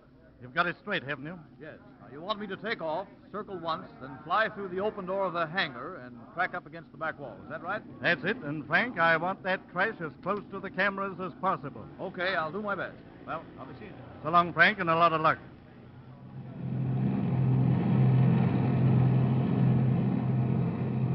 All right, boys. Keep him in the cameras all the way. You tell me this boy will crash him any way you want. That's right, and so far he's always been able to walk away from them. Stand clear, everybody. He's going to crash. Keep those cameras going. Look at that. Look out!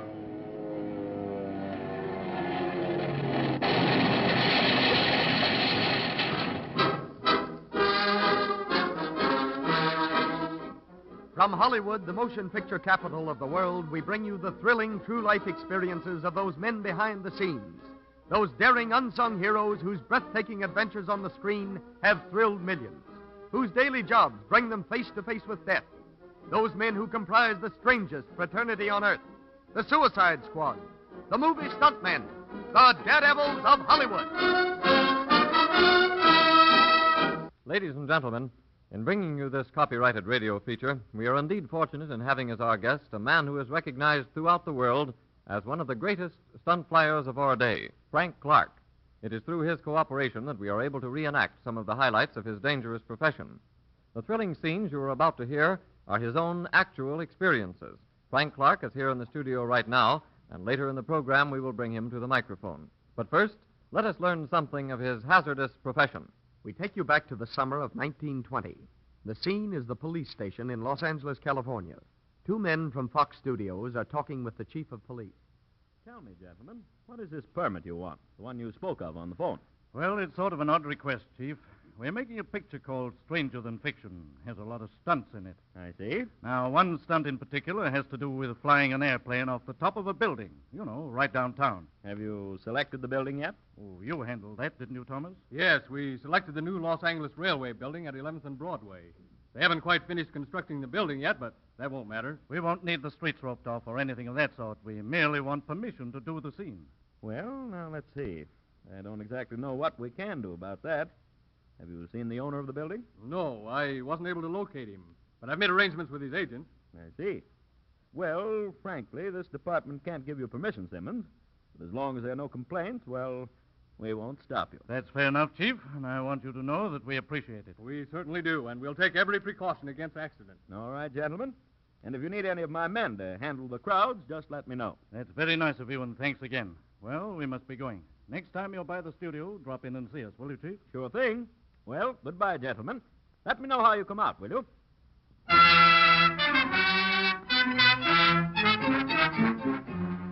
And so, to take off an airplane from the top of an 11-story building in the heart of Los Angeles, in the heart of the business section, the studio calls in one of Hollywood's ace stunt flyers, Frank Clark.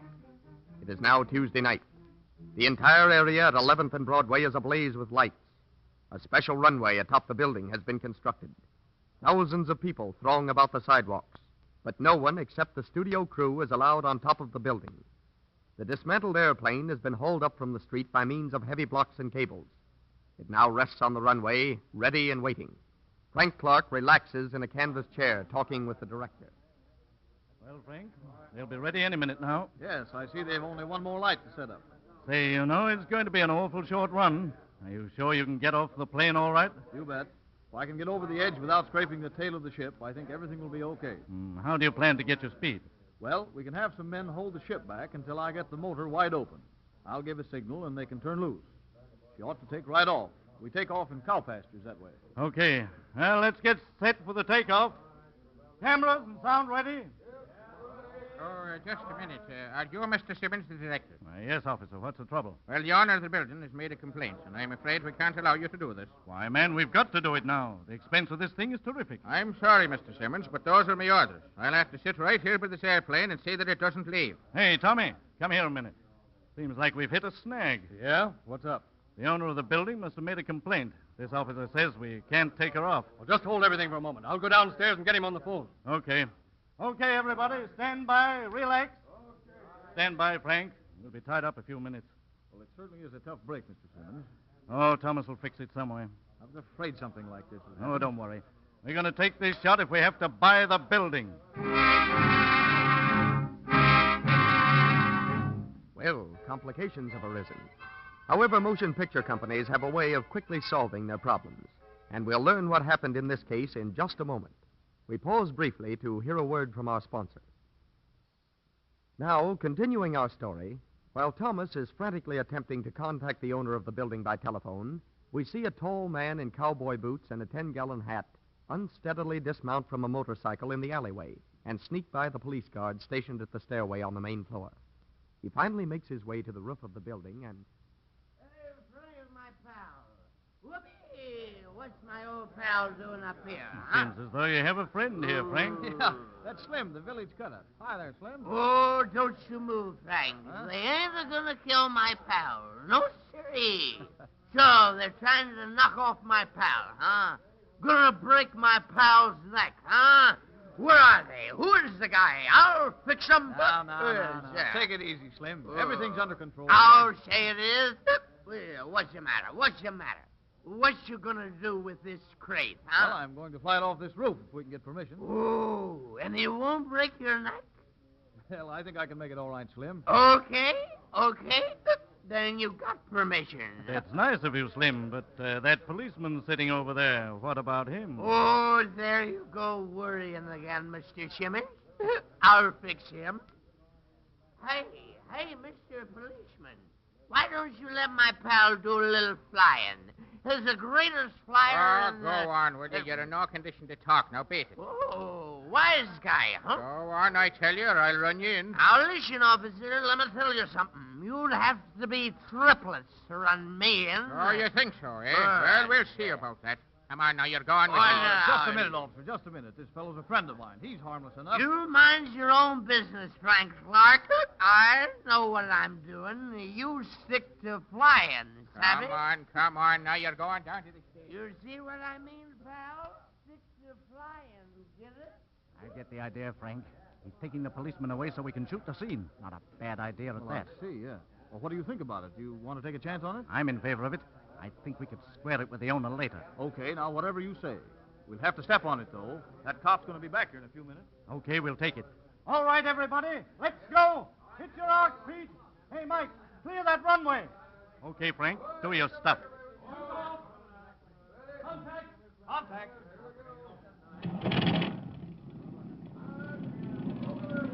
All right, Ben. Hold on the wings till I nod my head. Then turn her loose. Okay, camera off. It's all they can do to hold that ship. I sure hope he gets off all right. He's almost ready. There goes the signal. Yeah, but look, one man didn't see it. They all turned loose but one man. He's let go now, but I'm afraid it's too late. He's turning the ship off the runway. Frank's taking her off anyway. Look at him. Lift her up, Frank. Lift her up. You'll never make it. Pull up that nose. Then he goes off the side. Look, he's diving right for the street. Boy, oh boy, he pulled out just above the pavement. Look, he's flying right down the street. Watch him. He's trying to get through between two buildings. There. He's gone behind the building. Where is he? Here he comes. He's circling back. He flew around the building. He's heading right at us. Keep those cameras going.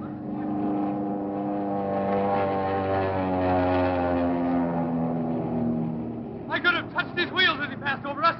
He's gaining altitude now. Boy, what a relief. Oh, he certainly had me worried for a minute, but man, what a shot.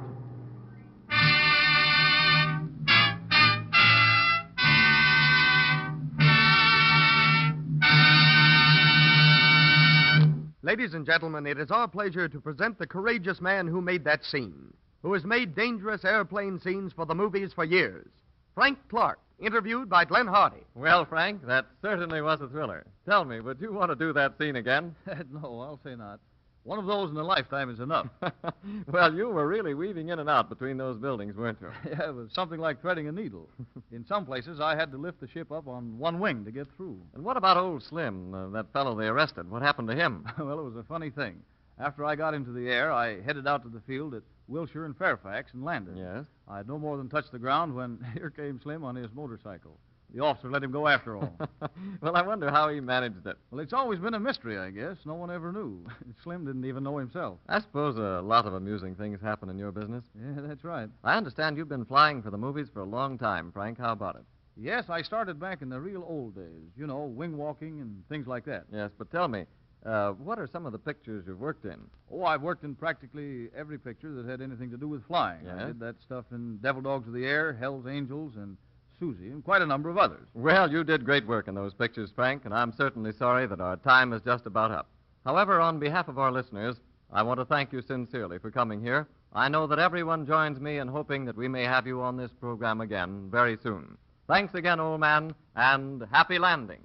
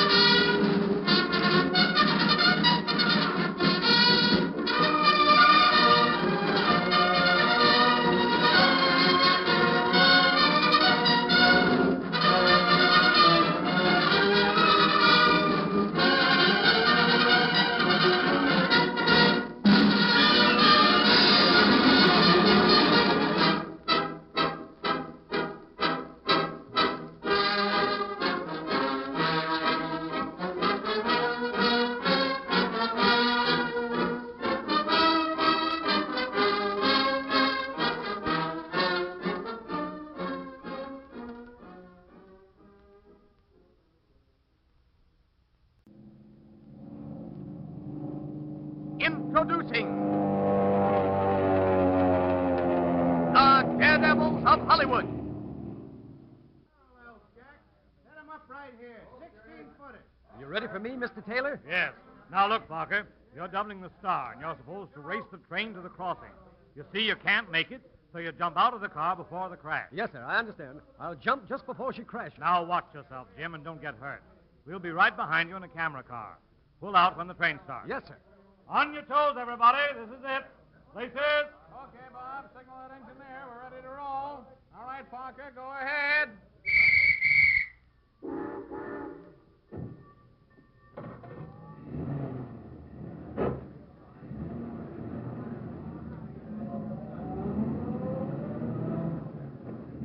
Camera. I'm glad I'm not a stuntman. Same here. I hope it's just one take. Boy, look at those guys. They're really racing to that crossing. Hold your cameras. Here's the crash.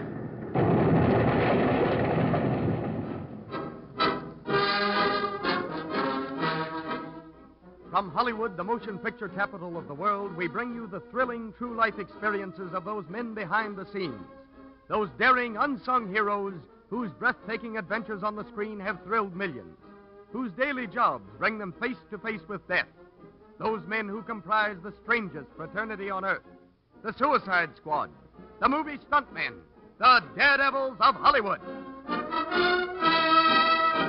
Ladies and gentlemen, in bringing you this copyrighted radio feature, we are privileged to have as our guest another of the leading stuntmen of Hollywood, Gordon Carvette. It is through his cooperation that we are able to reenact some of the highlights of his dangerous profession. The thrilling scenes you are about to hear are his own actual experiences. Gordon Carvette is here in the studio right now, and later in the program we will bring him to the microphone. But first, let us learn something of the work which is a part of his daily routine. Let's turn back the calendar a few years. In Hollywood, MGM is filming a motion picture entitled Strike Me Pink with Eddie Cantor. A sequence in that picture involves some very dangerous work on a fast-moving roller coaster. Several stuntmen have been called, among whom is Gordon Carvette. The scene is a pleasure pier in Long Beach, California. How's your leg, Gordon? Not feeling so good. Aches plenty. Well, what happened yesterday, anyway? Oh, that big guy fell right on top of me in that net ball. Didn't hurt so badly then, but now, boy, it's giving me fits. Look, Gordon, why don't you go down and let the doc look it over? Yeah, why don't you?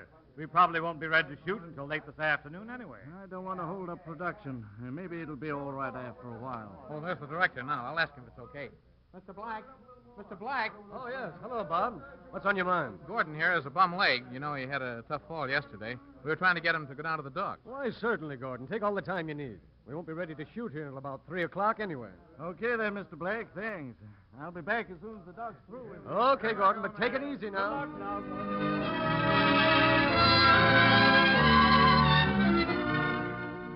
Gordon Carvette goes to the doctor's office, where he finds that one of the bones in his leg is broken.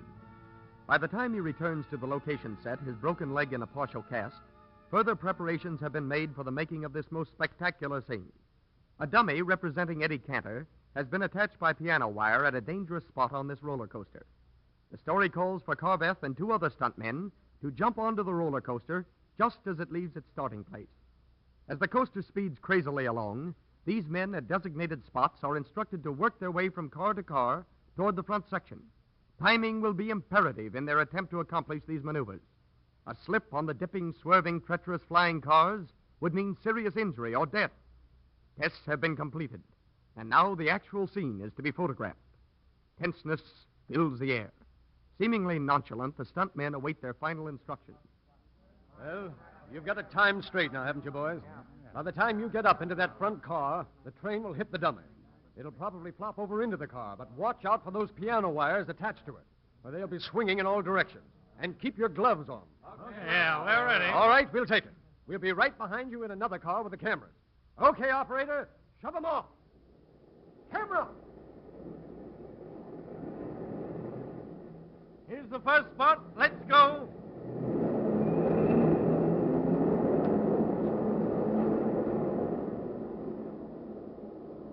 Hurry, Gordon. That's it. Boy, you barely made it. Yeah, this leg's a nuisance. Yeah, here comes the next place. Now get ready, boys. Come on, boys.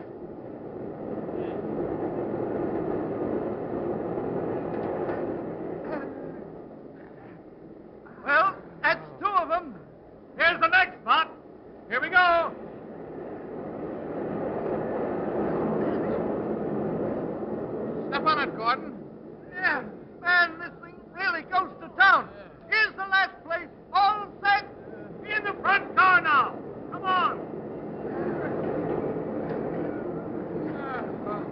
Well, we made it, boys. Now here comes the dummy. Watch out for that piano wire. Ooh, look out for that wire, Gordon. Watch it. Look, the wire's wrapped around his neck. Get it off. Get it off. Get that wire off your neck, Gordon. If those loose ends catch on something, it'll snap your head off. Ah. Phew. Oh, that was a tight spot.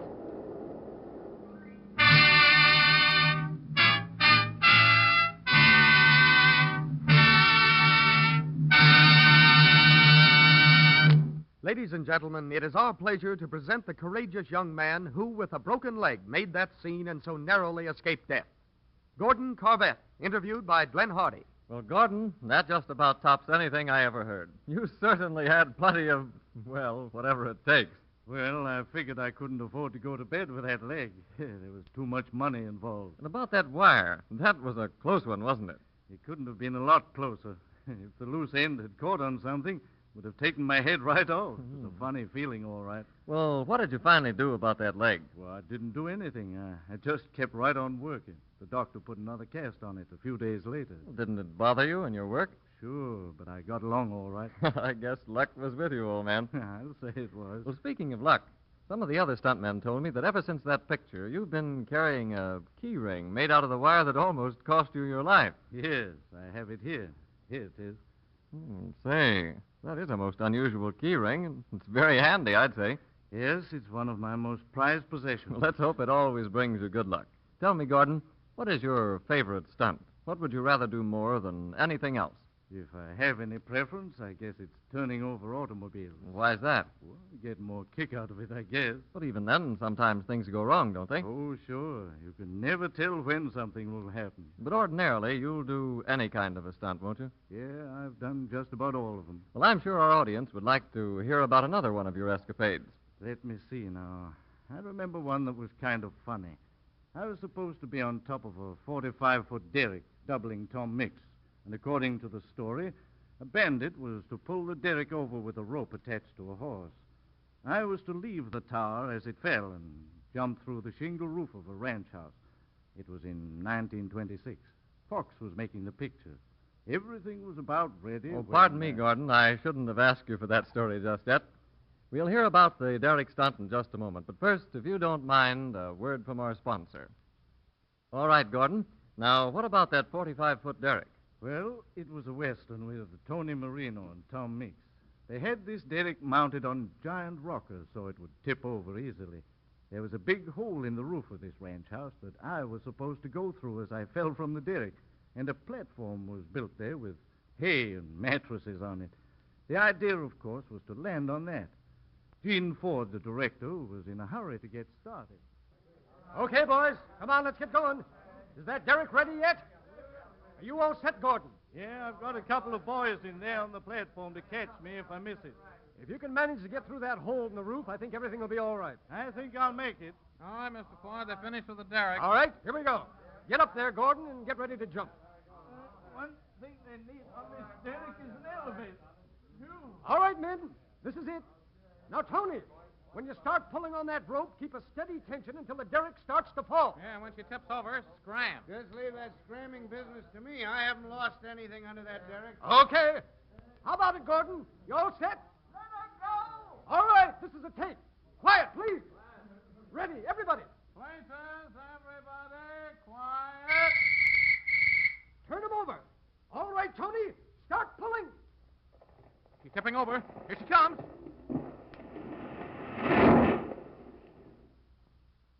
Well, what happened there, Gordon? I left the derrick as it fell. The momentum threw me clear, and I went through the hole in the roof, but I barely made it. In fact, the edge of the hole scraped some hair off the back of my head. Well, that's what you might call a close shave, eh? A close shave. A close haircut. Well, I'd imagine that particular stunt required some very accurate timing. It certainly did.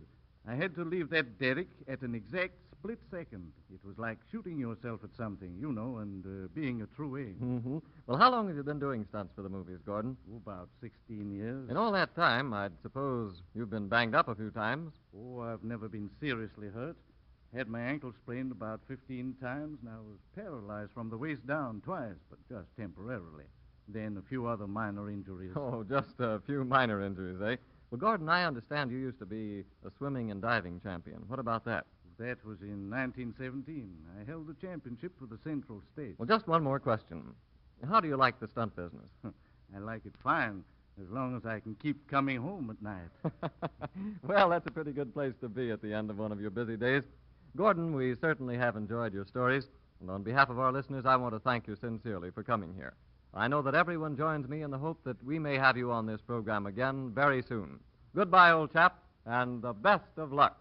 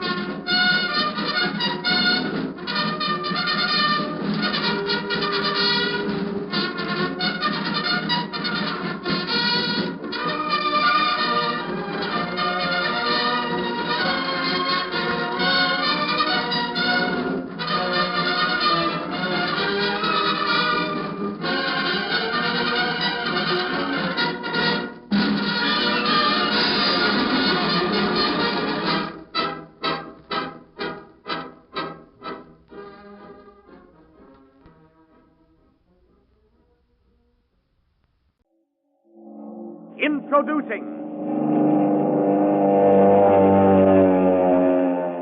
the Daredevils of Hollywood. All right, everybody. I want you to realize that this is supposed to be a war, a terrible war. So make it look that way. Are you about ready for my scene, Mr. Gilmore? Yes, we'll be ready in a couple shakes, Dick. Now, here's what I want you to do. We're going to blow up that building with a cork bomb. A shell is supposed to hit it. I see. But you'll really pull it down with piano wires, won't you? That's right. But the explosion will look real. Now, there'll be rocks, bricks, and everything else falling. I get it. And where am I supposed to be? You're jumping the leading man, standing in the doorway. Now, when the explosion starts, you begin to run. But you fall, and all these bricks and rocks land on top of you. Now, you get the idea? Yes, sir. Everything's ready to shoot, Mr. Gilmore. All right, let's go. Set your extras, Charlie. Places! Take your places. Quiet! Now we'll do it just as we rehearsed. Hey, special effects, you all set for those bombs? All set, Mr. Gilmore. All right, the take. Roll them. Action.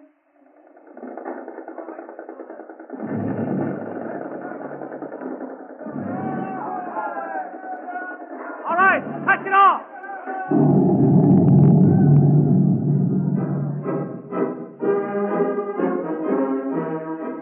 From Hollywood, the motion picture capital of the world, we bring you the thrilling true-life experiences of those men behind the scenes. Those daring, unsung heroes whose breathtaking adventures on the screen have thrilled millions, whose daily jobs bring them face to face with death. Those men who comprise the strangest fraternity on earth. The Suicide Squad. The movie stuntmen. The Daredevils of Hollywood. Ladies and gentlemen, in bringing you this copyrighted radio feature, we are again privileged to have as our guest one of the top-notch stuntmen of Hollywood, Frank McGrath. It is through his cooperation that we are able to reenact some of the highlights of his dangerous profession. The thrilling scenes you are about to hear are his own actual experiences, and Frank McGrath is here in the studio right now. Later on in the program, we will, of course, bring him to the microphone. But first, let us learn something of the hazardous work which is his everyday occupation. The scene is a huge soundstage on the 20th Century Fox lot. It is early morning. A gigantic set has been built on the stage, a prison set. By means of Hollywood magic, a large tank of water surrounded by scenery and trees looks for the world like a medieval prison circled by a moat. High above, supported by large timbers, are 3 vats, each containing 25,000 gallons of water. A very difficult and dangerous scene is about to be made for the picture The Prisoner of Shark Island, and Warner Baxter, the star, has turned over this assignment to his stuntman, Frank McGrath, who sits talking with the director. Frank, we've got those tanks rigged up so we can dump them slowly. I don't think we'll have any trouble. Yeah, well, see, they tip over slowly and spill the water gradually. Personally, I think we ought to dump the whole works at once. It'll make a swell shot. That's a lot of water, Mr. Ford. Yes, I know it is. 75,000 gallons. What I'd like to do now is get this routine straight. I'm supposed to be shot off that high wall and fall into the moat, huh? Yes.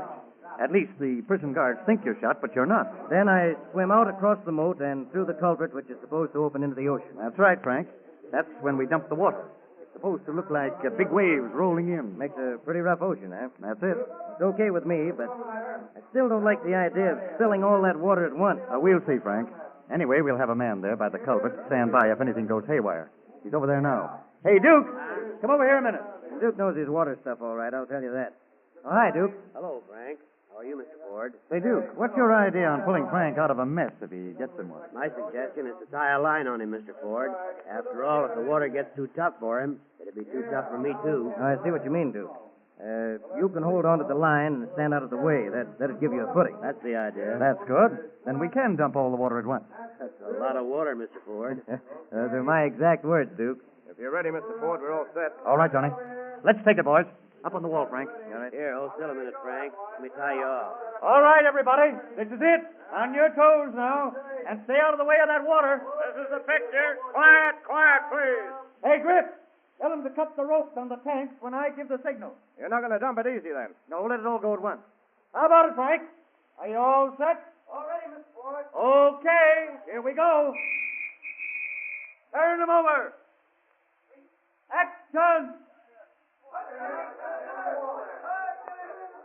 There he goes into the water. Nice fall. Yes, and it's a good shot so far. He's swimming for the culvert. He's going through. All right, men. Dump the water. Cut the rope.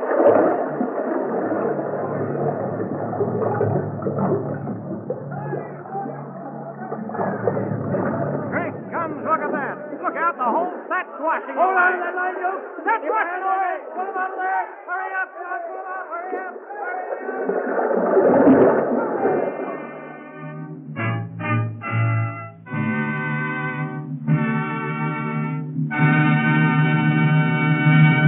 Ladies and gentlemen, it is our pleasure to present the courageous young man who made that scene, whose job it is to make just such scenes for motion pictures. Frank McGrath, interviewed by Hal Stiles. Well, Frank, that was certainly a shower bath, wasn't it? I'll say it was. The weight of that water ran into tons. Were you hurt? No, not seriously. Of course, it knocked me unconscious. I would have drowned if I hadn't had that rope around me. Well, I gather the flood of water washed the entire set away. Yeah, that's right.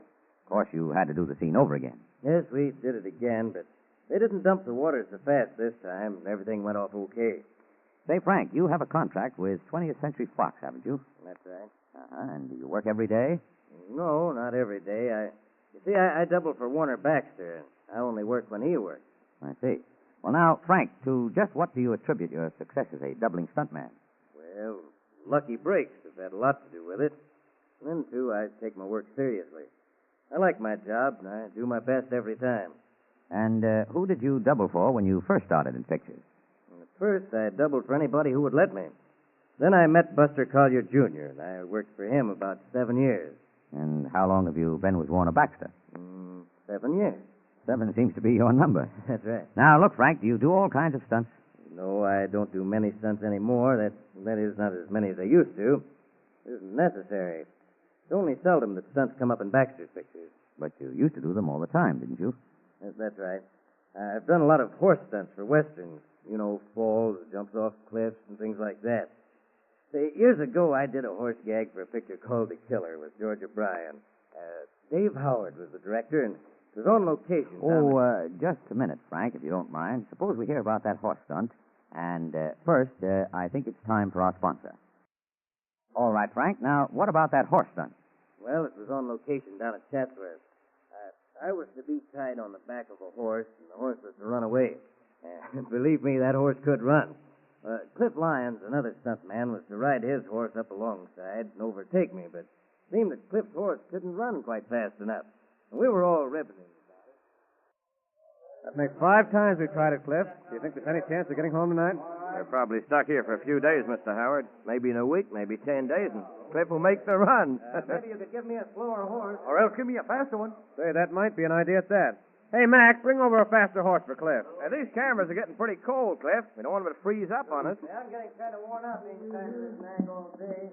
Let's really try to get the shot this time. How's this one, Mr. Howard? That'll do. Now, get on him, Cliff, and let's try it again. Now, all you have to do is catch up with Frank and stop his horse. Oh, this scene ought to be a cinch. You all set, Mr. Howard? Yeah, let's take it. Okay. Everybody, we'll try it again. The take, quiet. All right now, boys, do your stuff. Make it look good. Okay. Emma. Say, he just can't catch Frank's horse. Oh, that's no good. They're too far out of the scene now anyway. Cut. Oh, it's got me stumped. I don't know what to do. Frankly, neither do I, unless we change horses. Say, that might work. Let's try it. Okay. Come here, fellas. Listen. We got another idea. How about changing horses? Okay with me. Anything to get this shot before. All right, let's make the switch and try it again. Well, we'll have to get the shot pretty soon. The sun's beginning to take a dive. I bet you knew how we get it this time. I'm just sore enough to do it. Well, are you all set? Yep. Yeah, let's go. Here we go. This is it. This is the picture. Quiet, please. Quiet. Turn him over. Now go ahead, boys. Looks like he's going to make it this time. He's gaining on Frank. Oh, but he can't quite make it. Just a little faster, Cliff. You've almost got him. Say, those horses are really running. Holy snakes, look. Cliff's standing up in the saddle and he's going to jump. Look at that guy. He's leaning over. There he goes.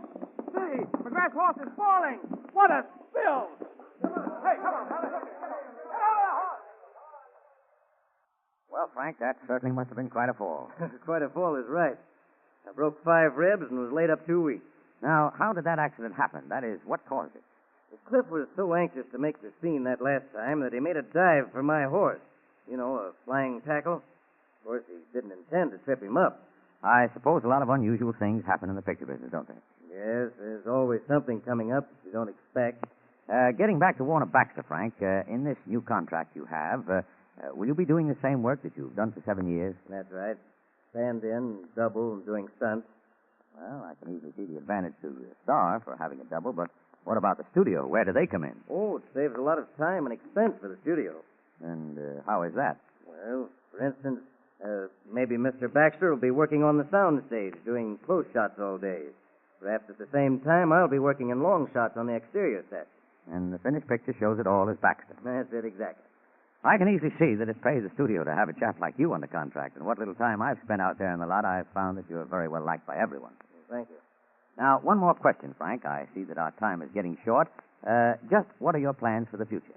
Well, truthfully, I have no plans. I never make them. Everything that has happened to me has just happened, if you know what I mean. My theory is if you don't make plans, you'll never be disappointed. That's very good logic, too, and that certainly is one way to look at it. Well, Frank, I hope you never have occasion to be disappointed. Thanks very much for coming here, and on behalf of our listeners, may I express appreciation for your story. I know that everyone joins me in hoping that we may have you again on this program very soon. Thanks, old boy, and good luck.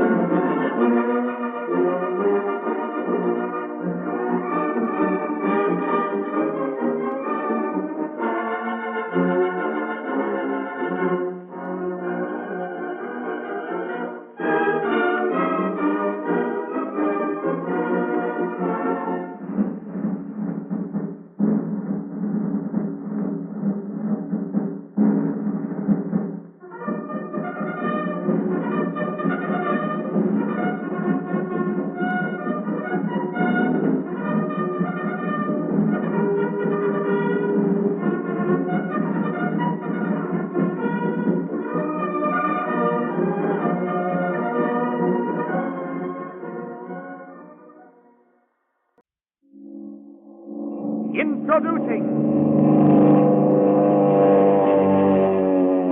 the Daredevils of Hollywood. Just about, George. Now, look, here's what I want you and Bill to do. Where's Bill? Right here, Mr. All right, now listen, boys. When you two start fighting, make it look good. And after you exchange a few slugs, George takes one on the chin that sends him through the plate glass window. I see. Bill knocks me through the window. That's it. Now, can you make it good for me? Sure, let's go. All right, everybody, here we go. It's a take. Quiet, please, quiet. Take your places, everybody. This is the picture. Quiet. All right, turn him over. Start the fight, boys. Say, is this good? Well, here goes the big one. Still squaring off. Oh!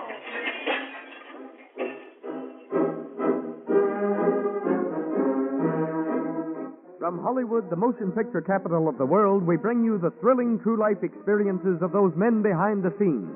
Those daring unsung heroes whose breathtaking adventures on the screen have thrilled millions, whose daily jobs bring them face to face with death. Those men who comprise the strangest fraternity on earth, the Suicide Squad, the movie stuntmen, the Daredevils of Hollywood. Ladies and gentlemen, in presenting this copyrighted radio feature, we are again privileged to have as our guest one of the top-notch stuntmen of Hollywood, Kansas Mooring. It is through his cooperation that we are able to reenact some of the highlights of his dangerous profession. The thrilling scenes you are about to hear are his own actual experiences. Kansas Mooring is here in the studio right now, and later in the program we will, of course, bring him to the microphone. But first, let us take you on a movie location set and show you one stuntman's job. It is in the late afternoon. A studio truck loaded with large lights and other motion picture equipment pulls up beside the warehouse and backs into the dock. The driver jumps out and walks briskly into the office. What do you say, Jack? Give me 50 boxes of soap flakes, Troy, and step on it. I'm due in Los Angeles with this load in 30 minutes. Hey, wait a minute. You going crazy? Why, man, that's enough soap to clean up the whole studio. I don't know anything about that. All I know Have is... you got a requisition? Sure, right here. And that's what it says, 50 boxes. Well, it doesn't make sense. I guess they know what they're doing. Hey, Johnny, fill this order, will you? All right. Where are they shooting tonight, Jack? Tenton, Maine, downtown. Street scene, I think. 50 boxes of soap. I just can't figure it out. Well, why should you? Listen, Troy, when you've been around this place as long as I have, you'll never be surprised at anything. As far as I'm concerned, it's a dizzy business. Ain't it the truth? 3 hours have passed. The scene is a street intersection in downtown Los Angeles. Great throngs of people mill about the roped-off area hoping for a glimpse of a picture star. The streets have been closed for a block in each direction, and several policemen are on guard. The entire section is bathed in a flood of light. As workmen finish setting up the equipment, we find seated in portable chairs the director and 2 of Hollywood's stuntmen, Kansas Mooring and Jerry Black. The director speaks. Well, boys, it won't be long now. We'll have this scene and be away from here within an hour. Can't be too soon for me, Mr. Barnett. Which one of those cars am I supposed to use, Mr. Barnett? You'll drive the sedan, Jerry. Kansas drives the open car. Now, by the way, do you boys understand the scene? Is everything clear? Well, Maybe it'd be a good idea to go over it again. I believe you're right, Kansas. At least it won't hurt anything. You're supposed to come into the scene first. I'm in the lead, huh? That's right. And, Jerry, you're driving about 50 yards behind him. Yeah, and we're both going about the same speed? That's the idea. Now, when you come into the scene, that'll be right along here, you put the car into a turning skid. You make a complete turn and continue the run as before. Now, is that clear? Sure, I got it. What happens next? Jerry follows you right on in, but he doesn't skid. Yours is just a straight run, Jerry. Yeah, that's easy enough, Mr. Barnett. Look, that street's going to be plenty wet, isn't it? It'll be wet, all right, Kansas. And we'll have a lot of soap on it, too. They're wetting it down now, and we'll put 50 boxes of soap right in that one spot. It ought to be slick as ice. This is going to be a cinch. How does everything look, Mr. Barnett? Looks good, Jimmy. Are you all set? Yes, sir, everything, including the soap and water. Did you line up the shot from the high parallel? Yes, sir. Everything's ready to shoot. Well, that'll be right here. Well, boys, let's take it. What do you say? All right. Okay, sure. let's go. Come on. Now get in the cars. I'll give you the signal when you start the run. Look, Kansas. This will have to be pretty fast to look all right. Now, you make that skid at about 55. All right, Mr. Barnett. I'll be coming fast enough. Take it away, boys, and good luck. All right, everybody. Here we go. This is the take. Quiet. Places! Everyone take your places. Quiet, this is it. They got that street good and slick, Jimmy? I'll say they have. All right. Now watch it, everybody. Here we go.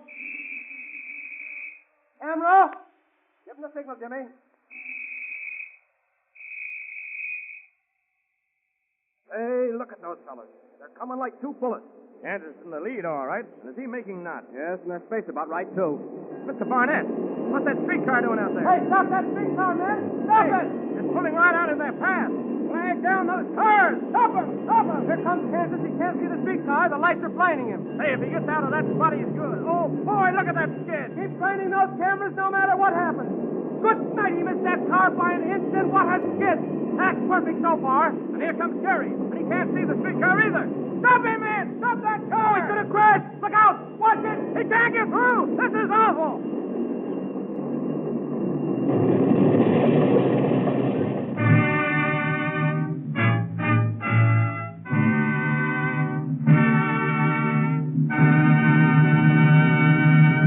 Ladies and gentlemen, it is our pleasure to present one of the courageous men who made that scene, who so narrowly escaped death only to watch his friend and co-worker become trapped in that fatal crash. Kansas Mooring, interviewed by Hal Stiles. So Jerry was killed in that scene.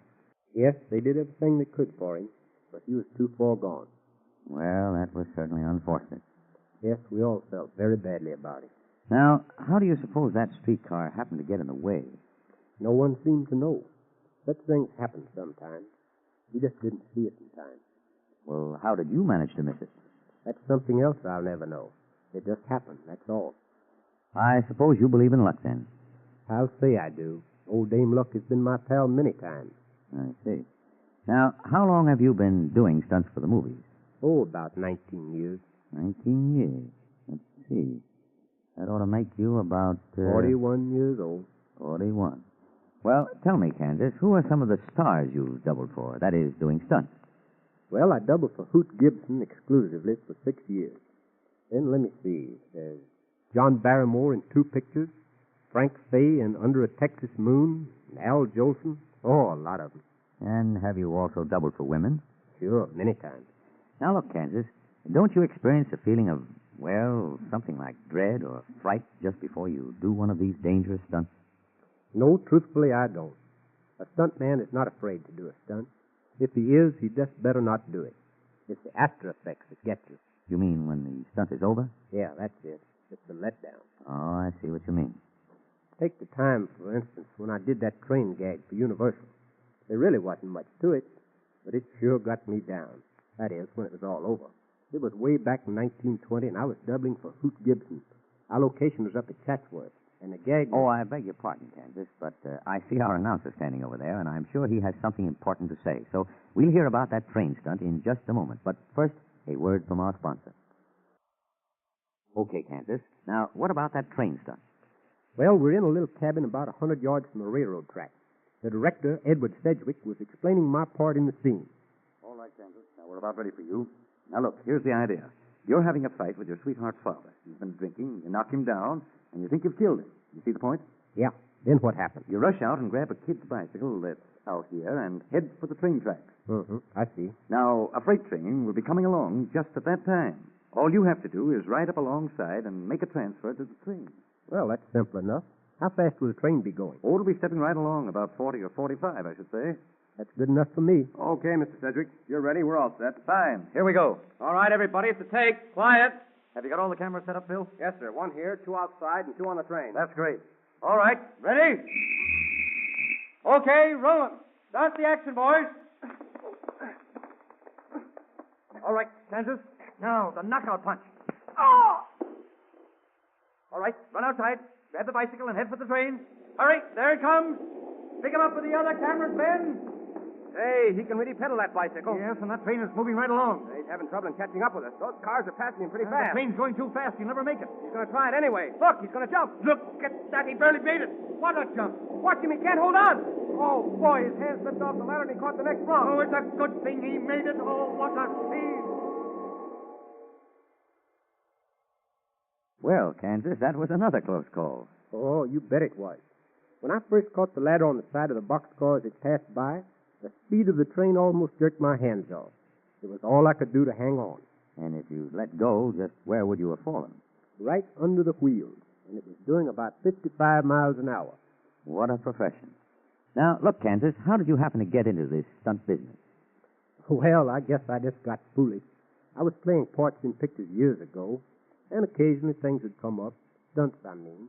And one thing just led to another until I was doing all kind of stunts. Then you do anything the script calls for, is that right? Everything but airplane stuff. I don't like airplanes. Well, just why is that? Do you consider airplanes too dangerous? No, in a way, other stunts can be much more dangerous than airplane gags. But, well, I just don't like airplanes. And besides, I'd rather leave that to a few of the boys who are real experts in that sort of thing. I see. Now, tell me, you're married, aren't you? I'm guilty. And what does your good wife think of your profession? Oh, she always worries until I get home. Frankly, she doesn't like it. Well, I don't know as I blame the little lady. But at any rate, Kansas, your experiences have been extremely interesting, and we certainly enjoyed your visit. On behalf of our listeners, I want to thank you sincerely for coming here. I know that everyone joins me in hoping that we may have you on this program again very soon. In the meantime, goodbye, old fellow, and the best of luck.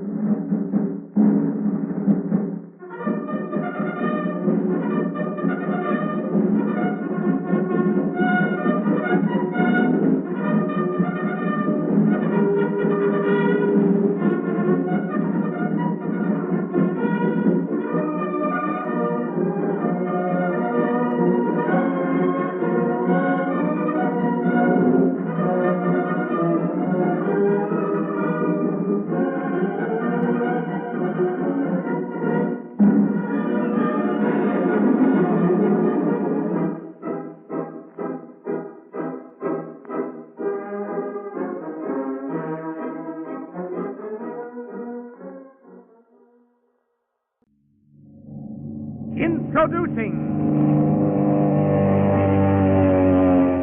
the Daredevils of Hollywood. All right. Oh, Bill.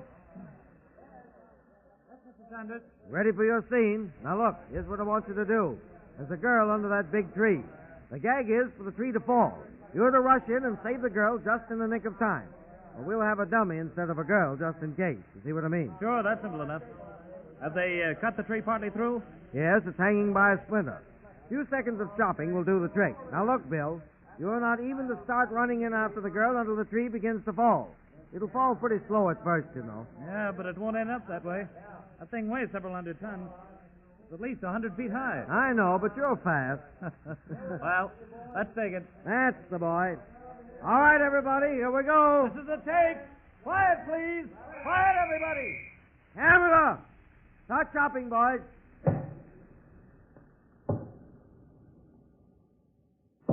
He's about to go. Hurry, Bill, get out there and get the dummy, quick!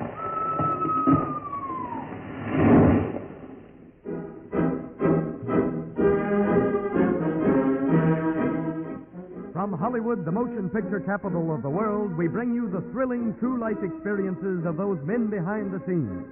Those daring, unsung heroes whose breathtaking adventures on the screen have thrilled millions, whose daily jobs bring them face to face with death. Those men who comprise the strangest fraternity on earth, the Suicide Squad, the movie stuntmen, the Daredevils of Hollywood. Ladies and gentlemen, in presenting this copyrighted radio feature, we are again privileged to have as our guest Miss Eileen Goodwin, a beautiful and charming young stunt girl whose job it is to make dangerous scenes for motion pictures. It is through her cooperation that we are able to reenact some of the highlights of her hazardous profession. The thrilling scenes you are about to hear are from her own actual experiences.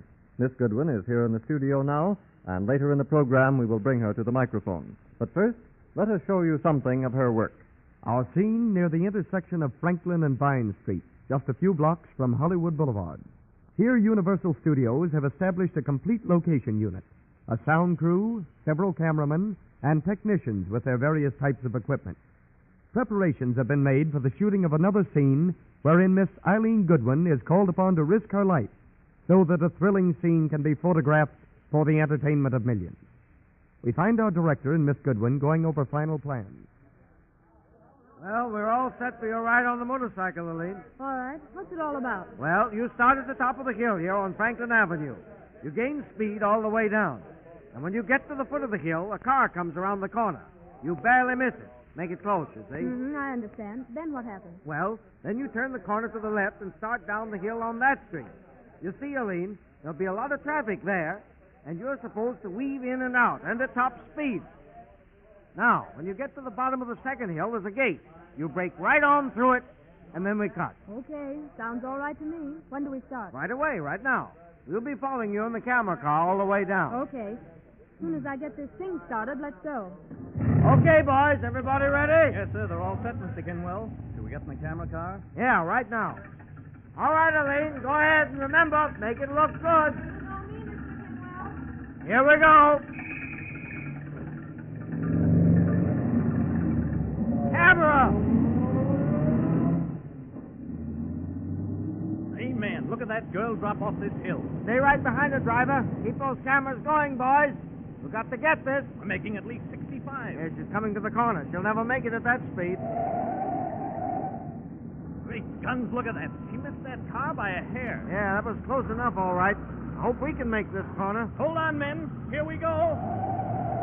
Boy, what a thrill. Gaining on us a little. Hey, step on it, driver. Pete's sake, look at that traffic. Yeah, watch her weave in and out of those cars. Oh, look at that. Yes, she's doing tricks like a maypole dancer. Are you getting this, men? I'll say we are, Jim. She's headed for the gate. I hope she's okay. Hey, look at that car coming out of the side street. Running right in front of her. Watch out, Eileen. Oh, boy, what a close shave. Another coat of paint. Say, watch that kid ride. It's a sweet shot so far, Mr. Kinwell. It's perfect. She's headed straight for the gate. And there she goes.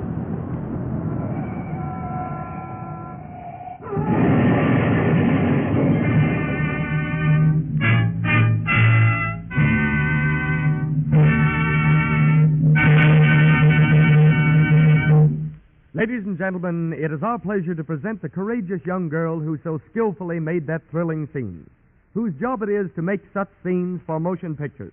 Miss Eileen Goodwin, interviewed by Glenn Hardy. Well, now, just a minute, Miss Goodwin, until I can get my breath.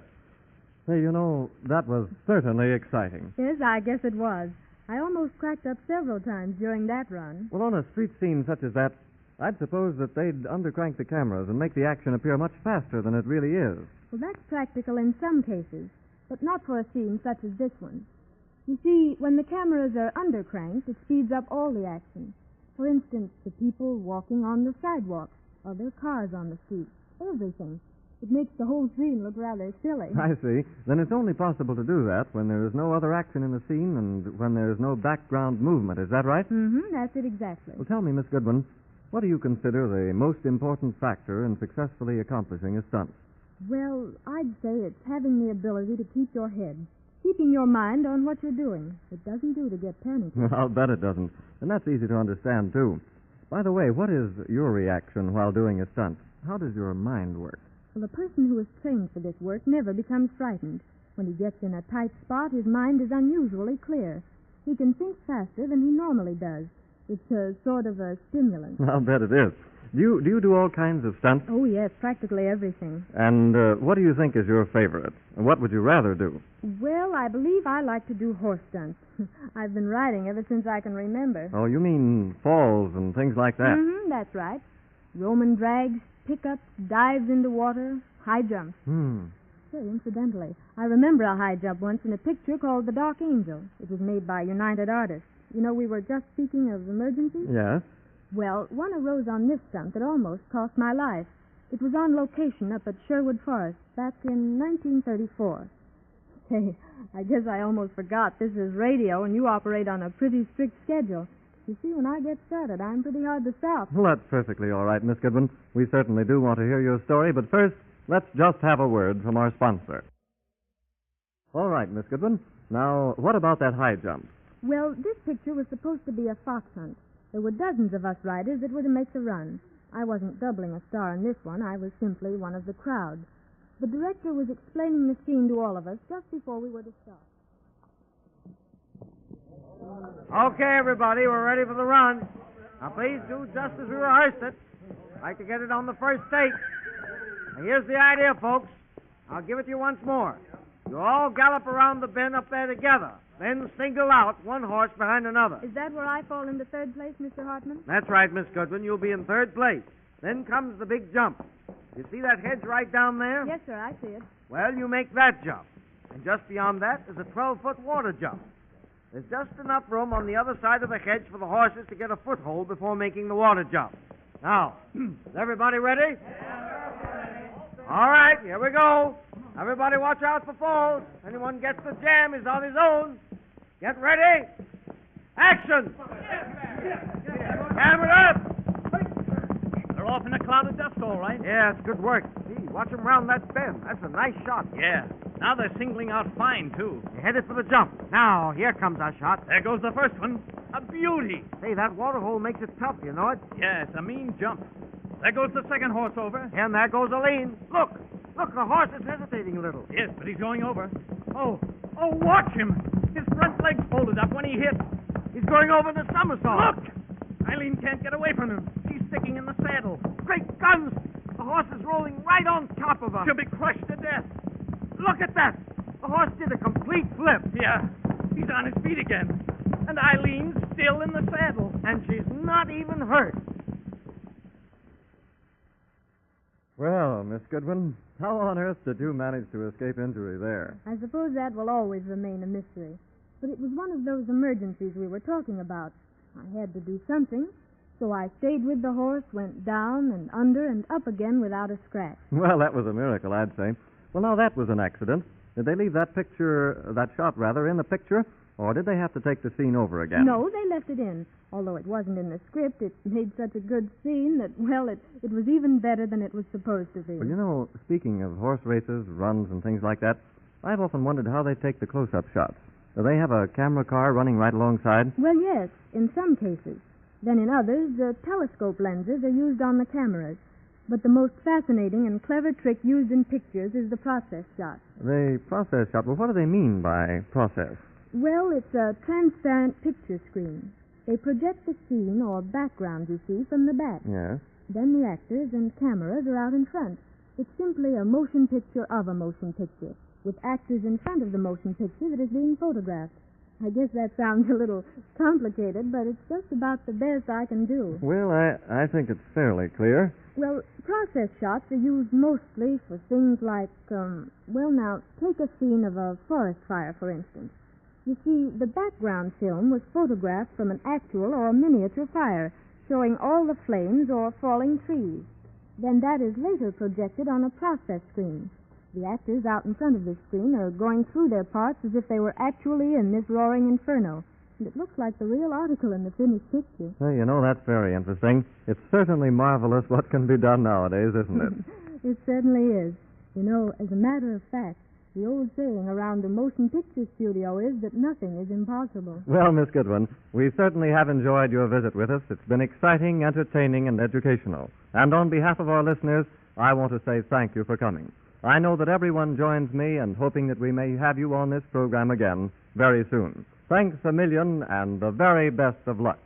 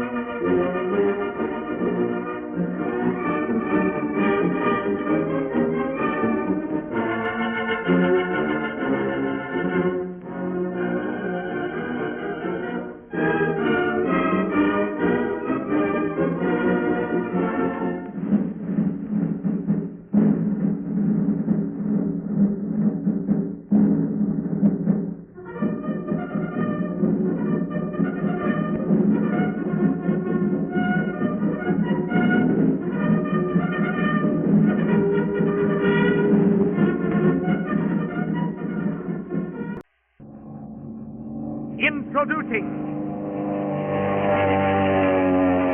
the Daredevils of Hollywood. All right, George, we're ready for your scene. Now, all you do is fall backward off this ladder and go through that skylight down there. Okay. You're playing a bank robber. You're trying to get away from the cops. They're chasing you across the top of these buildings. When you get to this ladder, they shoot. You fall off backwards. Now, get the idea? Is that all? Yeah. Well, let's take it. All right, everybody. Here we go. This is picture. Quiet, please. Quiet, everybody. Roll 'em. Start the action. There he goes, running like a quarterback. He's on the ladder. Okay, cue for the gunshot. He's losing his balance. There he goes.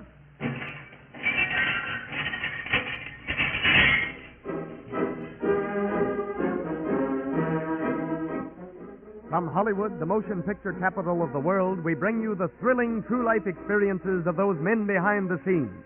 Those daring, unsung heroes whose breathtaking adventures on the screen have thrilled millions. Whose daily jobs bring them face to face with death. Those men who comprise the strangest fraternity on earth. The Suicide Squad. The movie stuntmen. The Daredevils of Hollywood. Ladies and gentlemen, in presenting this copyrighted radio feature, we are again privileged to have as our guest one of the leading stuntmen of Hollywood, Cecil Kellogg. It is through his cooperation that we are able to reenact some of the highlights of his dangerous profession. The thrilling scenes you are about to hear are his own actual experiences. Cecil Kellogg is here in the studio now, and later in the program we will bring him to the microphone. But first, we invite you to witness a routine day in the life of this courageous young man. It is early morning on a day in the summer of 1933. Universal Studios have set up a complete location unit on a sandy country road near Palmdale, California. Besides the cameras, reflectors, and other movie-making equipment, one large Speedy Phaeton automobile and a single-motored bombing plane are being prepared for their participation in the filming of an extremely hazardous scene. Cecil Kellogg, the stuntman who is to do that scene, sits relaxed as he goes over the final details with the director. Now, let's see, Mr. Taylor. I start the car back up the road there about a half a mile. Is that right? That's right, Cecil. You gain speed all the way down. When you get even with the cameras here, you should be wide open. And that's where the airplane starts dropping bombs on me. Yes, at least that's the way it's supposed to look. Yeah. Of course, we'll have charges of dynamite planted in the ground. The powder man will set them off as you pass over. Well, how far apart will these charges be? Oh, about every 50 yards. Now, here's the idea. You're doubling the star. Yeah. You're supposed to get through two of the explosions. Yeah. But the third one blows the car off the road and smacks it into a tree. Now, that's the tree right down there. Yeah, I see. Well, what about this powder man? Is he okay? Well, frankly, Cecil, he's new on the job. Yeah. But I think everything will be all right. The dynamite is planted 3 feet underground. Well, of course, a lot depends on the exact moment he sets off each charge. By the way, who's flying the airplane? Oh, didn't I tell you? No. Frank Clark's flying the ship. Oh. Say, he ought to be showing up pretty soon, too. Frank Clark, well, at least that's one thing I won't have to worry about. That boy can do all of my flying. Yeah, he's plenty good, all right. Oh, here he comes now. Hello, Frank. Hello, Mr. Taylor. I hope I'm not late. Well, what do you say, Cecil? Long time no see. Hi there. How are you, You're boy? just about on time, Frank. We'll be ready to go any minute now. What's new, Frank? Oh, same old thing. Say, they've got quite a gag figured out here for you, haven't they? Yeah, it looks that way.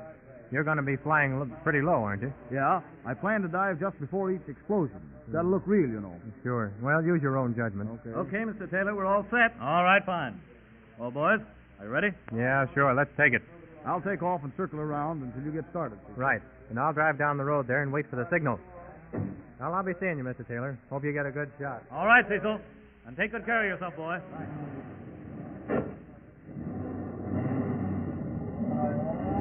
All right, everybody. Now listen carefully. Remember to stand clear. Watch for cameras and don't get excited. When you see the car coming, get well back onto the lane. A score of anxious faces turn toward the director as he speaks. Every eye reflects the seriousness of what he has to say. These cameramen, technicians, and others, all veterans of many dangerous scenes, have heard these instructions before. Nevertheless, they stand almost breathless, straining to catch every word. To one side of the road, standing before his electrical switches, is the powder man. His face is white and drawn. His heart beats rapidly. The responsibility of a man's life is his. Well, all I can say is, everybody on your toes. Okay, Mr. Taylor, the airplane's up and everything else is ready. All right, here we go. This is it. Quiet, everybody.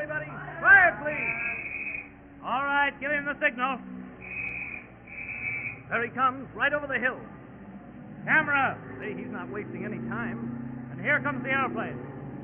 Look at that dive. All right, let her go. Good grief, that one blew his head off. Swung the car around, too, but he's still going. Here's another dive.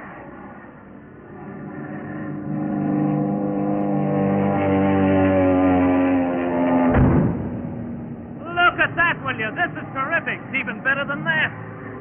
Say, he's making at least 75. The ship's turning back for another dive. Here he comes.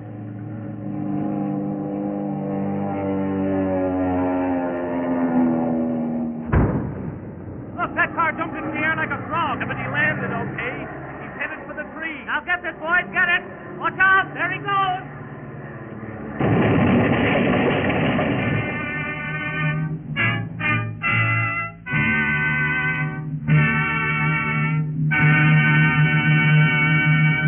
Ladies and gentlemen, it is our pleasure to present the fearless young man who made that scene, whose job it is to make dangerous and thrilling scenes for motion pictures. One of Hollywood's ace stuntmen, Cecil Kellogg, interviewed by Glenn Hardy. Well, Cecil, I'll have to admit that stunt was certainly a thriller. Tell me, were you hurt at all? No, I wasn't, but I was plenty stiff and sore for several days afterwards. Yes. The jar when I hit that tree was terrific. I'll bet it was. Say, were you strapped in the car? No, not that time. I always strap myself in if the car's to turn over, but on just a crash, well, I'd rather be loose. Look, Cecil, have you ever been injured doing any of these dangerous stunts for the movies? No, not seriously. Well, how do you account for that? Well, it's partly luck and partly knowing what to do at the right time. Well, I can understand that, all right. You see, there are thousands of ways you can get hurt doing a stunt, but maybe 2 or 3 ways not to get hurt. A stuntman must figure out those 2 or 3 ways and take one of them. By the way, Cecil, I understand your wife is doing stunt work, too. What about that? Yeah, that's right. She's Frances Kellogg. Her specialty is horse stunts. I think she's the only woman in the business who can drive a span of 6 horses. In stunts, I mean. Well, that's very interesting. But tell me, Cecil, what stars have you doubled for? Oh, many of them. Let's see. There's Douglas Fairbanks, Buster Crabbe, Jane Whitman, Tom Mix, Buck Jones. Oh, a lot of them. I see. And have you also doubled for women? Sure. Mary Pickford, the late Ruth Rowland, Norma Talmadge, Norma Shearer, Claudette Colbert. Well, I can't think of all of them offhand. Well, Cecil, I should imagine this stunt business is plenty exciting. Yes, it is, but there's quite a fascination to it. You see, there are no 2 stunts exactly alike. For instance, take the time I did a gag up into Hunger Canyon. Pardon me, Cecil. We want to hear about that. In fact, we wouldn't let you get out of here without telling us. But first, let's have just a word from our sponsor. All right now, Cecil, what about that stunt up in the canyon? Well, it was back in 1927. As I say, we were up into Hunger Canyon. That's about 20 miles from Hollywood. William Kraft, the director, was explaining to me what I was supposed to do. Now, look, Cecil. You're dressed as the leading lady in this scene, and you're on a runaway horse. And I see. Now, Bob will be doubling the leading man. He'll be right behind you. The idea is the old rescue gag. Get the point? Yeah. Well, what happens then? Well, it develops that you fall off the horse before Bob can catch up with you. Then you just roll over on that ledge there and hang on till he comes and gets you. You mean hang by my fingers over that canyon? Why, man, that thing's 200 feet deep and straight down. Yes, I know, Cecil, but we've got a piano wire net stretched across there about 10 feet below. So if you can't hang on, the wire will catch you. Yeah, maybe. That piano wire holds sometimes, and sometimes it doesn't. Besides, that'll be a terrific jerk, a 10-foot fall. Well, there's a good solid rock ledge down there for you to hang on to. I think everything will be all right. Well, I guess we'll soon know whether it will or not. I see they got the camera set up. Yes, we're ready to shoot. Now, look. When Bob comes to get you, he'll lasso you and pull you off the bank. Is that all clear? Yep. Well, let's take it. Okay, boy. Get on your horse and get down the road a ways. Oh, Bob's waiting for you down there. I'll give you the signal to start. Right. All right, everybody. We're all set. This is the picture. Quiet, please. Everybody take your places. Quiet, please. All right, men, pan them all the way down. Ready now? Okay, give the signal. Roll them. Here they come. And are those horses running? You bet they're running. This is going to be good. Oh, boy, look at Cecil make that fall off the horse. It was perfect. He's rolling down to the ledge. Say, this is swell. Here comes Bob. He's getting ready to let to him. Great Scott, Cecil's hands are slipping off the rock. He can't hold on. Hurry, Bob. Throw that rope over him, quick. Oh, look at that. He lassoed that boy in midair. Oh, you really did slip off that rock after all, eh, Cecil? That's right. My finger slipped off and I had to let go. And the other fellow lassoed you before you fell. Is that it? That's it. Of course, a piano wire net might have held me, but I'm not sure.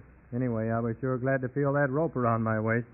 I'll bet you were at that, Cecil. Now, look, how did you happen to get into this movie stunt business in the first place? Well, I started out doubling for Mary Pickford and Little Lord Fauntleroy, working with horses. I did a few easy stunts at first, but one thing led to another until I was doing all kinds of gags. I see, but tell me this, Cecil. Do you like the stunt business? In some ways I do, others I don't. It's very fascinating, but on the other hand, it's unquestionably a very dangerous profession. Well, I think I understand your point of view, and all of this has been very interesting. You've given us an exciting and entertaining time, and on behalf of our listeners, I want to thank you sincerely for coming here. I know that everyone joins me in hoping that we may have you on this program again very soon. Take care of yourself, old boy, and happy landings.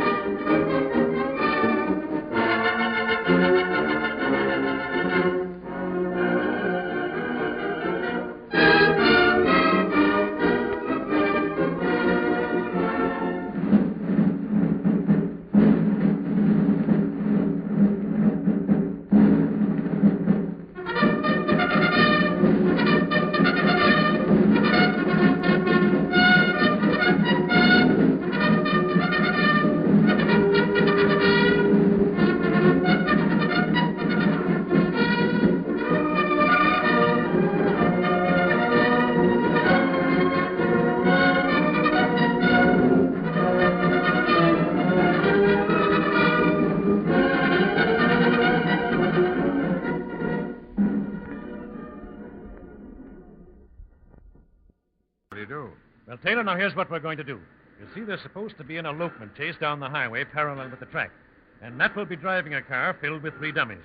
Yeah, you see, I'm doubling for Richard Bennett. He's supposed to be trying to overtake the couple before they get married. Oh, yeah, I see.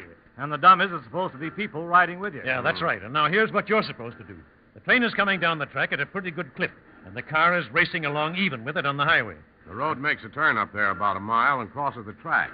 Just before we get to the crossing, I'm going to step on it and beat you over. You get the idea? Yeah, I see. You're going to make it close? Well, what do you say, Mr. Moulton? It'll have to be within 4 or 5 feet to look good, Matt. Of course, 2 feet or 1 would look better. Yeah, I know what you mean. Half an inch would be perfect. How fast is the train supposed to be going? About 40 miles an hour. Well, Gilman, it's entirely up to you. I couldn't possibly stop this train at that speed if something went wrong. Well, I'll give you the signal as we run along there together. All you have to do is hold the speed of the train exactly where it is when I give you the high sign. Well, that makes it easy for me. But I'd hate to think what'll happen if you misjudge your distance. Well, we won't worry about that, Taylor. This boy knows his business on that sort of thing. We're all set, Mr. Moulton. Everything's ready. Well, here we go, men. We'll be right behind you in the camera car, Matt. And I've got 5 more cameras set up at the crossing. Okay. Taylor, climb up in the cab and get the engine going. Keep a sharp lookout for my signal. All right. Then here's the lock. Okay, let's go. All right, now stay about 50 feet behind him, driver. That train gets up speed pretty fast. Yeah, sure does. All right, camera. That engineer is watching Matt like a hawk. Yeah, he's waiting for the signal. They're running neck to neck. The speed's just right. There's that signal. Exactly 40 miles an hour. We'll have the scene pretty soon, Mr. Moulton. Yeah, and believe me, I'll be glad when it's over. I know what that's up to. And so do I. He's going to make that crossing in front of that train by inches. I've seen that guy work before. They're almost at the crossing. Are you getting it, Bill? Yes, sir. Perfect so far.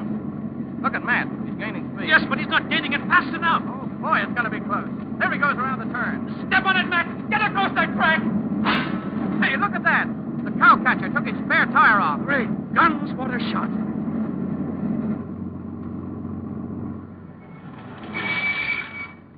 All right, how about it, boys? Did you get that in your cameras? I'll say we did, Mr. Moulton. We got everything, including the spare tire. It missed my camera by 6 inches.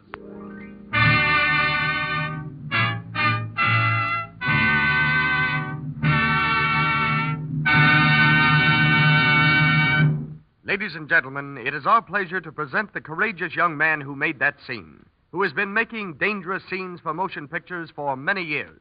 Matt Gilman, interviewed by Hal Stiles. Well, Matt, that was very exciting, and it must have made a thrilling scene for the picture. But tell me, were you scared just before you got across that track? Strange to say, Hal, I wasn't. In fact, in this business, you can't afford to get scared. Well, just what was your reaction? Well, that's a little hard to explain. I guess it was something like a hunter feels just before he pulls the trigger. Absolute concentration, I think you'd call it.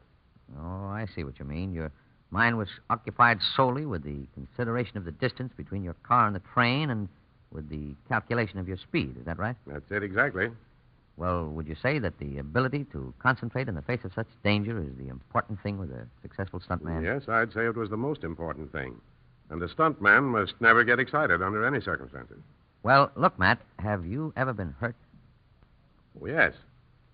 Yes, dozens of times. I've just been out of the hospital one day when I got a call. It was a war picture back in 1930 with Wallace Beery and Raymond Hatton.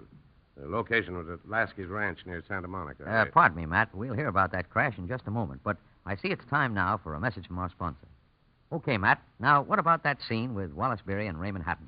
Well, they were waiting to take the scene when I got out to the set. The idea was for another stuntman and myself to run an army tank off a bridge and then climb out of the tank and do a fist fight. I was supposed to have concealed myself in the tank. I've forgotten how the story went, but anyway, this tank we were to use was just an automobile dressed up like a tank. And when I walked on the set, the director came up and rushed me into a dressing room. The other stuntman was just finishing his makeup, and while I put on mine, they started explaining the scene to me. Snap into it, Metal Boy. All those people out there costing the studio something like $500 a minute. Okay, I'll be ready in a few seconds. Hey, they sure taped up that bad shoulder of yours. How did it feel? Oh, it's okay, Bill. Now, look, Matt. Here's what you and Bill are supposed to do. Bill will drive that crate off the bridge. All you have to do is just ride it out in the back seat. Yeah, and when she stops crashing, we'll climb out, if we're able, and start fighting. Well, that's simple enough. It's not a very high bridge, is it? 18 feet. That's the drop. Yeah, we measured it, and the car's supposed to land bottom side up. Give me a hand with this coat, will you, Bill? Sure, man. All right, now, stick your arm through. Take it easy. There you are. There, thanks. Well, let's take it. Swell. Come on, boys. All right, everybody. We're ready to go. In your places, everybody. Quiet, please. Oh, so this is the tank, eh? Yeah, look at the little peephole I got to look through. I don't see how you're going to see anything through that. They'll be looking through a keyhole, like as if Winchell Smith is on the job. Well, only you won't see what he does. How about it, Frank? The camera's all set? Oh, yes, sir. Everything's waiting. Okay, here we go. All right, boys, let's get going. Camera, here they come. They're not wasting any time either. No, I'll say they're not. Look at that zigzag. You can't see very much through that little hole. All right, now they're coming to the bridge.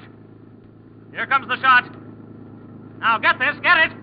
They're going over. Look, it's perfect.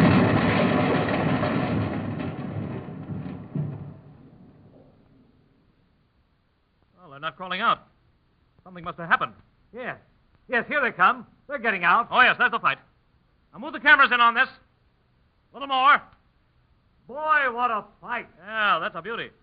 I guess that's enough, though. All right, cut. Okay, boys, that was perfect. A wonderful shot all the way through. Yeah, but I broke this shoulder again. Yeah, and I'd hate to fight this fellow when he's okay. He's got a punch like a mule. Well, Matt, I think I'm beginning to understand just what you stuntmen go through.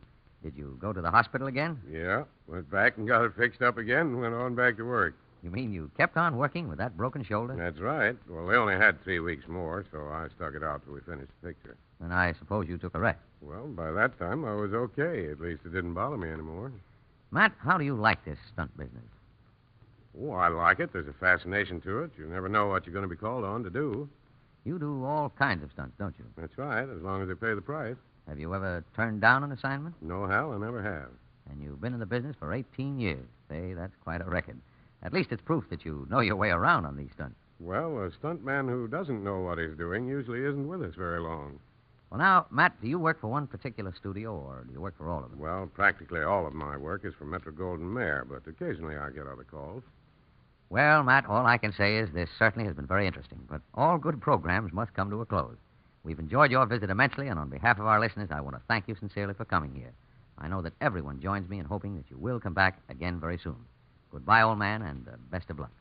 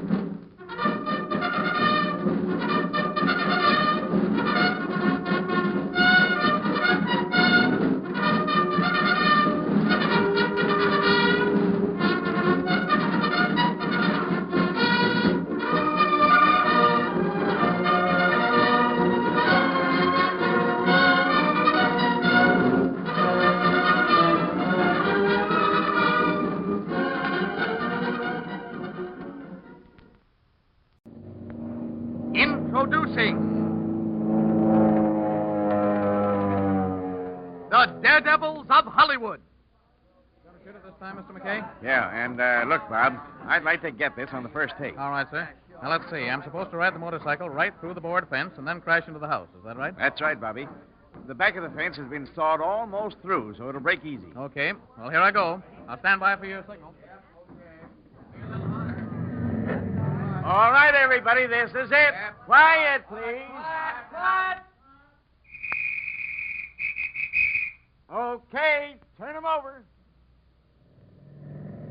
Boy, he's really making speed. This is going to be good. Keep those cameras on him. Look at him hit that wall.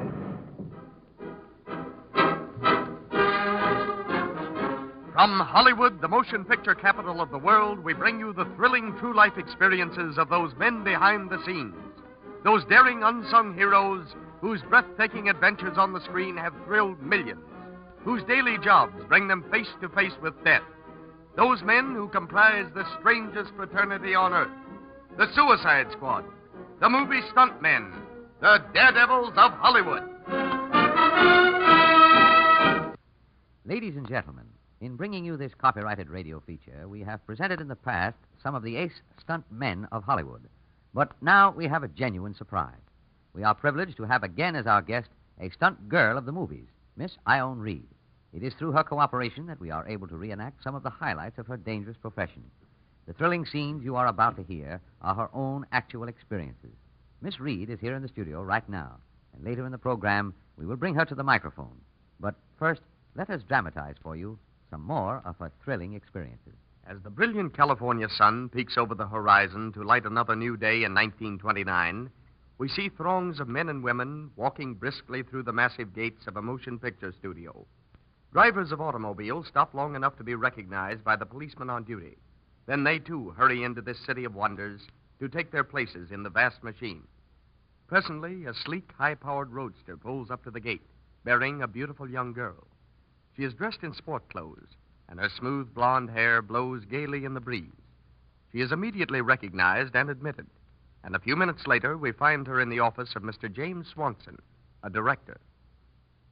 Good morning, Mr. Swanson. I hope I'm not late. No, not at all. We probably won't shoot your scene until about 10 o'clock anyway. Well, tell me, what am I supposed to do? Casting office didn't tell me much about it over the phone. Frankly, Ione, it's a very dangerous stunt. I wouldn't want to trust anybody with it but you, but I honestly feel that you can do it. It has something to do with trains, doesn't it? Yes. You're riding on top of a freight train with two men, and the brakeman gets after you. You run along the top of the train, crawl down the ladder on the side of the boxcar, and jump off. I see. How fast will the train be going? About 18 miles an hour. Oh, well, Mr. Swanson, that's very simple. In fact, there's nothing to it. Yes, but here's the dangerous part. There'll be a passenger train coming from the opposite direction on the other track. So when you and the two stuntmen jump off, You're supposed to run across the track right in front of the passenger train. How fast will it be going? To tell the truth, Ione, it'll be wide open. Oh, I see. That does complicate matters a little, doesn't it? You see, it'll have to be close to look good. We're spending a lot of money on the scene, so I want it done, successfully. That's why I had them call you. Okay, Mr. Swanson, we'll give it a try. After all, we've done some just as difficult. Fine. I knew you'd do it.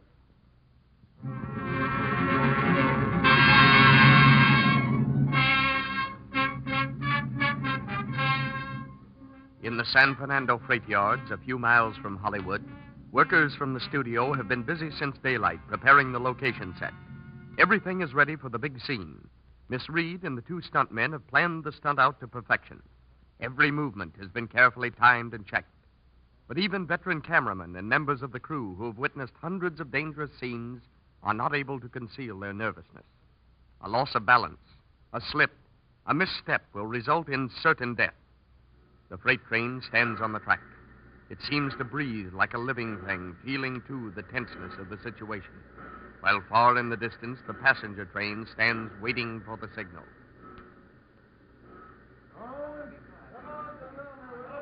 We're ready any time you are, Miss Reed. I guess we're ready. How about it, boys? We're all set, Ione. Now remember, Matt gets off first, then I got off, and then you. And stay close behind Carl as you can.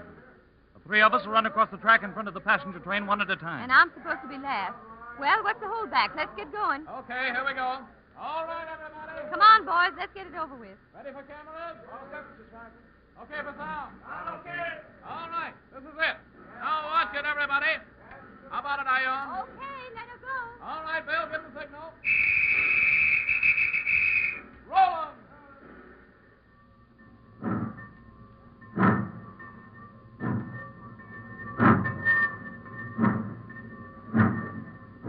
Well, boys, here we go. Let's do it the first time, then we can call it a day. Yeah, it's okay by me. I'm all set.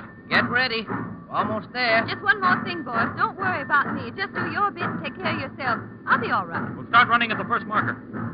Now get ready. Here it comes. Okay, Mac, go ahead. I'm right behind you. Come on, Ione. Here comes the second marker. Start climbing down the ladder, Mac. Hurry, here comes the passenger train. Okay, Mac. Jump. There's your marker. Ah, he made it. Well, here I go, Ione. Hurry, Carl. That passenger train's coming like a rocket. Hey, look, Carl, she'll never make it. The train's coming too fast. Don't try it, Ione. You can't make it. Look out. She's gonna jump anyway. Watch it, Ione. Holy smoke, she fell right on the track. She can't get up. Look at that train. It's right on top of her.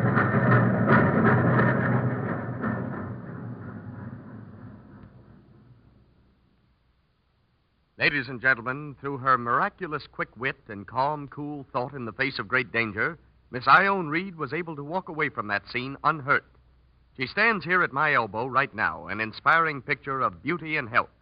It is with extreme pleasure that we present this courageous young girl, interviewed by Hal Stiles. Well, Miss Reed, my curiosity is still very acute. Tell me, how on earth did you get out of that tight spot? Well, when I fell on the track, I knew I didn't have time to get up and run, so I just rolled. Just made it between the two trains. Must have been very close. Certainly was. Those trains looked as big as mountains. And did you just lie there until the two trains had passed each other? That's right. Of course, that wasn't the way the story was supposed to be, so we had to do it over again. You mean you had to actually do that dangerous stunt twice? No, not twice. We had to do it 5 times. Something went wrong every time, but we finally got it right. Well, that must have been some fun. Incidentally, it's almost amazing that such an attractive girl as yourself would be in this dangerous business.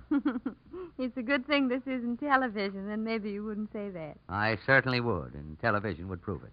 I only wish our listeners could see just how attractive you really are. Thanks. That's very nice of you. Now, tell me, how did you happen to get into the stunt business? Well, I used to play leads in Western pictures. There were always some kind of stunts to do, and I always did my own. Most of them were horse stunts. You know, jumps, pickups, falls, things like that. I see. And one thing led to another, and finally I was doing all kinds of stunts. I suppose you've had quite a lot of close calls, haven't you, Miss Reed? Yeah, I have. Have you ever been injured? No, not seriously. Just a few ribs broken. My nose was fractured once when I was doubling for Clara Bow. You probably remember the picture. Crawler Savage? Yes, I remember it very well. And they called me out on location. I didn't even know what I was supposed to do until I got there. I walked in on the set Oh, and... pardon me, Miss Reed. We'll learn what happened in just a moment, but This is where we hear from our sponsor. All right, Miss Reed, now, carry on. Well, when I went on the set, they were waiting. All right, then, Miss Reed, we're ready for your scene. Now, you just ride that horse up by that rock over there, and when the horse sees the snake, he'll rear up and... Wait a minute. Who's going to ride what horse up to what snake? Why, you are, Miss Reed. Oh, no. Listen, mister, I don't like snakes. They're out of my line. Maybe you better get somebody else. Oh, we can't do that, Ione. You're already made up for the part. You're all dressed. Oh, it'll be all right. I'm sure it will. But I still don't like snakes, and I have no reason to think they like me. Now, look here. That's a 10-foot rattlesnake, but he's harmless. You see, they extracted his fangs. He can't hurt you. Oh, no. He can scare me to death. I don't like it. But I'll do it. Fine. Now, just ride up to the snake, and when the horse rears up, you fall off. That's all there is to it. What do I do, fall on top of the snake? No, but fall as close to him as you can. Okay, I still don't like it, but here goes. Okay, everybody. All right, places. This is a take. Okay, camera. All right, go ahead, Ione.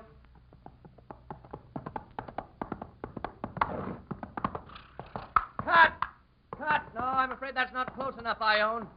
Can't you get the horse up closer to the snake? This horse doesn't exactly like that snake any better than I do. Go, boy, take it easy there. Steady there, boy, steady. Oh! You hurt, Miss Reed? Why, the horse swung his head and hit her right in the nose. I'll bet it's broken. Come on, Ione, get down. We'll take you to the hospital. Hospital, my eye. I'm just mad enough to make this scene now.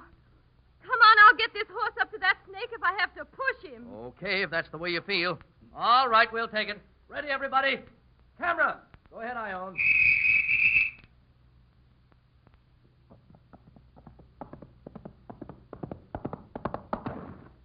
Look, she's right on top of the snake this time. Falling off. Look, the snake struck at her and missed. Oh, get out of the way, Ione. Oh, man, what a shot. Well, Miss Reed, that certainly was exciting. But if the snake was harmless, I don't suppose you were in any great danger. That's the funny part of it. I found out later that the snake was as deadly as any rattlesnake. His fangs had not been removed. After I fell off the horse and rolled out of the way, Talbot came into the scene and actually killed that snake with a riding whip. It was a wonderful shot. It certainly was. I remember it very well. And how about your nose? That was very painful, wasn't it? Yeah, it was. But in a way, I didn't mind so much.